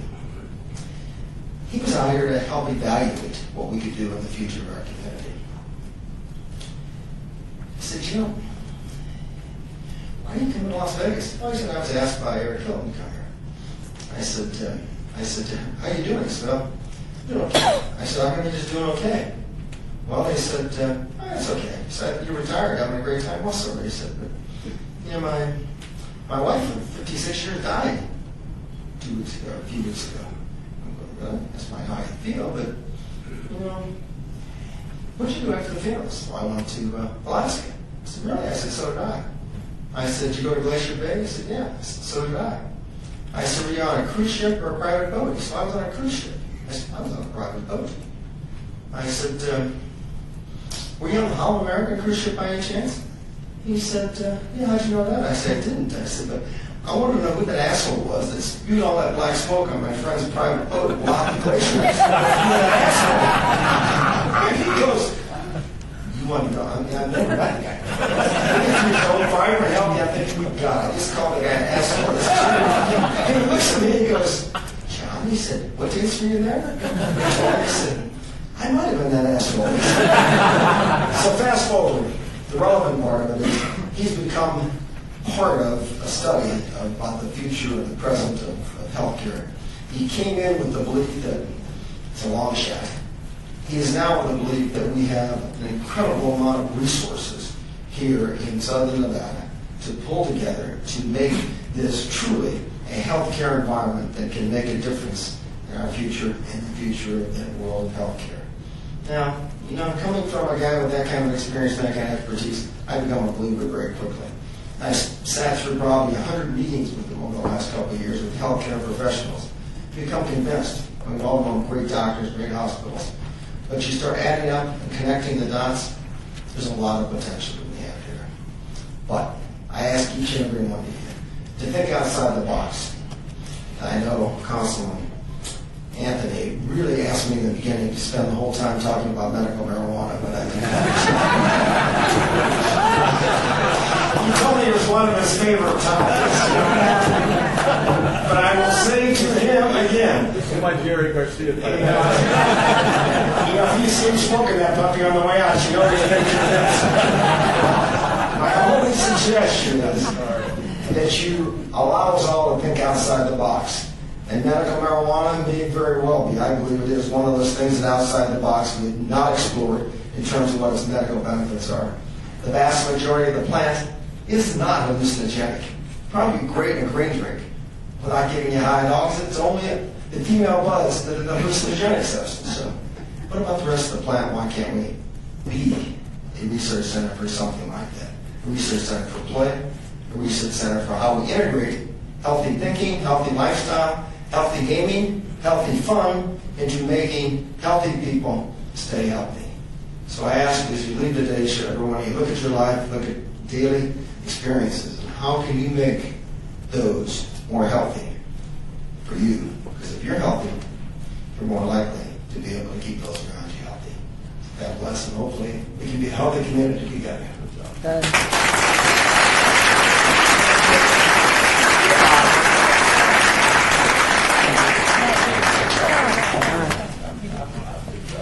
He's amazing, huh? Okay, so ready to do work again?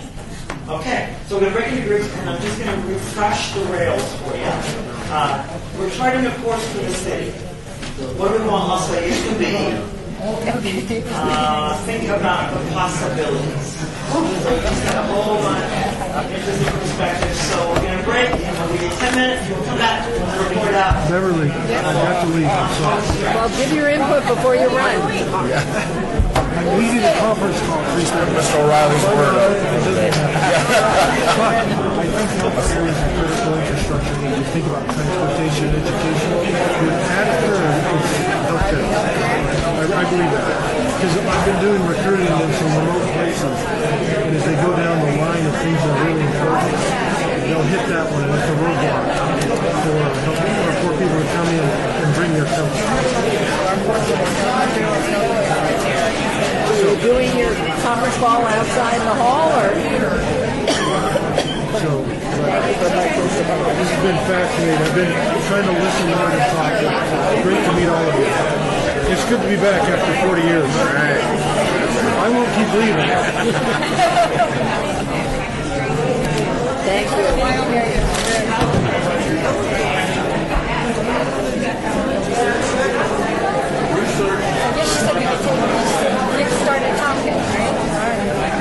Or just go ahead and do it.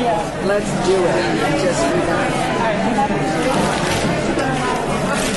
Why are we doing it in color? Is that the instruction? No, it was just for fun. I didn't like it around. We're just changing it up. Okay, we're ready.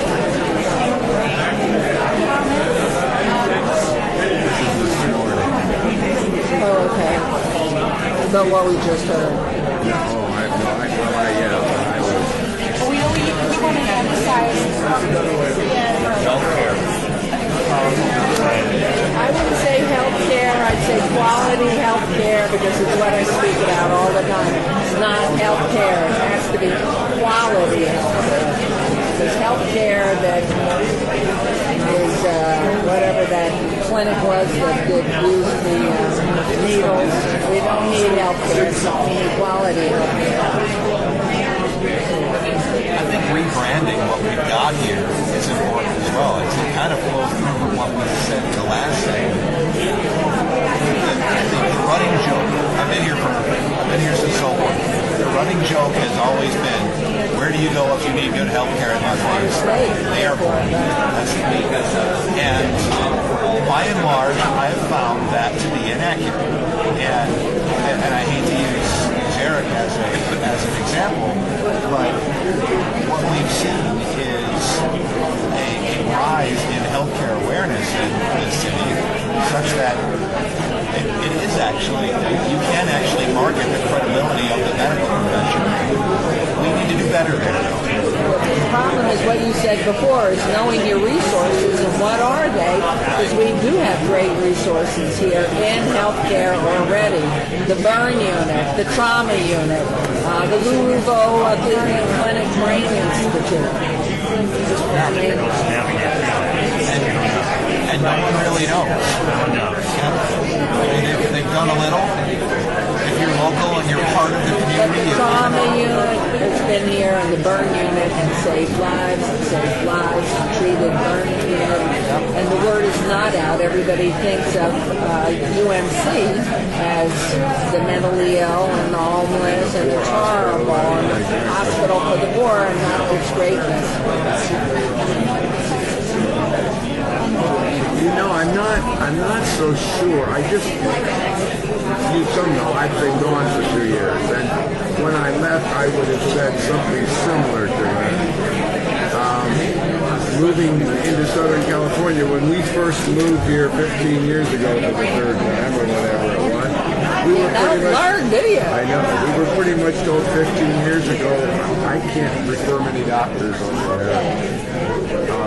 This last time I said, you know, you've got the quality there they have it.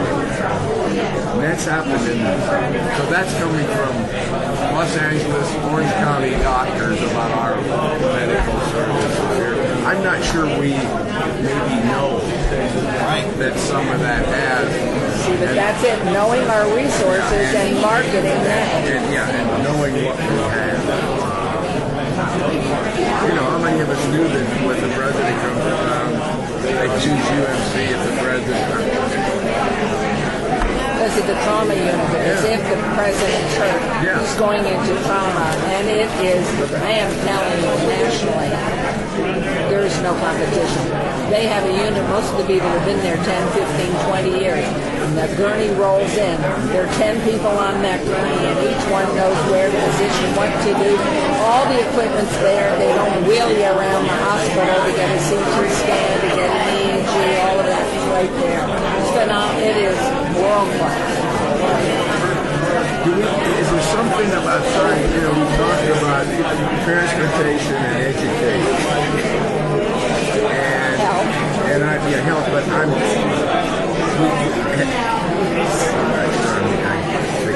saying this because I don't know what I'm thinking. Healthcare and education need to be tied in a way that, as I thought about technology and education, you know, the same thing here. Are we doing what we need to do to combine those two in the way that, for example, the medical school, are there things that could be research? Medical research, big. I go back to SNAP So 5 years. you pull education more closely to that whole arena.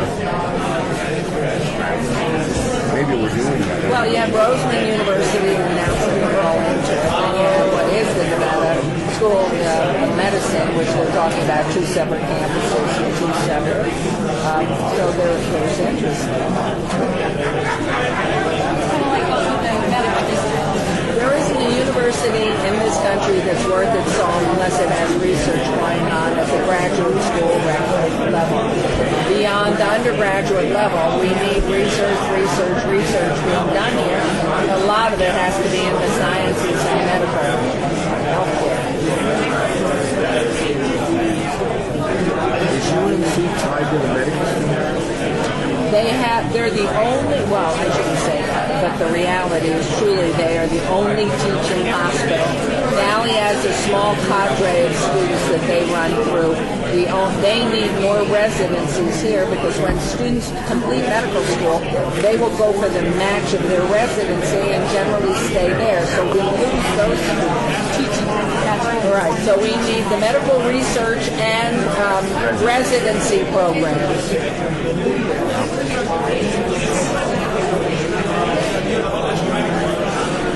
I think that healthcare is number one, right?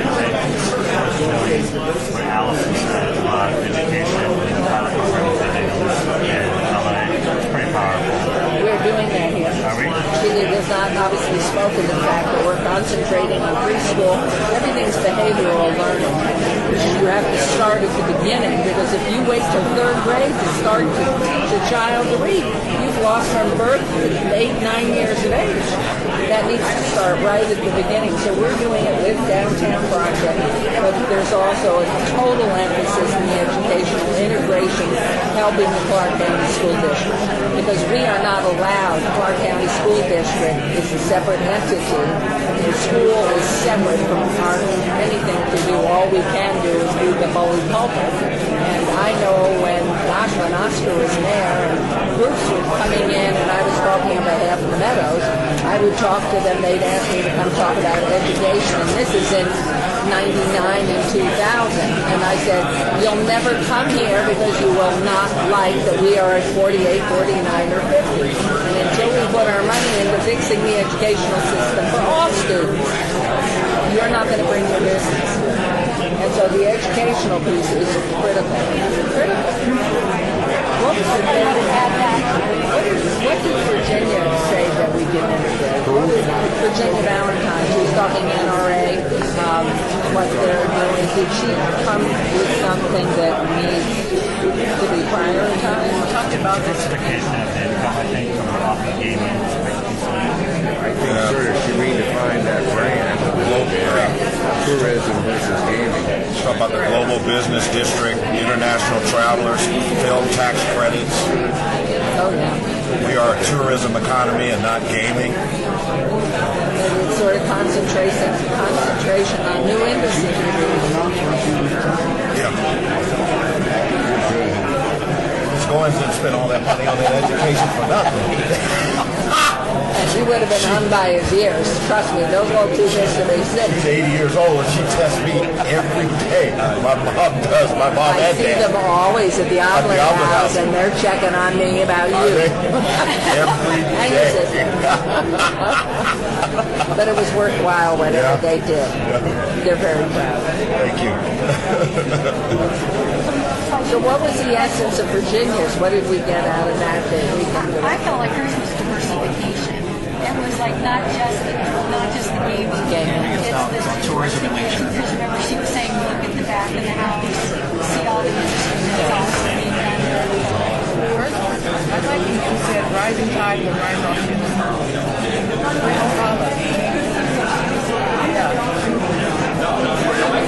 I was surprised. I didn't realize that gaming wasn't, I mean, it's only 45% of the revenue coming out of the hotel business. Rebranding the whole concept of Las Vegas. But I guess what we're supposed to be talking about is Evolution of restaurants. I mean, we're gonna, like, how is that relevant for Las Vegas? I guess we're trying to figure out how to work it.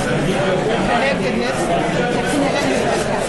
Education person said, Virginia said, when she said, rising tide, rising all ships, that it's all connected. We're just talking right now. That changes that are happening. Gaming doesn't go education that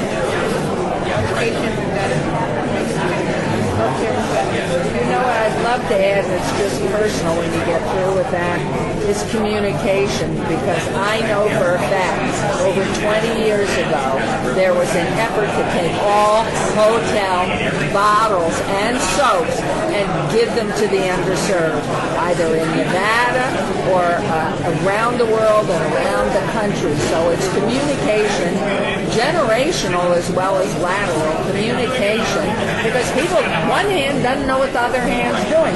We could have been doing that 20 years ago, and it's amazing at Caesar's Palace that they're just doing that. And is every hotel doing it? They should have been doing it 15 years ago. So there has to be a little bit of more open communication to know what's going on. If the State Department of Education doesn't know what Brian Knutson's been doing this past 2 years about working with the underserved populations in targeted schools in the inner city, but they don't know. So, I mean, again, it's communication, and not only along lines of, I don't know if you call them profession, maybe industries, but it's vertical as well as horizontal communication. It amazes me. I think it's a good example of the transportation group on the strip that they assembled taxi authority to shuttle to limos. That's good. See, they're doing the right thing. They're doing the right thing. They're bringing all the stakeholders together to solve problems. Which is what this is. But definitely horizontal and vertical. Because certainly who is that? Tina Quigley said, yes, they're including everybody in the conversation. Is there any conversation about doing something similar to this regional where you invite North Las Vegas, the county? We've been meeting in shared services now for about 6 weeks on trying to help North Las Vegas survive. Where can we share some services with them that helps them cut their budgets? Doesn't hurt us at the same time. So gives up, sort of like what we did with detention. We took over, that's fabulous. Saved North Las Vegas $11 million and brought us in probably $3-4 million. We got an advantage of $4-4 million. They were able to cut, North Las Vegas were able to cut $11 million. There you go. Oh, I do. We're doing education. What's happening? You were there. Brian's telling me.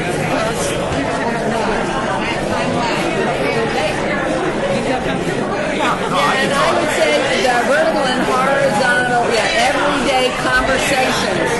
There are some cookies in the back. There's water in the back. There's an awareness that next time we do this, there should be coffee in the back. So we're all learning as we're going, and we've learned that. I recommend the communication with these my part of like, remember we don't have all the knowing are good enough indoors. And I think they might be good enough indoors. And I've got Here's what's about see. She's going to whip us in the shape. I'm sorry, my writing is so She's going bad. to conduct our Oh, conduct an orchestra. She's going to change the way. Or an army. An army. Pretty easy. Say, oh good, I can get up. Oh good, I can text, I can call, I can disengage. And you would have been very defensible. You would have been defensible to have done so. Let me also observe that what I saw you do was immediately huddle in your groups and start sharing with each other. Right. So, you guys rock. That's who it is. And I'm going to force you to wear it and own it. It's quite extraordinary. It's quite extraordinary. So thank you. Oh, Minister. One of the concepts that kind of got us talking here in our group was something that Jessica Rossman had mentioned about excess capacity.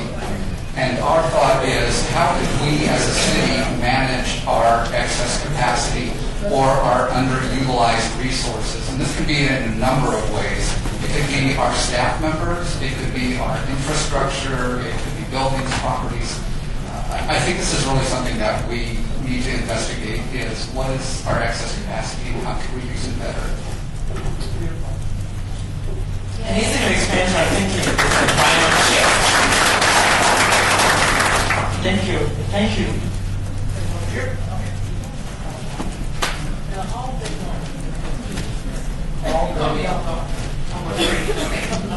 All right. So our group focused on healthcare, and our theme also was to rethink and repurpose. I mean, I think that was one of the most profound statements that we've heard today, and how we can look at our excess, and also how we may be able to leverage the casino industry in terms of that healthcare.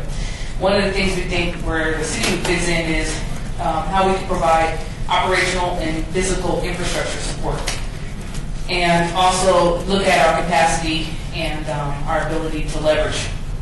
And one of the key things where we see we don't do enough is in mental health and addiction.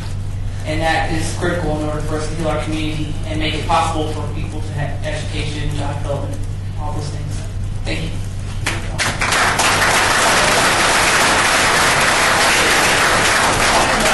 Grab me something.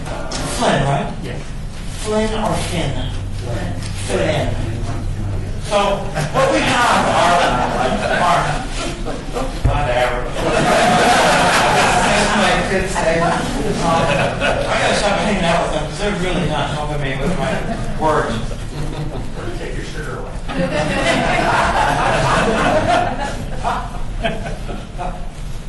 Leaders were kind of, I think, voluntold that they would have the privilege of summarizing and reporting out. So this is the last time that we will be summarizing and reporting out. So I'm going to ask you to do a little bit of extra clapping, a little bit of extra woo-woo for these folks who were voluntold and have risen to the excellence all day.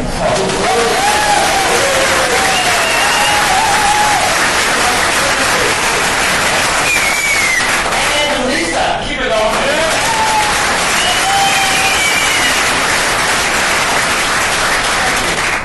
I just finished the damn sugar. So table 7, we were pretty similar to Lisa's actually, but Judy Goodrich had a quote here that I love, so I had to write it down. We can either be the caboose on the old train or the engine on the new one.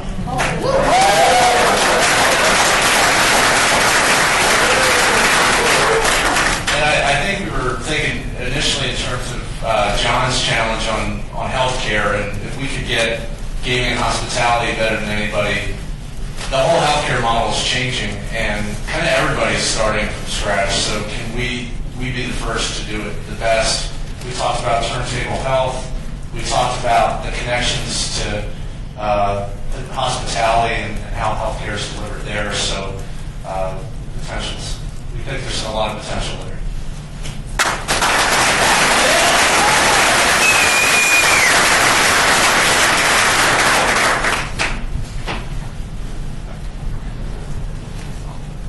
Okay, we also targeted healthcare industry development. A little bit different twist.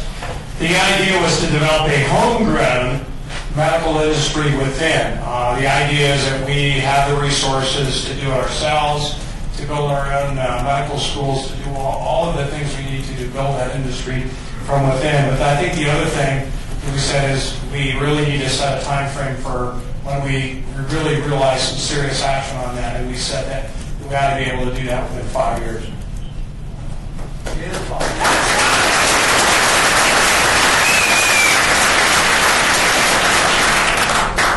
Where did you get that dirt from? Wouldn't you just wish that the LBCBA leadership had something better to do? Thank you.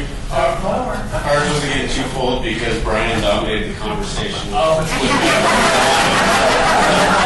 one of the thoughts that came out of that was certainly with the accolades of UMC and the Trauma Center, perhaps really thinking out of the box and making it kind of the global study center of medical marijuana and the effects of medical marijuana, not only the hallucinogenic side, but also maybe some of the benefits to the other part of the plant. And that's spun into the direction, too, that we talked about and heard about was the byproducts of our tourism, the LED lighting, the technological lighting of the strip. So if we continue to push tourism, which we always will, is really to begin to brand ourselves as the site of secondary business opportunities with all the support functions that go into supporting our tourism industry.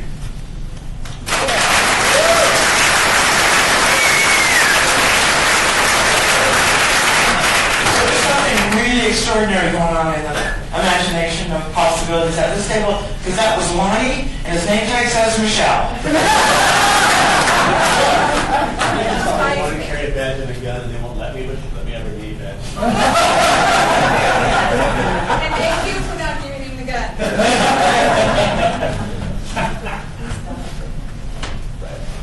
So yeah, we took a little more, I guess, of a macro view of kind of all those different things, and education, economy, sustainability, healthcare, and we kind of just took it upon ourselves to say, hey, we should all be looking at that stuff and be engaged and actually be accountable for all those things and driving innovation in those things, in those areas, and transitioning it to something better than we have now. Say hi to Mom and Dad.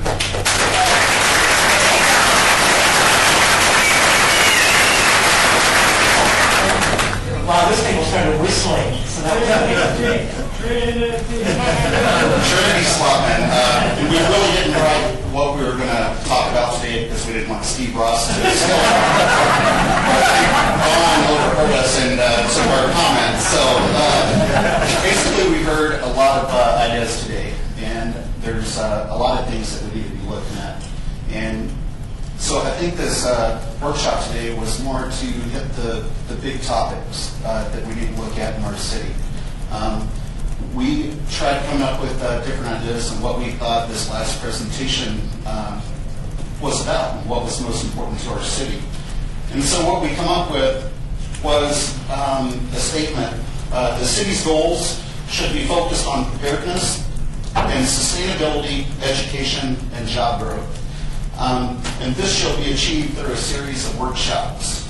We'll take a day to talk about education, take a day to talk about sustainability, and take a day to talk about job growth. One of the ideas that come up was a lottery system. Nobody wants to talk about a lottery system in the state. Not that that's the best idea, but that might be something that we could discuss. We could discuss how the city can work with the school district. Sustainability, we can talk about green water programs, our energy consumption, and our electrical consumption. So basically, I think what we take away from this is that we need to have more focused workshops based on the individual items that we brought up.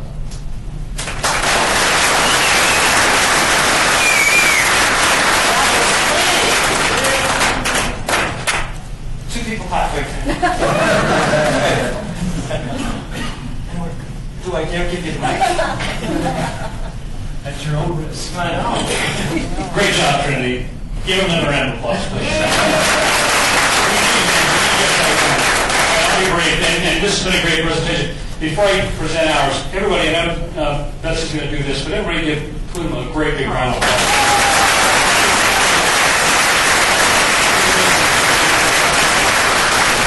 Everybody's, I think, going to be on the same page. We like to state that economy, our economy is not just about gaming, and we have a lot of cultural tourism that we're certainly not probably capitalizing on enough. We talked about education and networking. Again, silos came up, education came up, and tied to that public-private partnership as a new paradigm. So that exists out there as well. And then, what is our city's government role in education? And I asked all of you that because we need your input as the city leaders. So our statement and our position is repurpose existing assets which set us apart. And here's some of those assets: cultural, physical, people, knowledge, creative. And we have the solutions. And Lisa came up with this, and I love this. We have all the solutions. It's that last mile. It's getting that last mile. Who's talking about railroads? Caboose. It's that last mile on the track where we're trying to get, and making all of this connect, and everything that we've talked about today, and all of your ideas that you put on your board, is making it all connect together. Beautiful. Thank you.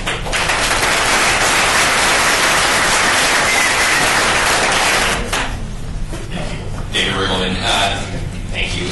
We heard a lot of different things like everyone else. I think what we gleaned out of all of this is that the main takeaway is that Las Vegas needs to be a community of the future, where we're not just known as the entertainment capital of the world, but we're also known for sustainability, transportation, advancement in education, healthcare, so that we're a grand city of the world, not just a grand city of entertainment.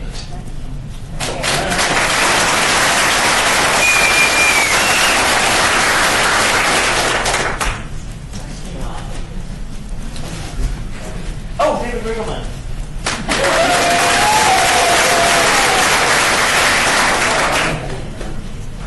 Vanetta Appleyard, and we were focused quite a bit of our conversation on healthcare, and not just healthcare, but quality healthcare. It's really important to make sure we made that distinction.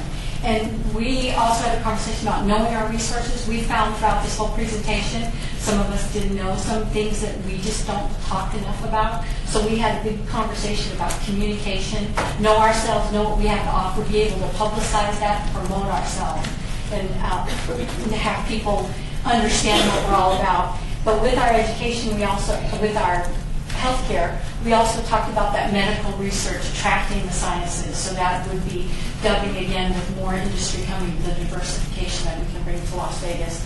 And residency program, teaching hospital. We thought that would be something that we could also maybe attract as well.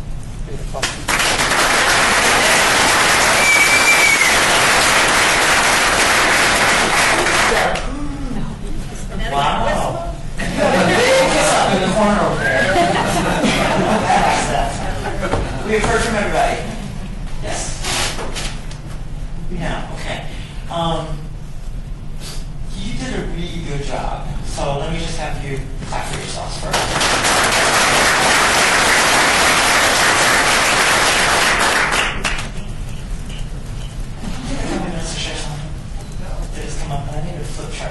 I want to show you something. Because the conversation has been so rich, there's a few things I want to elevate for you to consider. And the first is, it is only possible to be excellent at a few things. It is only possible to be really excellent at a few things. And part of what I think we need to help each other exercise discipline around is to remain focused and remind each other that it's only possible to be excellent at a few things. I can have, and I do on a Saturday, a very long list of things I aspire to get done. And the simple truth is, there's only a few things I accomplish. And so I just offer that. It is my life experience, I think it is also relevant as we deal with making the world a better place. The principles are the same, all right? Here's what I want to show you. And this is something that was shared with me the first week that I walked into work in the gaming industry. And it was shared with...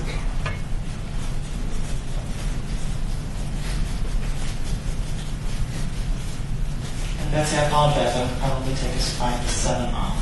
Okay. Danny was the CFO of MGM and Mirage Resorts. It was in 1996. I just left the Las Vegas Chamber of Commerce, walked into my brand new industry that I knew nothing about. I having lived here for about 20 years. And he said, "Do you understand the company and the industry?" And I said, because I didn't even know what he was asking. Right? It is on the job. I'm dressed to impress. I don't want to sound like an idiot, so this was my response. And he was kind enough to understand that meant I didn't know. So here's what he showed me. He said, "This is a bell curve. This is the axis that says number of people, call it America, call it the world. Over here is their propensity to gamble." And he said, over here, very small in number are people who will never gamble. He said they have advanced degrees in probability or statistics, they have religious objections to the activity, they will never gamble. We don't pay any attention to going after them as a market.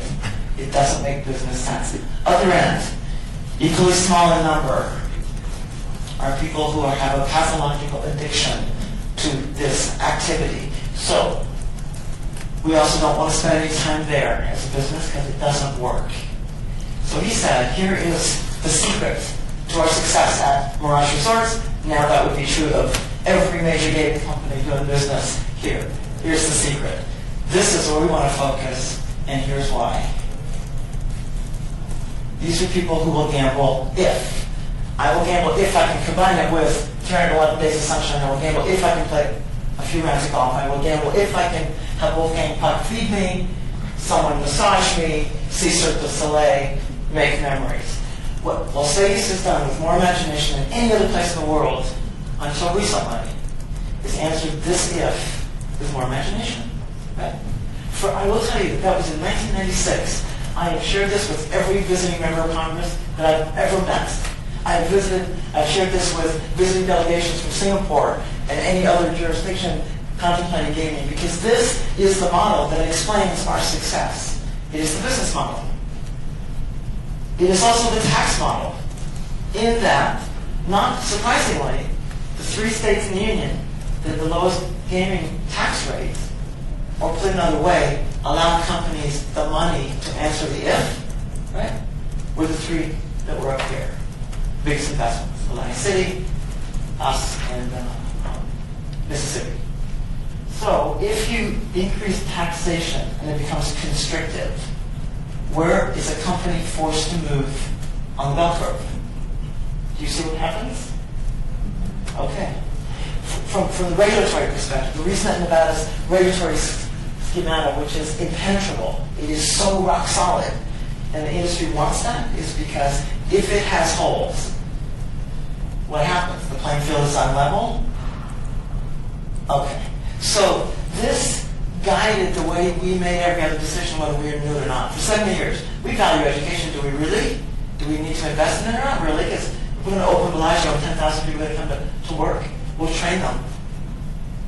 So education matters, but not really. Right?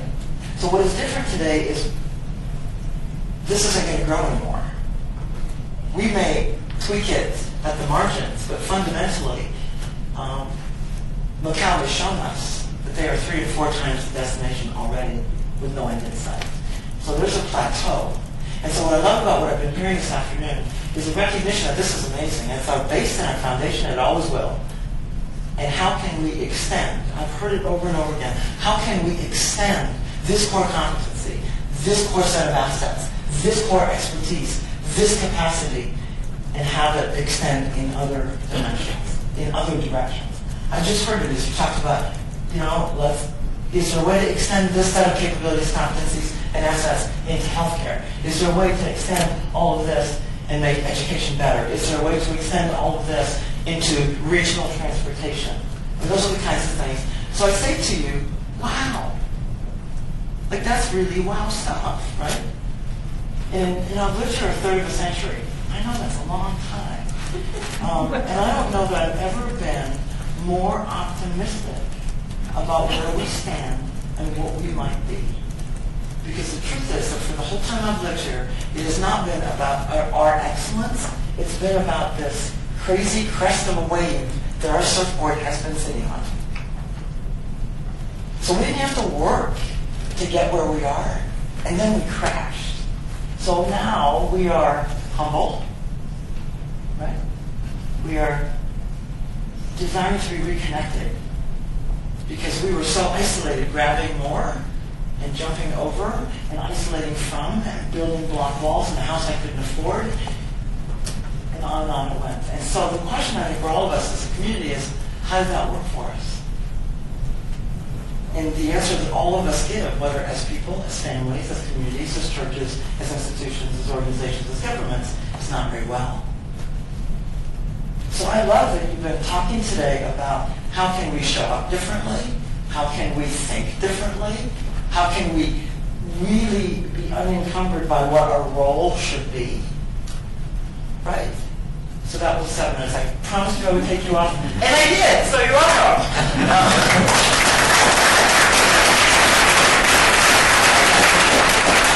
Betsy Selleck. All right, Mighty Casey. Wait, we're not done. One more presentation. Oh. My daughter would say, am I in trouble? Okay, one real quick thing, because I got that from the mayor, which is never a good thing, actually. That wasn't to you. No, because you know what? I think we've had such an incredible day of fantastic ideas and participation. I mean, if you had asked me this morning whether or not we still have over 100 people sitting in this room at 4 o'clock in the afternoon, my answer probably would have been no. So I think we've created a very compelling conversation today and the beginning of a very robust community dialogue. And there's one more presentation that we want to have really quickly. We have Andy Chapman here from Chris Tatham. Oh, Chris Tatham, I'm sorry. Chris Tatham from the community survey. It's going to take him about 15 minutes to shoot through a few slides.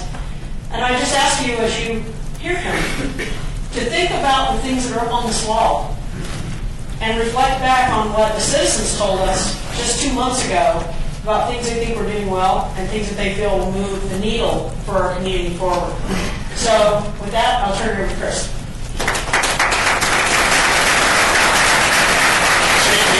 I know people always hear survey results, that's boring, I don't really care. But our firm, ATC Institute, actually specializes in helping local governments use citizen survey data to make decisions. In fact, they've managed over 1,000 surveys across the country in the last 2 decades for 11 of the 20 largest cities, 12 of the 20 largest counties. And the real key isn't just getting the results, it's knowing how to interpret the data.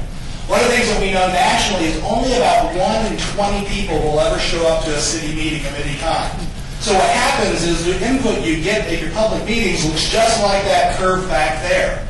You have people at one end who don't like the way you're doing things, and you have people at the other end that want to change the way you're doing it, and you don't hear from the masses because, frankly, they're okay with what you're doing. So one of the reasons to do a survey is to figure out what does the center of the bell curve look like, and that's what I'm going to share with you today. I'm going to walk you through briefly the purpose and methodology. I'm not going to bore you with the science. I'm going to assume that if you have real questions about the science of the survey, I'll stick around afterwards because we don't have time to go through it today.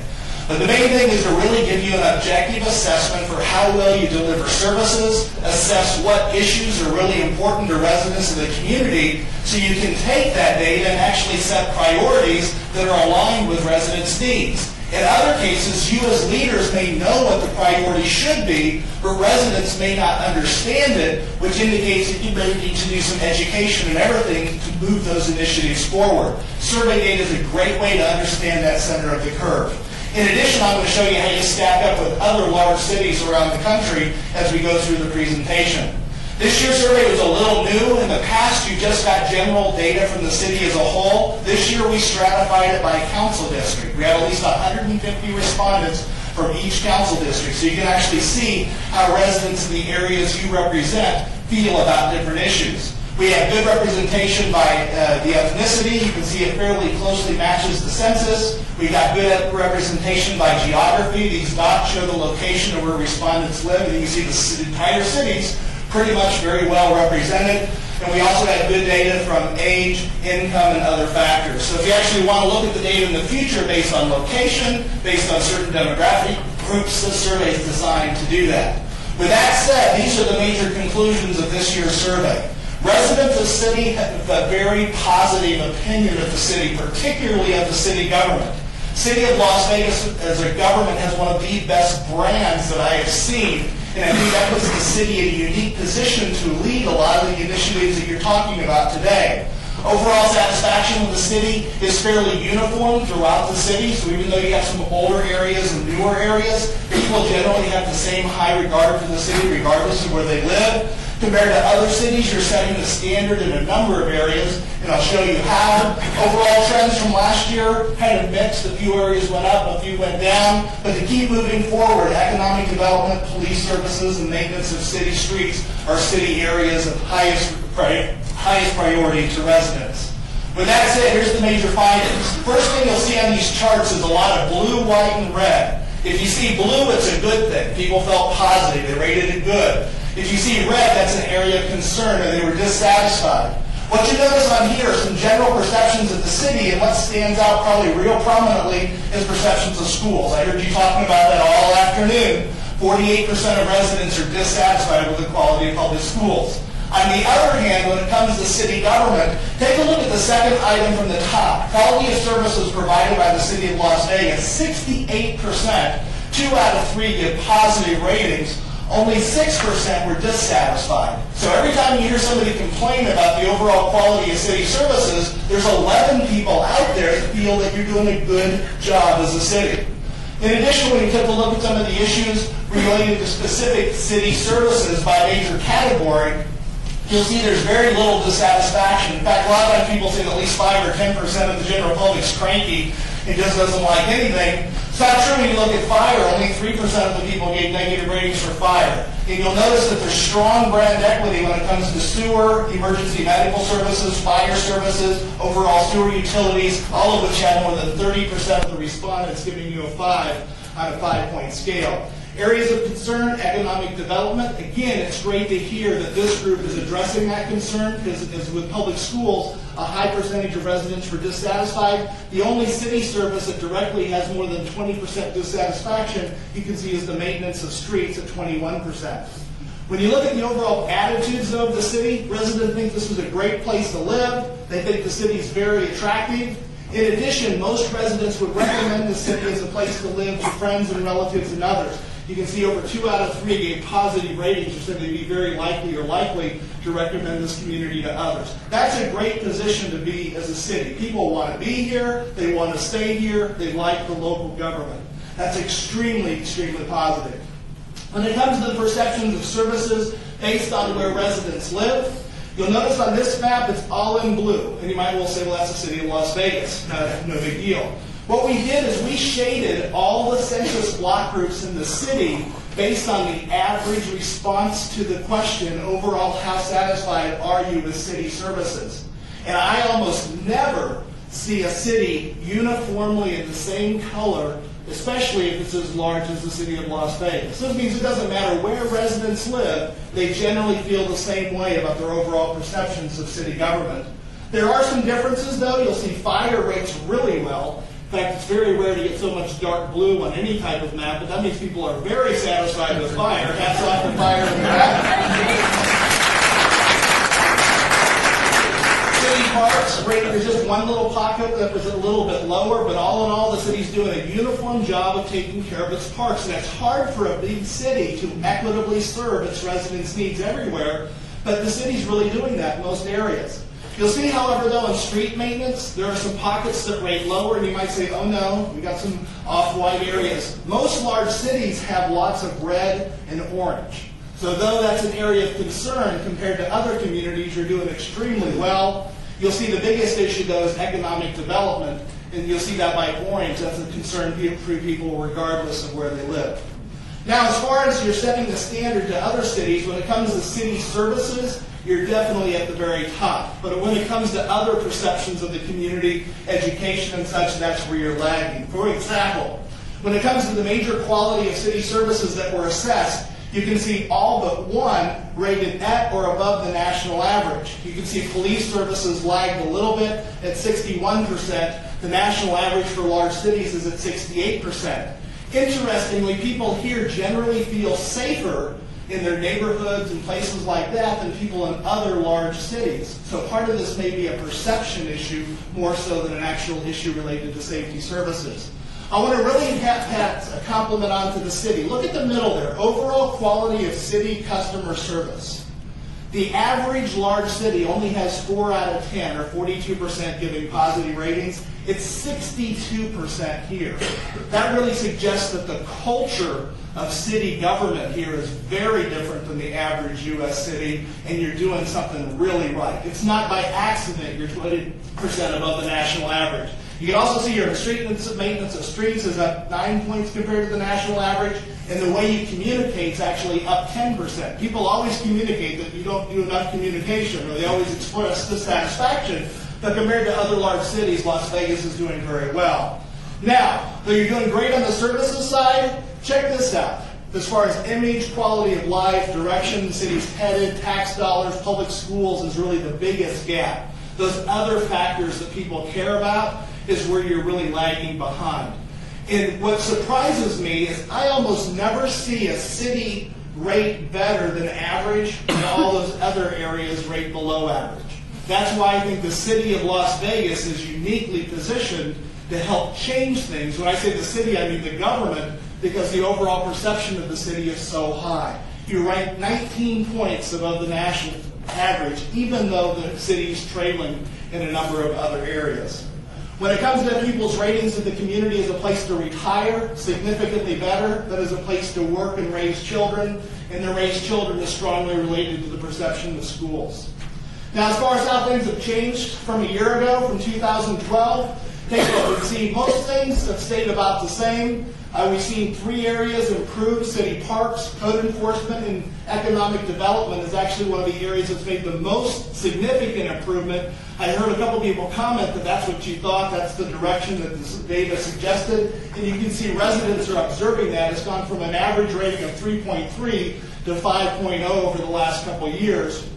However, street lighting, perceptions of street maintenance, and police services have all dropped. And that's one of the reasons why we're identifying streets and police as areas of increased emphasis as you move ahead as a result of this year's survey. As far as the areas to emphasize, which is shown right here, in addition to just having people rate their satisfaction, we also ask people how important those services are. And the reason for that is, let's say that everybody in the city was dissatisfied with something. You might say, oh my gosh, we got lots of red on the chart, we need to fix it. Well, if nobody cares about it, you could spend $1 billion and no one would notice. The real key thing is to invest in areas or educate residents about your initiatives and the things that they care the most about. And you'll see in this chart, economic development, police services, street maintenance, and code enforcement are really the top 4 areas. In other words, by emphasizing your investments and or education or initiative over the next couple of years in those areas, you're most likely to see significant improvements on overall perceptions of city government as you move forward. If you were a left brain learner, that's the right leg. I guess I had time to put 2 charts in here. This is the same data that I just showed you. As you go from left to right, the things on the right side are more important. As you go from the top to bottom, the things on top get better ratings than the things on the bottom. And if you're a visual learner, what you're looking for are things in the bottom right. Those are things that are more important to people, but your ratings are generally lower. And again, you see economic development, streets, and police. Same kind of thing, just depends on how you want a listing of ranking or if you want to see it visually. So, bottom line is residents definitely have a very positive perception. The brand of the city is good, and I think you should capitalize on the fact that people feel good about their local government. Pay special attention to how good your employees are and the culture that you have. The customer satisfaction rating with customer service, 20 points above the national average, is truly amazing. You really have a culture of employees that are to be commended. And your overall satisfaction, when I compared you to other cities, is 19 points above the national average. Though the results are mixed, I think as you move forward, continued emphasis on police, continue taking care of your streets, and some of those other issues are going to be the topics that residents resonate the most with, given your current ratings and the current trends that we've seen in the data. So with that, I still have 3 minutes left. I don't know if there's any questions. Good job.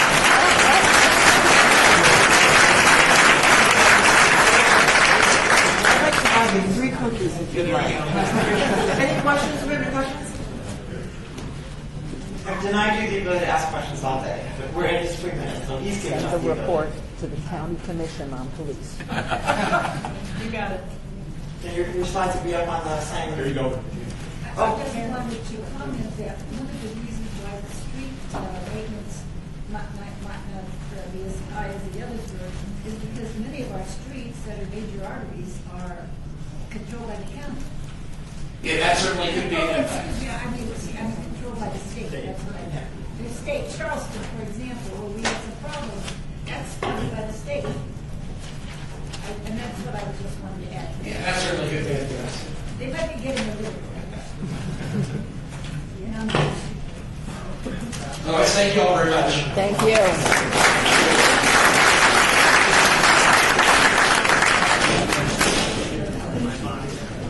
We heard a lot of, this is going to be a day when we're going to reflect, and for the next few days, things will come to the front of our minds that we've heard and incapable of absorbing in the moment. Love that you're either a locomotive or a caboose. We love that, and all of you love it because there was like when it was said. Earlier today, Betsy said, slightly different analogy, but still a powerful one. One of her mentors, I think is how you described it. One of your mentors once said to you, you're the architect of the building, or you're the tenant. And so that is the moment that we have before us. Someone else gave me a little thing that said the only way to control your future is to create it. All kind of interesting things. This is a huge process, and the goal that we set for this morning was release constriction, allow yourself, give yourself permission to step off the treadmill that is our intense day-to-day stuff and think big. Sit back, think big, imagine. I applaud you for granting yourself permission to do that and for doing it as openly, as enthusiastically that you have. As Betsy said, it's completely stunning that 7 hours after we start the day, there's almost as many people here in the room and you're still as engaged as you were now. So that says much more about you than it does anything else. Margaret Mead, sorry, I'm going to step back a minute. Bruce Katz was our keynote. He gave us that inverted pyramid that for me was pretty powerful, right? The same old places that we've done to fix the same old problems that we've viewed. It's just for 200 years it's worked, and now it doesn't. The federal government is not going to be the source of solution. They're going to get busy. We saw that they're going to have a disproportionate amount of money going into, how did you describe it? The title, right, educating and retirees. That's going to be their two core lines of business. The states, I don't know about you, but the state in which I'm living and everything I see does not say there is a panacea of solution coming your way from the states. And I also think that in this day and age in this country of cynicism and disconnection, the people that are closest to us that we can see, touch, and feel are the ones that we can trust. So it is, I think, the opportunity for all of you. This city, and I'm going to talk about the city leadership, the elected leadership, the staff leadership. We still have any survey results. You are really good. And for all I know that it is your job to say, how can we be better and where are we not good enough? I want to force it into you. You are really good. Through the worst of this recession, you have persevered. I happen to have had interaction and the ability to play with you in some of the culture building work that you've done with the staff. Your staff of 3,000 are facing the same direction. There's a spirit and a culture and a vibrant city that is solid. That's a tailwind. You've got clarity, consistency, unanimity, and frankly, no dysfunction among your elected council. And that is not what every elected body anywhere can boast. That for you becomes a tailwind. You've got favorables in your bully pulpit, Madam Mayor, that any elected official would love to have. That's a tailwind. So there's an awful lot that's going right. And it is, at the end of the day, only what we have as assets that we bring to the table. We can lament all the things we don't have, but all we have is what we have.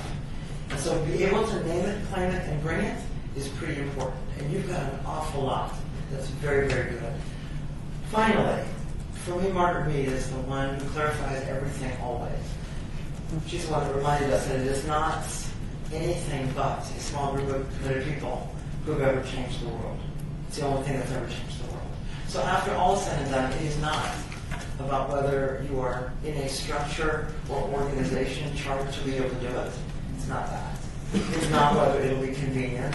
It's not whether you've got the resources or the friends or the influence. What it comes down to is a small group of committed people that believe they can. Right? And so I hope that as you walk out of here, you have a little hope, maybe a little bit more hope than you had when you came in. Maybe a little bit more belief than you had than when you came in. And what you've been very generous about is, I don't even know what square footage we cover, but we have a lot of square footage of great ideas. And originally we had thought that we would try to help you go through a process of sort of bulleting and summarizing and prioritizing these. But frankly, we've decided not to do that because it gives the staff a chance to digest it a little bit. So we will, empowered and inspired by our speakers today, we're going to use the technology. So we don't know how we're going to send it. We don't know if it's going to be Twit or Snapchatted or Facebook or Doodled or Diddlywinked. And I just make that up. Some of you didn't even know. But we will use technology to give you back your brilliance so that you can then prioritize that brilliance and hand it back. After all, we're going to keep this moving. This is a part of the process. This was the big picture part. This was the let's get as much diverse perspective as we can part. And on that, I would give you a high A+. The next step is to take big ideas and convert them into a few big ideas, prioritize them because we can't be excellent at everything. And then we can get to work on the how. So it's one thing to know where you're going, what you aspire to be, and then the real work is in the steps that we take, the actions, the individual decisions that are made by 3,000 employees and elected leaders every day. So that is where we'll end up with. And the mighty closer is coming. Are you going to send us home? Wrap it up? It is amazing how many of you are still here. I fell asleep 3 hours ago. The blessing in life, truly, is to love what you do every day of your life. And it comes through when you see the special people in this room, because I know you all love what you do. But I have my arm around somebody who truly has a gift. And I know she loves what she does every day and all the jobs she's had because she's learned. And she is an educated woman, but she has that gift of heart and spirit that I know she's communicated. So from all of us here, and thank you all for participating. Our city staff, you've done a miraculous job. But Poonam Mather, thank you.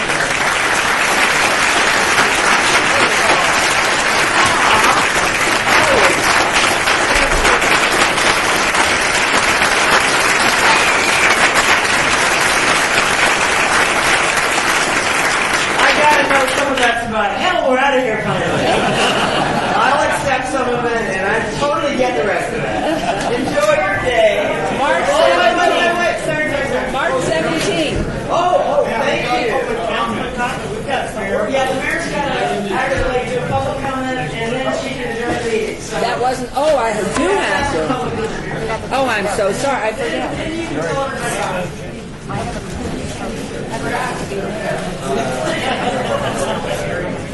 While I was dreaming, I forgot to be mayor.